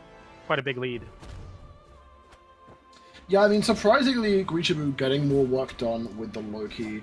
And now another character swap. Guichibu consistently just swapping characters on loss today. Over now onto the Ragnar for game 3. Yeah, I don't know. There's a classic saying. It's like they're there and we're here commentating, but I really don't have a clue what's going to be going on with this pick on the Ragnar. I have very low expectation, but that's exactly where you want to find yourself when you're trying to make a comeback. You know, maybe this is the sleeper pick that Guichibu has been working on, and Guichibu always round start recovery to get the weapon first. That's an interesting tactic, and you get the first Katar here. You're happy to be getting your signature weapon for sure. Marckiemoo trying to find a down dodge read out of that recovery for the neutral on the gauntlets. Guichibu hitting a consistent amount of GCN lights here on the Katars. Very scrappy opening stock sig. Guichibu trying to find something with these Katars. Both players now being pushed into that early orange damage range. Marckiemoo is going to pick up the scythe.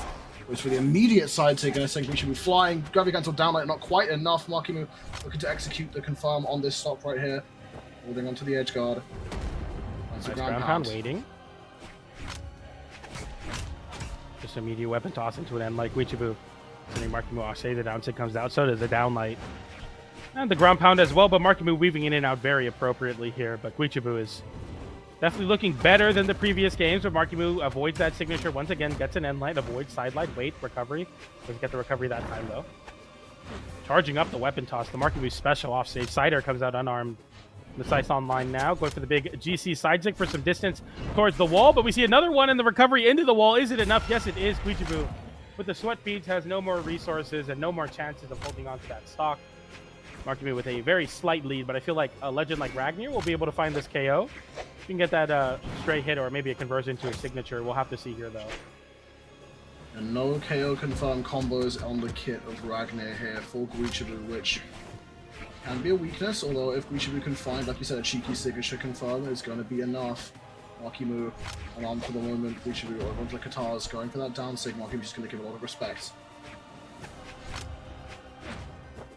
Ooh, big side air coming out the recovery as well, but doesn't get it there.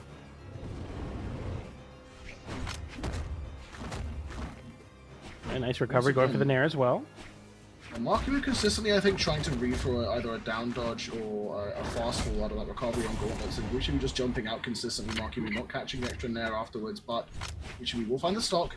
Not too much damage take on the second as well. Definitely a playable position. Marckiemoo onto the scythe now, though, can completely just steal things away with this weapon.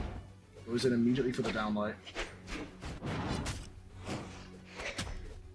Big ground pound attempt there, but a weapon toss from Marckiemoo. Marckiemoo ground pounds it before any of those special effects come out. And Marckiemoo looking to take this set in stride. I mean, this is looking farther and farther from doable for Guichibu. Now over onto the axe, a weapon we really haven't seen Guichibu play in either game mode. I can't remember the last time I've ever seen, if ever, Guichibu playing this weapon or this character. Marckiemoo is getting pretty chunked up by this axe, though. The full charge on that ground pound going to cover the spot dodge. Marckiemoo going to find something almost side airing into that down signature as Guichibu just, in all respect now, playing a lot slower. Pivot side air, not quite going to be enough. One more will certainly do it. Can Guichibu find the edge guard? The clash comes through. Marckiemoo is down. Now wait a minute. Guichibu has a chance. It's never quite over till it is. Marckiemoo definitely want to seal this stock away as Guichibu gets an end sig. Ooh, doesn't find a Marckiemoo. Doesn't get his either though, so Guichibu still in this game for sure. Looking to rack up the damage here. The down air onto the top platform. No follow-up into a side light. Branded GC side light. No dodge. Marckiemoo sees that, gets a 3-piece D-light. Side air from Marckiemoo. He comes out on top of that situation. The ground pound charges up, but doesn't quite activate as the Nair interrupts. And the end sig from Guichibu. The weapon toss as well. Guichibu steals the game away. We're going to game 4, ladies and gentlemen. It's not quite over till it is. The Ragnar proving me wrong, but the signature was exactly what he needed in that spot. Yeah, I mean, the perfect timing to land that one signature, and Marckiemoo, hopefully unfazed by that, can be banning towards Mishima Dojo for game 4 here. Not a map you see picked too often, especially in North America. Question's going to be who that favors more. I think having the neutral on Axe is going to be a very big strength here for Guichibu. Downlight as well, to be able to cover quite comfortably on these platforms. So, Marky going to have to be careful of that.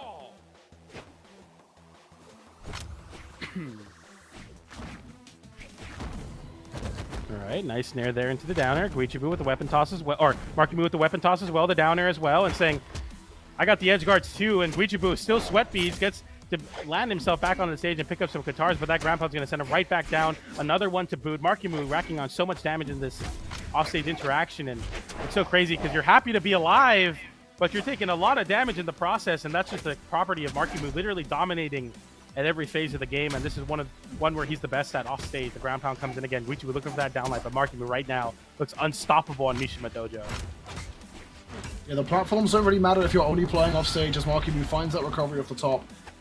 And now a very dominant lead again, but the question is, will Guichibu do the same thing? Slow the game right down, force Marckiemoo to play at his pace, and manage to snake it out from under, and Marckiemoo just currently sentry turreting around that weapon spawn. Guichibu does manage to get the Katars in hand. Now both players have their string weapons on deck. Nice recovery from Guichibu. Side charge onto the end. Sig doesn't find it. The GC side sig comes out, but a GC downlight for Marckiemoo in the ground pound as well. Guichibu trying to hold on to all the resources he can, but he just meets his end at the hand of Marckiemoo's edge guarding. Maybe the recovery comes out. He might make it his way back. Yeah, he does actually. Okay, I thought it was going to be over on that ground pound, but Guichibu somehow always staying alive just for that one last hit, and that Ensig, what took the last game, is going to be able to take that first stock on Marckiemoo now. 150 damage almost exactly dealt onto Guichibu in the second stock. Marckiemoo needs one good conversion with the gauntlets here, but is going to be picking up the scythe first. Didn't prime the more comfortable KOing tool of Guichibu. Looking to rack up this damage with the big chunks of that axe. And that comes through. Alright, the weapon tosses one more time. Okay, side light into recovery from Guichibu. He's trying to get the action started here versus the scythe and light from Guichibu. Puts himself off stage and then side airs nothing.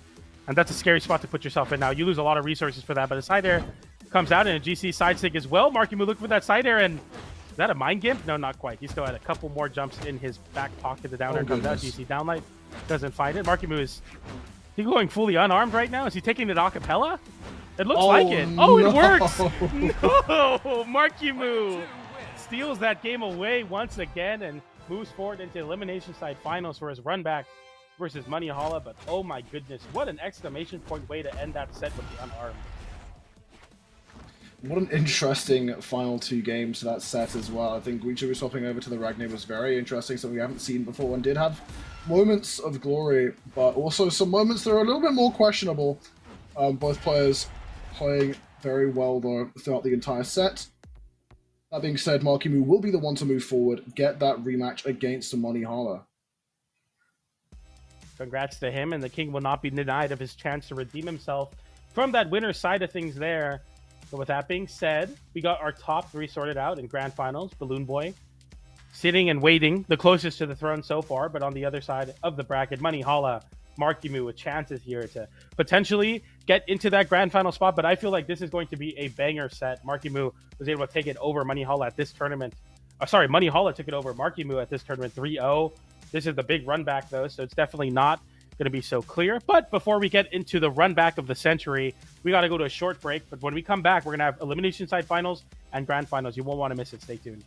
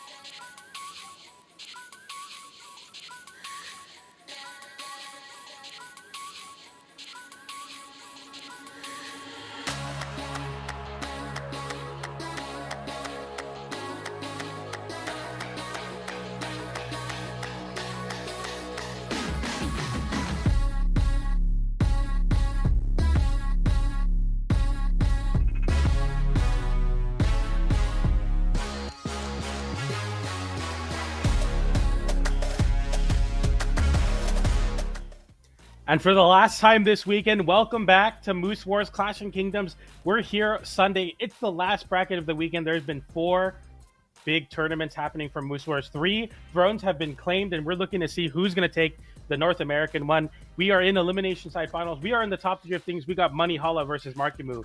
For those of you that missed it, Marckiemoo fell to Monihalla in the elimination side because Monihalla 3-0'd him in the winner side. Now the big run back. Hackle, how you feeling about this match? I honestly don't know how to feel because, like, just usually I would say, okay, Marckiemoo, he takes this, like he's the current king, one of the most recent Royale, has the most accolades in the game mode, but like I would probably still say that even if Marckiemoo lost like in the game 5, but the fact that Monihalla won 3-0 earlier is a very big change to what I would expect. It says to me that perhaps Monihalla is just playing a different game today. Yeah, absolutely. Monihalla activating a different level of gameplay, but as we get into elimination side finals, I think he'll have to go further beyond versus Marckiemoo, who's been having an absolute tear through the elimination side of the bracket. Hey, wait a minute, the sidelight for Marckiemoo. And okay, like, is this a joke at this point to come back to Small World's End? I don't believe in this pick, but Marckiemoo and Monihalla maybe know a little bit more about Brawlhalla than I do. They definitely do. But what is this pick here for Monihalla, you think, Hackle? I think it's the confidence just saying that, like, I don't really mind playing on a smaller stage like this. I have confidence that my character's tanky, and I have confidence that you might just SD the first stock as well, it would seem, as Marckiemoo just mind gimps himself off the right side of the stage, and Monihalla absolutely is going to take that. They're looking for the recovery there. Off that side light, looking to start something here. The side air does find its mark, and the sweat beads come out. Monihalla unable to make it back because Marckiemoo gets the big dunk there with the ground pound, closing out that stock. Marckiemoo now does have the weapon advantage. Monihalla going to find the sidelight to make space, gives him time to pick up that greatsword. Now both players have their damage build weapons in hand. Side air for Monihalla, making use of that aerial kit of the greatsword there into the neutral air as well. Marckiemoo can't find the answer back. Dodge caught as well. Dodges out at the last second though. Monihalla keeps the train going. Oh, Monihalla is looking lights out with that extension and finding that KO as well. Monihalla happy to be in this stock lead, and I was doubting, I'll be honest, that Monihalla was going to be able to replicate the same success we saw in the winner side semifinals match, but if he can keep doing this, it's going to look good. But if this happens, Marckiemoo's the best player in the world. What am I watching? Yes, he is. I seriously have to ask, how are we consistently seeing Monihalla dominate in neutral, then the second he gives Marckiemoo an offstage situation on Gauntlets, it's just lights out, and it goes right back to an even game. This is such unorthodox or unexpected play for pro level. As it would seem Monihalla just doesn't know how to play around the offstage gauntlets of Marckiemoo, perhaps not even the onstage gauntlets of Marckiemoo, who has now taken the lead in terms of damage here, looking for a read out of that sidelight. Can't find one just yet, but has so much room to work with over 100 damage lead onto Monihalla. Finds the Unite weapon throw as well. Wow. Monihalla could be in trouble. Yes, he is. Marckiemoo taking that game in stride.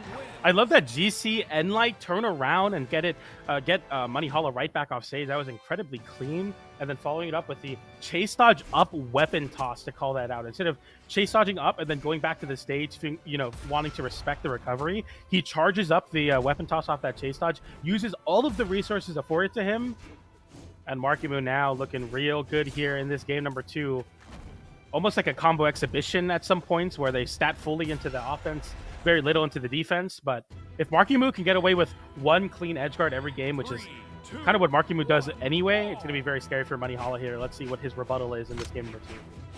Yeah, I think the really scary thing is that if Marckiemoo starts to adapt to figuring out how to play around the greatsword in neutral on the ground, especially in the Scythe matchup, it could just be curtains for Monihalla, because that really was the moment where Monihalla was finding the most success in the last game, was just in that on-the-ground neutral against Marckiemoo's Scythe. And so far, Axe definitely not the weapon that Monihalla was looking for at the start here. Gonna throw it away. Marckiemoo guarding this weapon with the aggression of the gauntlets. Greatsword is gonna go in the hands of Monihalla though. Can he make it out of this edge guard? Yes, he can. Nice side air there, and he's getting right back into this game. He's trying his best to rack on any damage he can, really. Holding on here.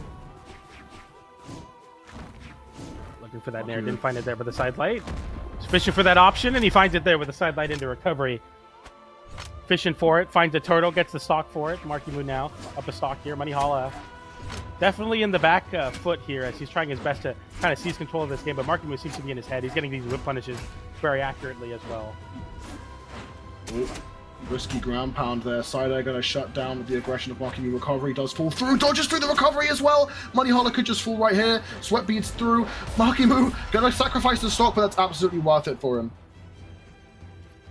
I will definitely... I mean, you definitely take those for sure. Unlike comes off stage side light as well.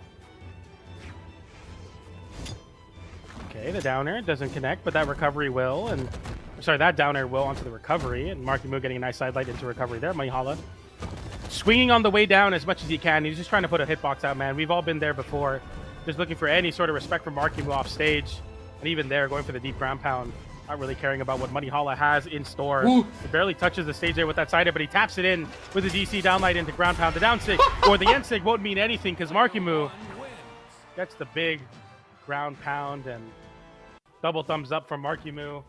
This is a complete and a complete and utter annihilation from Marckiemoo here as Monihalla swaps over to the Roman Reigns. A seemingly very desperate pick coming out of Monihalla here, not really characteristically known for the hammer by any means. I mean, did have a small stint on the Magyar, so and obviously as a pro player will know how to play the character, but at this level, there's so many micro adjustments and small interactions that make up how you play a weapon and a character that it'd be a big question mark on how Monihalla can play. Obviously on this stage, Terra's very at home, can find those KOs terrifyingly early, but Marckiemoo, no stranger to fighting this character or on this stage. Okay, a scoop to start us off. Monihalla, some success already on the hammer. Okay, goes for the deep side air. Marckiemoo seeing through some of these more common options. Okay, Markiemoo's just dodging every attack now. This is not looking good. Yeah, that's kind of what you're afraid of if you're Monihalla, like your weapon swap just not going the way you want it to. If Marckiemoo, you don't want to look desperate, you don't want to look kind of predictable, and Marckiemoo so far making it look that way. Monihalla's hammer does find the side air. They're going to keep him more space. A lot of damage on that move as well. Marckiemoo going to dodge another side air. Struggling to find an in though. Despite the fact that Monihalla isn't landing too many moves, neither is Marckiemoo right now. Djessir as well going to equalize up the damage. In fact, give Marckiemoo a small, or Monihalla a small lead. The down heavy is scary.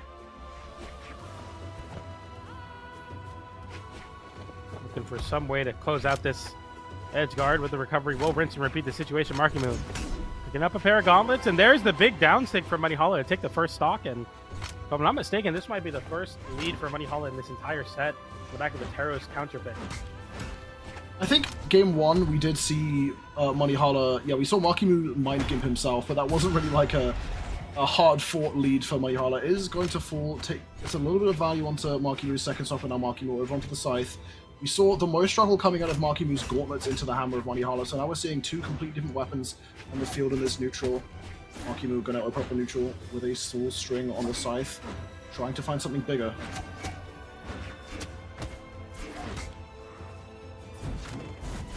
Okay, he goes for the insig there for Monihalla. I can definitely respect the option, but it doesn't meet its mark, and Marckiemoo now getting the big edge guard down into GC downlight, true combo.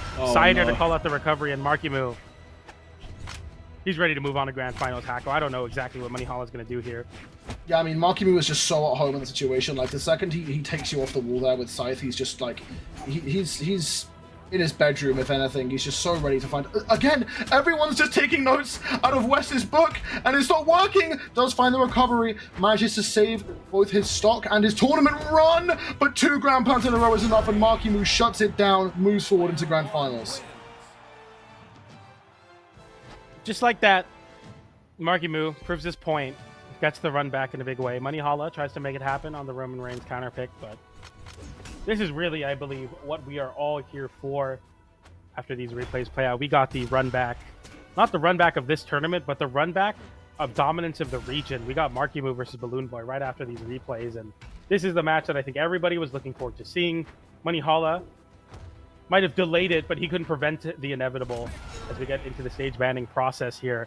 Balloon Boy, Marckiemoo ready to battle it out here. This is going to be a very exciting matchup. How many times have we seen this at this point? I don't even know.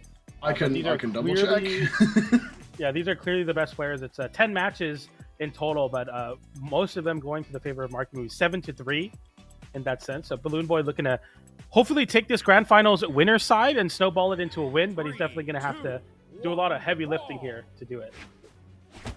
Absolutely, yeah, and interestingly as well, we saw a lot of unexpected seeds coming into the top 8 and finding some good placements for their seeding, but Perhaps a testament to Moose War's seeding skill. We see seed 1 and 2 taking their places in grand finals, although seed 2 will be on the winner's side. Marckiemoo tries to find an early offstage interaction there with the Scythe.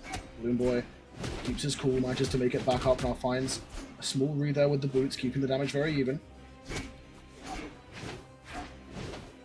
Okay, the down air from Balloon Boy, and it's a lot of respect from both players. The tornado will come out though. Marckiemoo tries to close in on that landing, but Balloon Boy gets a D-Light into side air, and now Marckiemoo having a recover low, the big side signature as well, and light coming out, double exclamation point, side light, N-Sig. The anti-air doesn't find it. This is one of the differences between Vivi and Mordex. Oh, dropping the combo there.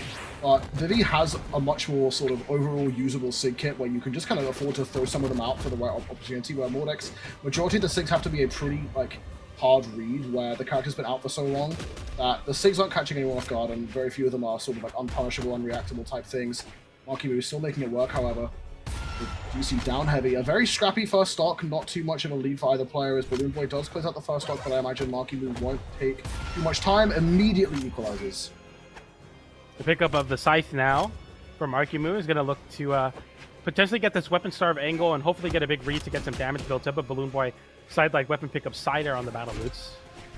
A clash there. He took 10 damage on the clash? That was crazy. Anyway, the dare comes out from Balloon Boy. He avoids Marckiemoo there. D-Light into side air, since Marckiemoo off stage, looking for this side air or maybe an edge guard sequence, but a lot of respect over to the side of Marckiemoo as he flips the tornado off stage and continuing to just play off of these reversals. Down air into the N-Sig comes out. Marckiemoo with a down air into side air of his own. Balloon Boy now off stage with sweat beads. Side light resets the situation. Ground pound there. Great wait from Balloon Boy, waiting for the dodge to come back. Gets a GC side sig or side light there, but doesn't get it. Doesn't get the ground pound either. Marckiemoo with 2 unarmed recoveries. What is going on off stage right now?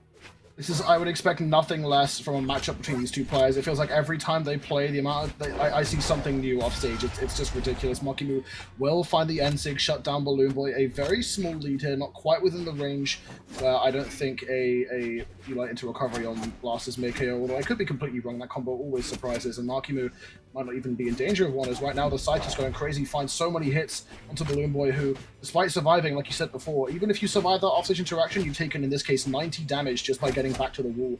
And now Marckiemoo can poise to take this game on.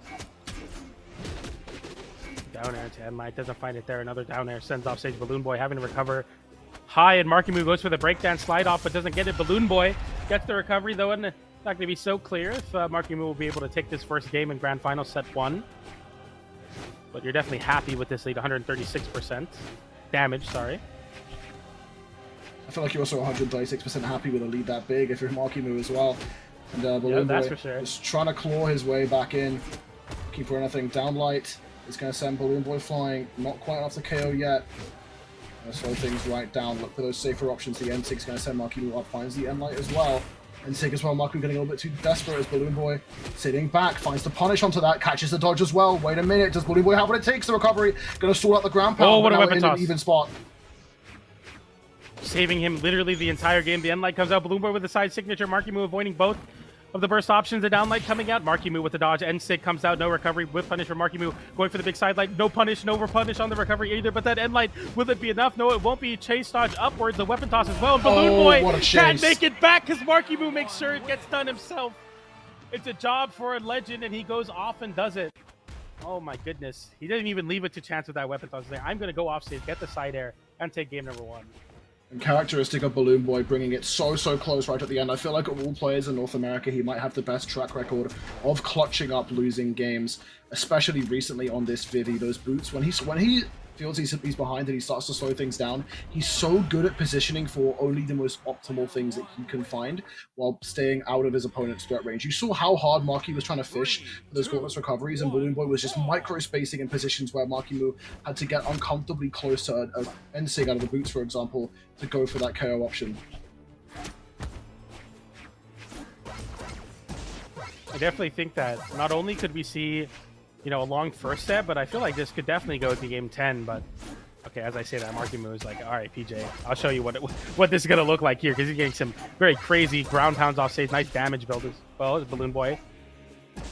Tries to get some down airs of his own, rack up some damage, but we haven't been really seeing any of those crazy extended strings, neither on the battle boots or the blasters. But maybe it starts here, and light into down air doesn't connect.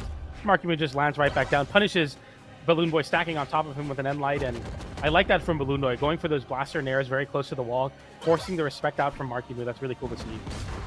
What's interesting as well as these games have been, at least so far, pretty close. Marckiemoo will take a decent lead on this first stock, but characteristically in previous sets these two have played, it's been very much a pendulum swing where it feels like one player is much more dominant in the game, or if anything, Marckiemoo tends to win much more dominantly, and Balloon Boy's wins come as a bit more of a clutch.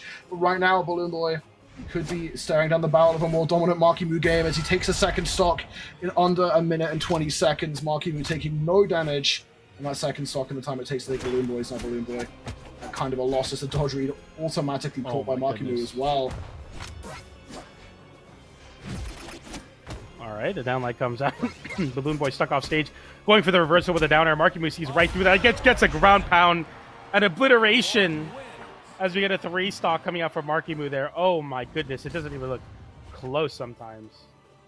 Honestly, respect to Balloon Boy for sticking to this Mega Man going into the next game as well. I think you've seen today how dangerous it can be to just desperately swap to another character, where I don't really think I agree with Balloon Boy that the character isn't really the issue. It just felt that his defense wasn't quite up to snuff there, especially with how Marckiemoo was just running him down and consistently catching so many dodges, making full use of the strength of Scythe's kit. So now Balloon Boy needs to be digging deep to try and find an adaptation that makes him more safe in the face of this aggression from Marckiemoo. We get right back into it here. Marckiemoo looking for this swift 3-0. Swift 3-0 and a reset into Grand Finals, set number 2. Balloon Boy won't make it so easy though. Marckiemoo dash up side light, gets the dodge read as well, end light into nair, going for another nair there, doesn't find it. Big charge up on the sig, doesn't get what he wants there with that down signature, but Balloon Boy gets a side sig and puts Marckiemoo off stage. And what's tough as well is that fighting Scythe with blasters can be historically pretty difficult because of that diagonal angle that Scythe has such strong access to, and blasters really do struggle to cover that. I mean, their only option to really try and answer is a jump side air anticipation or just catching a lucky angle on the end light. So Balloon Boy, now that we see the blasters into gauntlets match up a bit more even, finds the D-light side air as well. It's going to be barely just enough, and Balloon Boy takes a slight early lead here.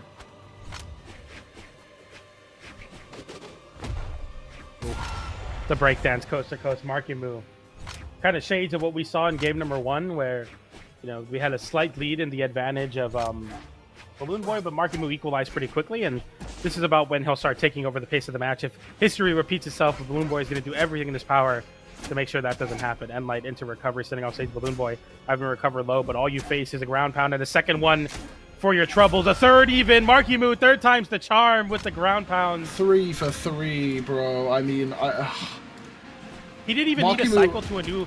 sorry to cut you off. He didn't even need a cycle to a new scythe because it was a 0 to KO. That's incredible, by the way. That's insane. Surgical levels of precision with that ground pound all of today, even not just in this grand finals, but against every opponent he's fought. He's been so precise with those ground pounds, and now almost catching that spot out of Balloon Boy. Balloon Boy looking kind of lost here. Finds the recovery. There's still a full stock behind Marckiemoo, and it's looking like it could be another 2-stock victory for Marckiemoo here as Balloon Boy hanging onto the edge, slowing down the pacing, and Marckiemoo just not afraid to get down and dirty. He finds the D-Sig as well. Before he closes out here, Balloon Boy's just done. Oh my goodness, ladies and gentlemen.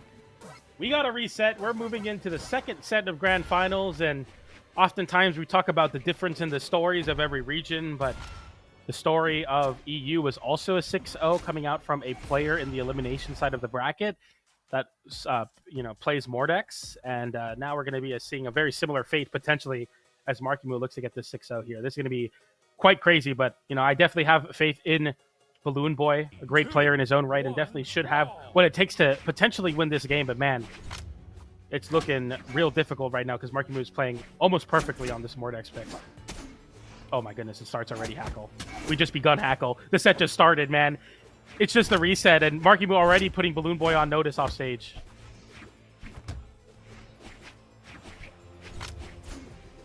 See dash jump movement, Balloon Boy.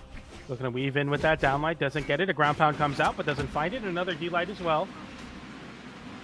The hard part as well, Uh-huh. if you're Balloon Boy, how do you avoid getting tilted over this? I mean, if you're fighting someone who's just so oppressive, if you're not finding, you need to find moments where you feel like you can hold your own, and right now, Balloon Boy just feels like he's struggling to find anything. When he does find things, it's individual stray hits or perhaps the individual signature. Nothing really big like a string or a consistent dodge read. And so while he is keeping the damage a little more even at the start of, or towards the end of these first stocks, still feels like very much it's in Marckiemo's control.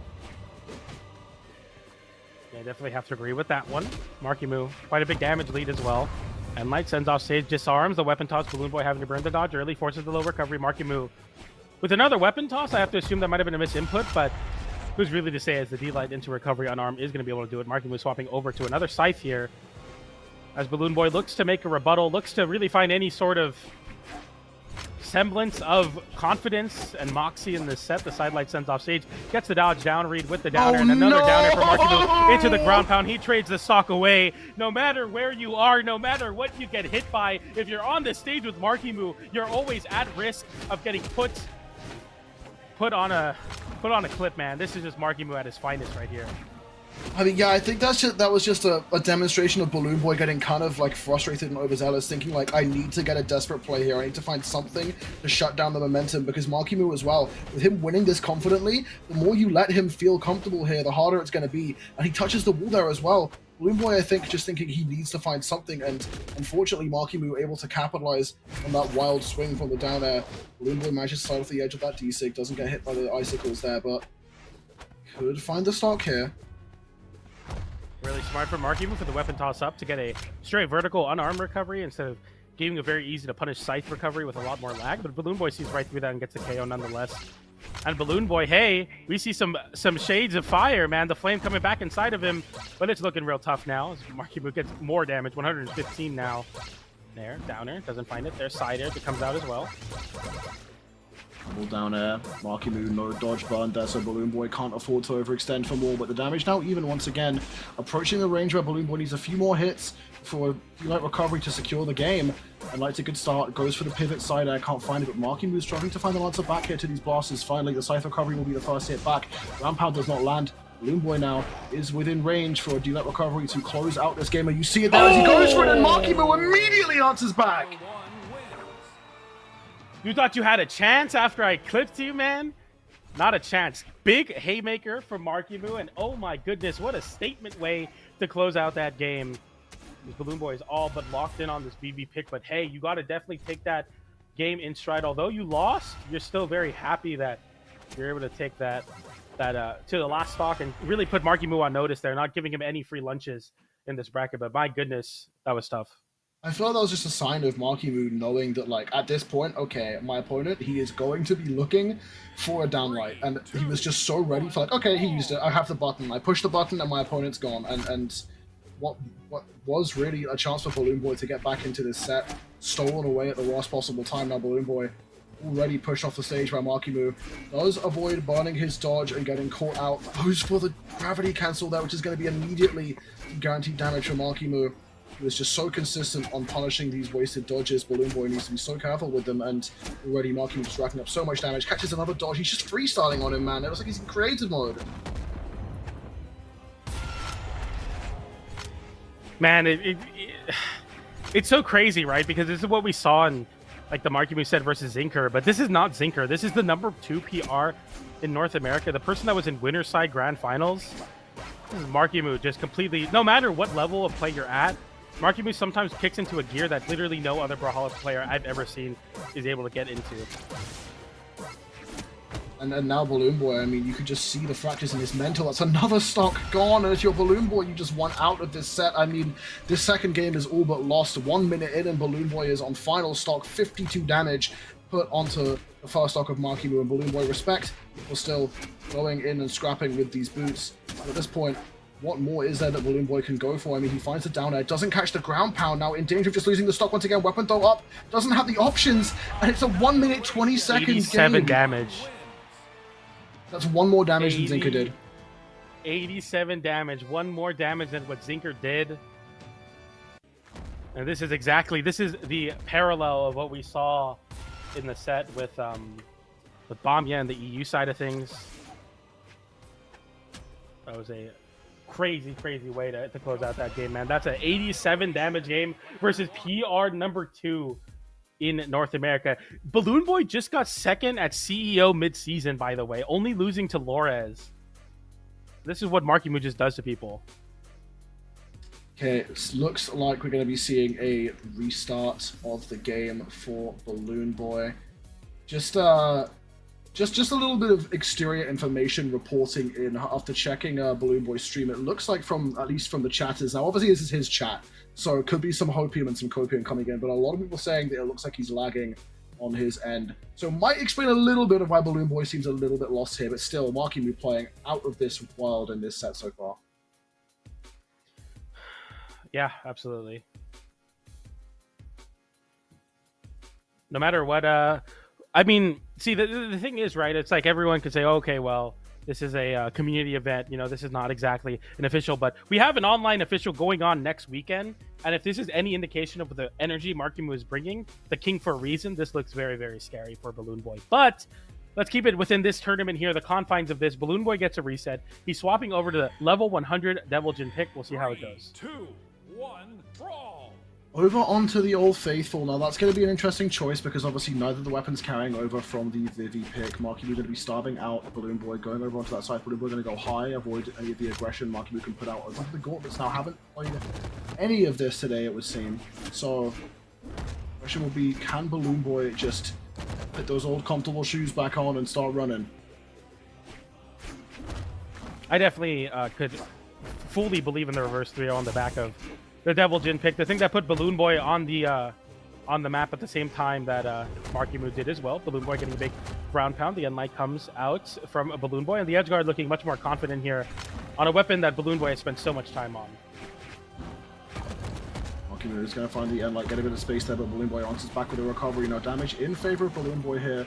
Marckiemoo very capable of turning things around, but Balloon Boy looking for one good opening here in the neutral, could find the stock with the recovery, but the ground pound sends at a strange angle. Marckiemoo now forced onto the edge, but Balloon Boy returning to stage. Side sig, a bit overzealous, and Marckiemoo will punish. No dodge catch for Balloon Boy here. Needs to try and find that to get the stock with these gauntlets, and so far can't find it. The only other way would be a straight recovery or a straight ground pound, and there it is. Balloon Boy takes the lead in game number 3. Really, really happy to see Balloon Boy getting some fire back, getting some moxie with the reset. Into the Devil Jin pickup. The downer comes out, going for the Enlight into the N6. Side light into Cider. Doesn't find it, but the side light does send Balloon Boy off stage looking for a ground pound, a D-light, any really of those great ways to close out those edge guards. But Marckiemoo won't find it here, and Balloon Boy will get some extra credit on the bow. The siders are coming out. Nice side signature. Sends downward. Balloon Boy going for the ground pound as well, and a second down sig on the gravity cancel. Marckiemoo now one chance to make it back, but the ground pound comes out from Balloon Boy and just didn't hit its mark. Same story.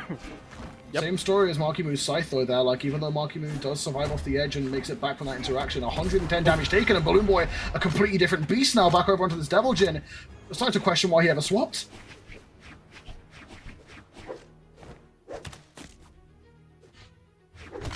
Okay, side light. Yeah, that's the Enlight from Marckiemoo sending off stage, but it's nowhere near KOing. Balloon Boy gets that big hit there, and N-Sig as well, and you know, we talked a lot about Balloon Boy early on, about not hitting any signatures. That's kind of the Balloon Boy special, but this is a different beast from Balloon Boy right now. The side air from coast to coast. But you can't be comfortable if you're Balloon Boy here. You can't be like, all right, this game is all but over. Because Marckiemoo can easily, I mean, he was able to beat you with only taking 87 damage, but that GCD light at the ground pound makes it all but over. Wow, what an aggressive fight back off the stage. DC sidelight into the recovery immediately. He is going absolutely crazy on the Zariel pick. The swap was good. And I definitely could see this reverse 3-0 happen. We have a set, PJ. We absolutely have a set now as Balloon Boy. Yeah, looking like a different beast on this Devil Jin. And I'm curious to see. Over onto Miami Dome, it looks like, for this next game. I'm curious what the thought process is for this. I suppose, I mean, you have that neutral signature on Devil Jin that can probably reach up that high. And I guess maybe having that area to retreat through. We've seen Balloon Boy go high to avoid the aggression of Marckiemoo's Scythe quite consistently. And I think perhaps having those platforms to be able to reset his options higher up in the air might be what Balloon Boy is searching for here. Okay, Balloon Boy starting off there with a D-Light into a conversion on the bow. It's really good to have that range versus Marckiemoo. Marckiemoo keeping this relatively even in the damage so far, but Balloon Boy is definitely coming out on top in these neutral interactions. Gets a nice downer into Nair, but no downer to follow up. Looking for that dodge in place read. Cider sending off Sage, and Balloon Boy just continuously holding the center stage from Marckiemoo. Nice D-Light into Cider once again to rack on some damage. A side signature. Marckiemoo not quite ready for that one as Balloon Boy is looking for this big edge guard exclamation point, but he won't get it there. Marckiemoo going for a very anti-ground pound, and as much as we were gassing up what Marckiemoo can do, he also has nerfs too. He's also a human, but Balloon Boy faltering in a big way as he sends himself off stage, and Marckiemoo gets a big ground pound to close out that stock and have quite a nice lead here. I was going to say Balloon Boy sent Marky off stage and opted to not overextend onto the side and just like respect Marckiemoo returning to the wall. Rightfully so, I think, with how aggressive and powerful Marckiemoo has been off stage with these, especially the side recoveries, but then he just completely turns that around and goes off stage on his own, overextends and finds out for it. Now, looking to try and equalize up these stocks. One Gauntlet's recovery will most definitely be enough, rather, but Marckiemoo knows it, going to play very grounded, avoid getting hit by a dash up recovery. He's up with the side air. Balloon Boy playing very safe, finds the end light there, and doesn't take too much damage on the second stock.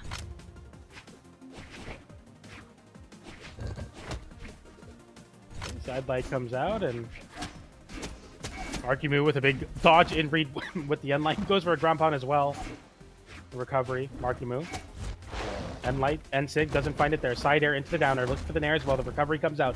Marckiemoo getting juggled a bit by Balloon Boy. Balloon Boy goes high, tries to bait out of a dodge, but the nair into the GC end light will send off stage, and a big end sig whip from Balloon Boy flips all that momentum back into Marckiemoo's favor, who makes it back up and gets the ground pound, and Marckiemoo putting Balloon Boy on tournament stock potentially, as Marckiemoo just needs one more clean stock to close out this tournament and become your champion, but you can't count the chickens before they hatch. Balloon Boy still in this game for sure. Recovery comes out from Marckiemoo, looking to get that edge guard out. Side light into recovery, doesn't find it there. The end light, the anti-air is coming out. Nice dodge with that side sig. We're now at a range where one well-placed side light into recovery read for Balloon Boy will close out the stock of Marckiemoo, and there is the read. Just narrowly, I guess I stand corrected there. Perhaps a tiny bit more damage, but now Balloon Boy looking to get back up off this wall. Marckiemoo going to space out with the down air on the scythe. Balloon Boy still living, finds the recovery and keeps us down to a 1-1 stock game. Game 5. The prospect for Balloon Boy, the tournament. The one for Marckiemoo, as Marckiemoo gets a side light there, starts the gauntlet mirror action here. Two sides of the same weapon for sure. Marckiemoo gonna get that open up there, but Balloon Boy gets his first side light of this stock. A side light comes out and gets punished by the recovery, and they're recovering. They're trading the blows right now, but no big swing here.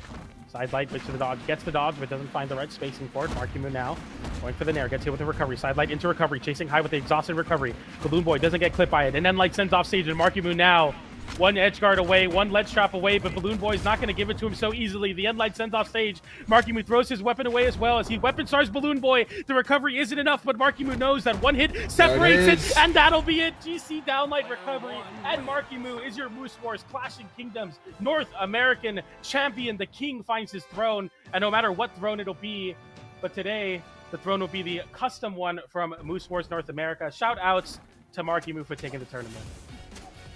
Absolutely, and you can see, ironically, in the damage number stats where the falter came from Balloon Boy. You saw that offstage interaction replay where Balloon Boy went too deep on the gauntlets, got caught off guard, and taken out in the orange. And Balloon Boy did, in fact, do more damage in this game than Marckiemoo, but just lost that stock too early, and because of that, you said that they were trading out damage, they were trading interactions on that final stock. Not quite towards the end there, but at least for a bit on the final stock, they were trading the damage on the gauntlets. But because Balloon Boy had lost that stock earlier, because he was on the back foot, even though he was matching Marckiemoo for a period in interactions, he was just falling behind because of that deficit. Congratulations to Marckiemoo for taking that one. Balloon Boy, I want to give a big shout out because it's very easy to be demoralized after the way that game ended, but that second game of the set, last grand final set ended, but he was still able to rally back, take the game back, deny the 6-0, but you can only deny so much from the king as he sits upon the North American Clashing Kingdoms throne. The king is back, and I'm so excited for the officials next week. It's going to be absolutely banger as the rivalry continues between Balloon Boy and Marckiemoo. I mean, this is going to be, I hope, a rivalry we see for many years to come. But for today, the rivalry goes to Marckiemoo in the grand finals. Absolutely, yeah. And I mean, it's always such a blast to watch these two players play. They're both so incredibly talented, and they're both pretty aggressive as well as far as modern Holla standards go. So it's always a bit of a slap fest between the two of them. But again, congratulations to Marckiemoo, who played impeccably today, especially bouncing back from going down into the losers bracket a bit earlier than expected. Yeah, I mean, Monihalla was able to send Marckiemoo into the elimination side, but I feel like that momentum that he was building up, it just kind of crescendoed into that last grand final set where he was able to, do a pretty dominating win to the second best player in North America right now. And, we're going to be waiting a little bit longer here as we get the bracket of Marckiemoo sitting on his throne, but I want to do a quick recap of the top 8 of things. In 7th place, you have Wubs and Raid. Tied for 5th place, Zinker and Ruxme. 4th place, Marckiemoo. Sorry, I keep messing this up. Guichibu in 4th place, and then Marckiemoo beating Monihalla in the run back, which was a big deal. Monihalla bowing out at 3rd place, and then Balloon Boy getting 2nd. Marckiemoo taking 1st place. There's your top 8. A little scuffed. I'm not used to reading the way the bracket looks, but I will be eventually. But yeah, man, that was a really fun weekend of Moose Wars events. We got 4 major regions represented here at Clash and Kingdoms. I know we commentated 2 of them together. Hackle, what was your favorite region this weekend? Oof, I have to say South America. Just like watching how innovative some of the players in that region can be, and especially watching Typh on that Cassidy was just an absolute blast. Seeing him hit some things that you just would not expect to see him pro play on the hammer was an absolute treat. Absolutely. I'm really, really excited to see, how these regions take these tournaments as really great practice into the officials next weekend. I think my favorite was AU. I thought Bomba making that 6-0 with the Zol was super, super hype. That was definitely one of my favorite events of this weekend, but there were so many great events, and they're all brought to you by a very passionate team of TOs. The community TOs are people that work incredibly hard to make sure that there are events throughout the year between the officials, as well as the casters in production that make the show go on for you to watch at home. But also big shout out to Brawlhalla for the Brawlhalla Community Tournament Initiative, giving money not only to the prize pool for the players, but also to TOs, production, and casters to be able to have a great show for those of you at home and also make a little bit of money in the process. Big shout out to Brawlhalla for making it happen time and time again. We'll be thanking Brawlhalla as we conclude a very, very fun weekend of 4 tournaments. I want to do a quick reminder that next weekend is the officials, which means North America, South America, Europe, Southeast Asia, and Middle East, North Africa will have events going on for singles this weekend, and then the weekend after will be for 2. So if you haven't found a 2's teammate, you still have a little bit of time, but make sure you register on Challenger mode. Make sure all your links, your accounts are linked together, and get registered because these summer tournaments are incredibly fun to play. Sign up for summers, challengermode.com/Brawlhalla. Make it nice and easy for you, as we got our graphic here of Marckiemoo sitting on his North American throne, rightfully so, the red color North American That's a very king. good looking throne. Very, very cool, and no other way to end it but this awesome graphic as Marckiemoo is your champion. Before we go, Hackle, anything you want to say before we close out this stream? Thank you for joining us over such a fantastic weekend of Brawlhalla Esports. It's been an absolute treat, a blast to commentate and a blast to watch as well. So I hope everyone at home enjoyed it as much as we did, and get excited for the officials coming up and more Brawlhalla action soon. Thank you all so much for tuning in. We're going to be closing it out there. That concludes Clash and Kingdoms. Shout out to Moose Wars once again. Shout out to production. Shout out to all of you at home for watching it. Make sure to sign up for Holla.com or challengermode.com/Brawlhalla to sign up for officials. That's going to do it for us here at Moose Wars. We'll see you all next time. Goodbye.